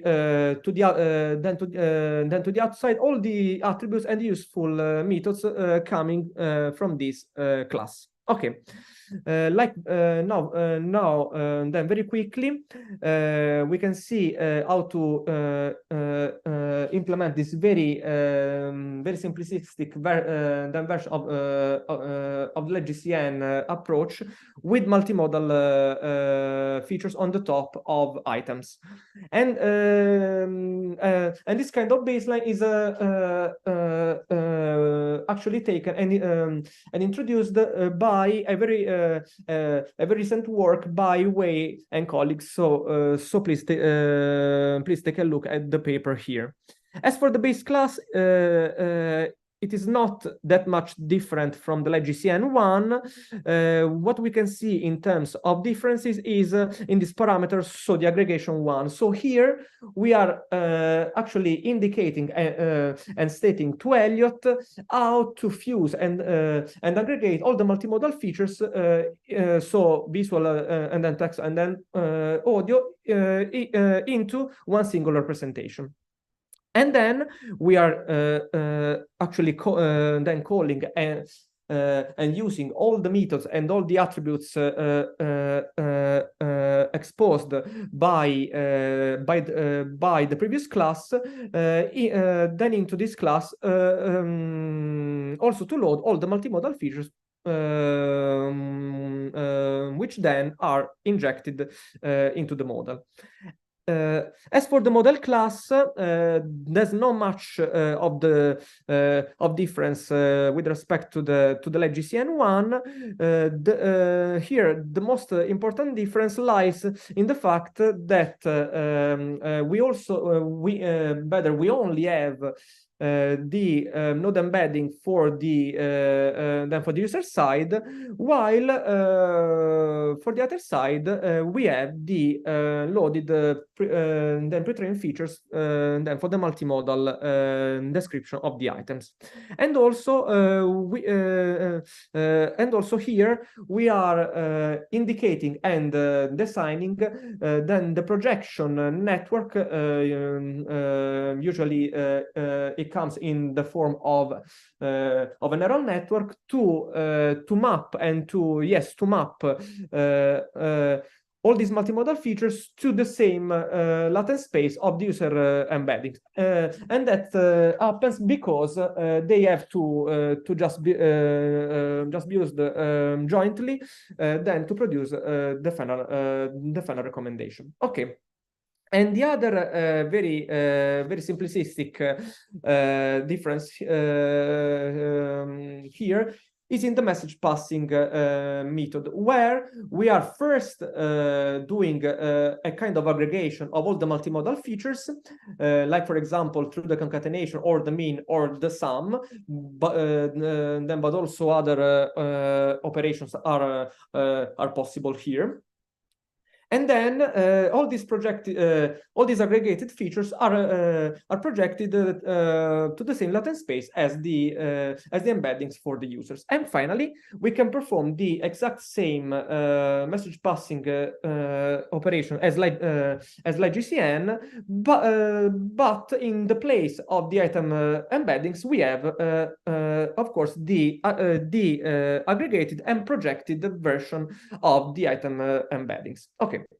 Now, just to conclude, we go to Lattice, which is a very strong and common and also very recent baselines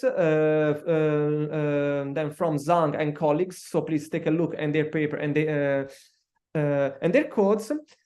As for the base class, we don't need to just to say anything in particular here. All the parameters are specific to the model. So please once again take a look at the paper or at the code from the original authors.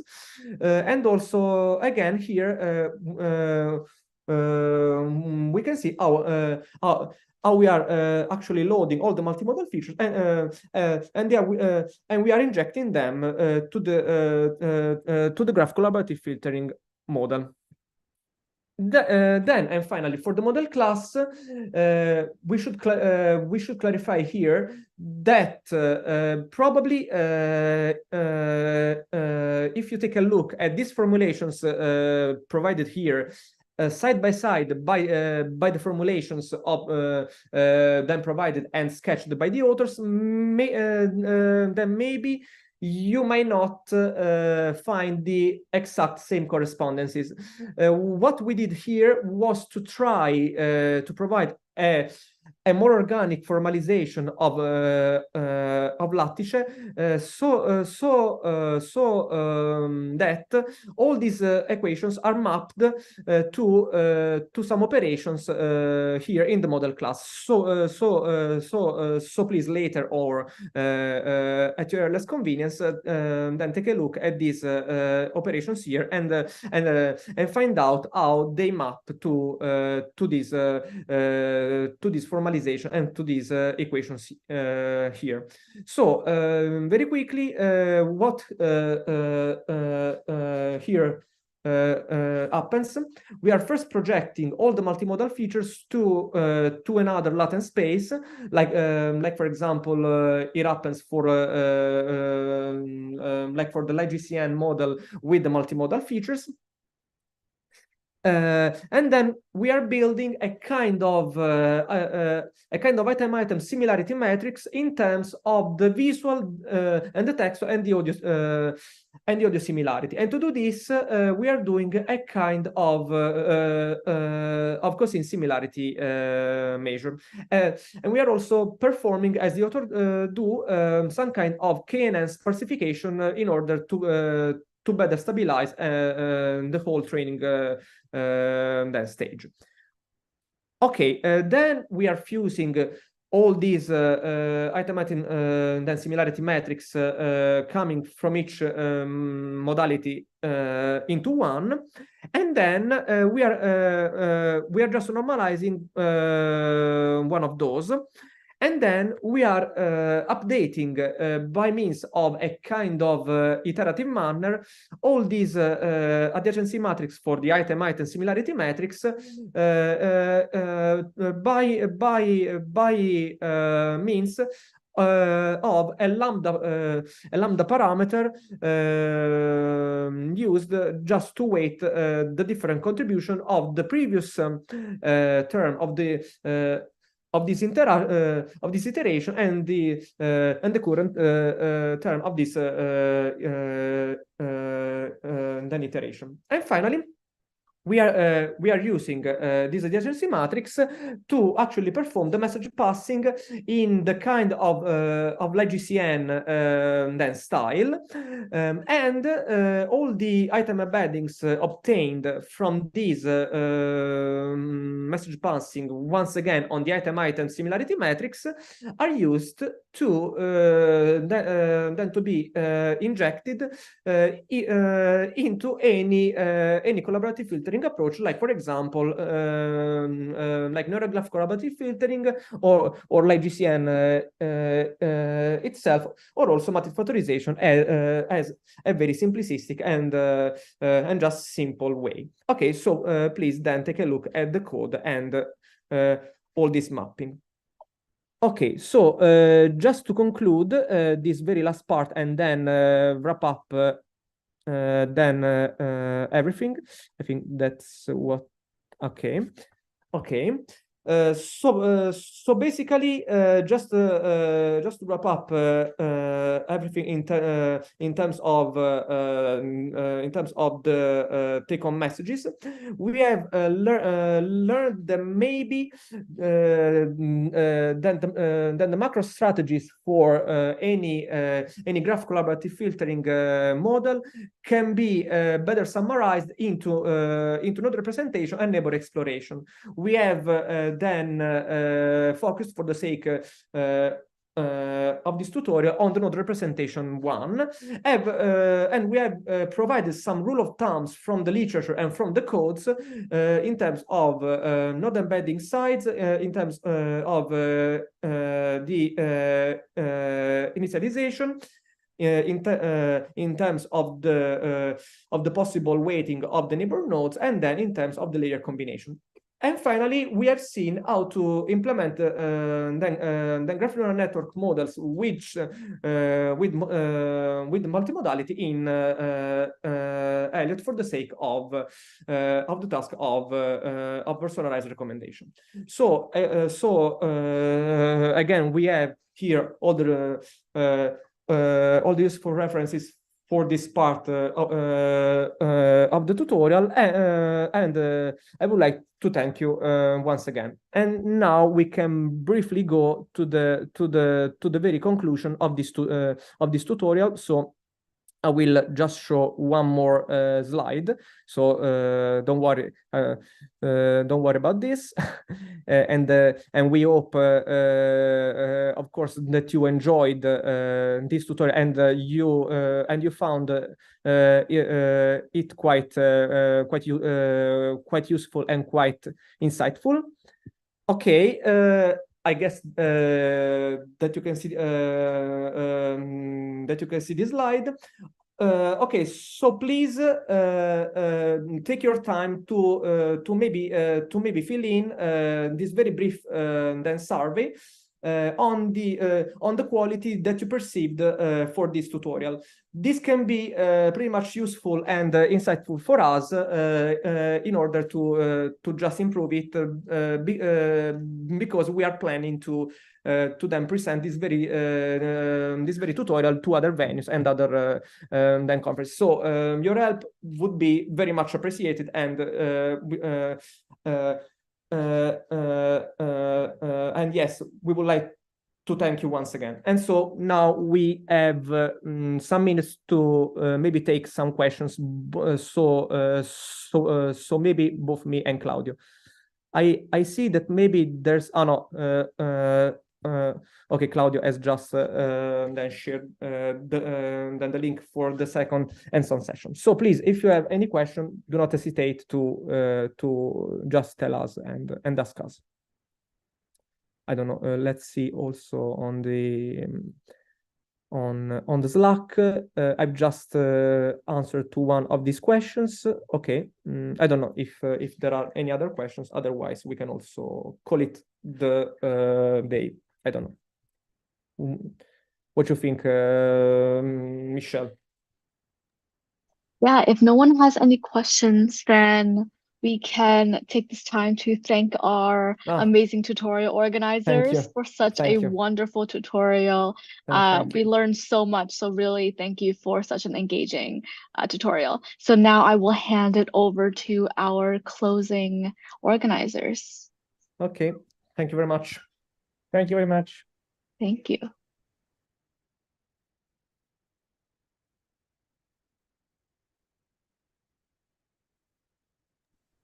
Hi, Michelle, can you hear me?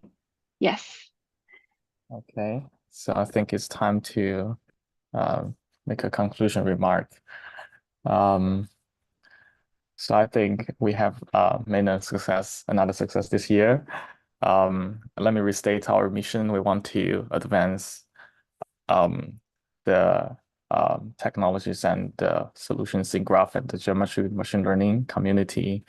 We truly want to build a community-driven, accessible to all, free to attend, and a virtual conference with local, diversified, and distributed local meetups. And we'll also pay a special attention to review quality.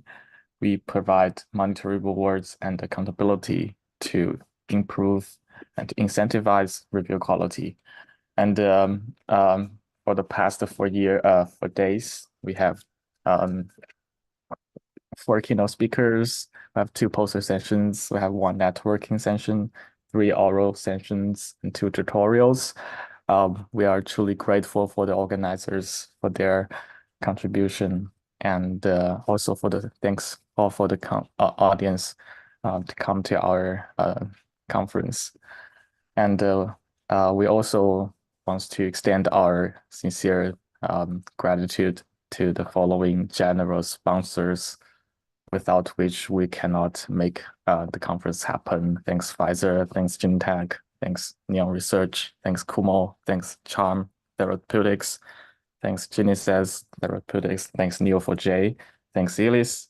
Thank you all for your generous sponsorship. And finally, I think some of our local meetups are still in progress or will happen in the future. If you happen to be around, feel free to attend them. You will find the relative links in our website. And lastly, we are looking forward to see you in the next year. So there is a Google form. You can input your feedback. We are welcome any idea that will improve our future conference. And if you happen to be, if you are also curious to be become an organizer in the future editions of the conference, please also consider filling this the second Google form. We will try to recruit new organizers, which will be very important to the community to grow. And also we will have a separate call for reviewers in the future. If you want to contribute in any kind, please let us know. So thank you again for your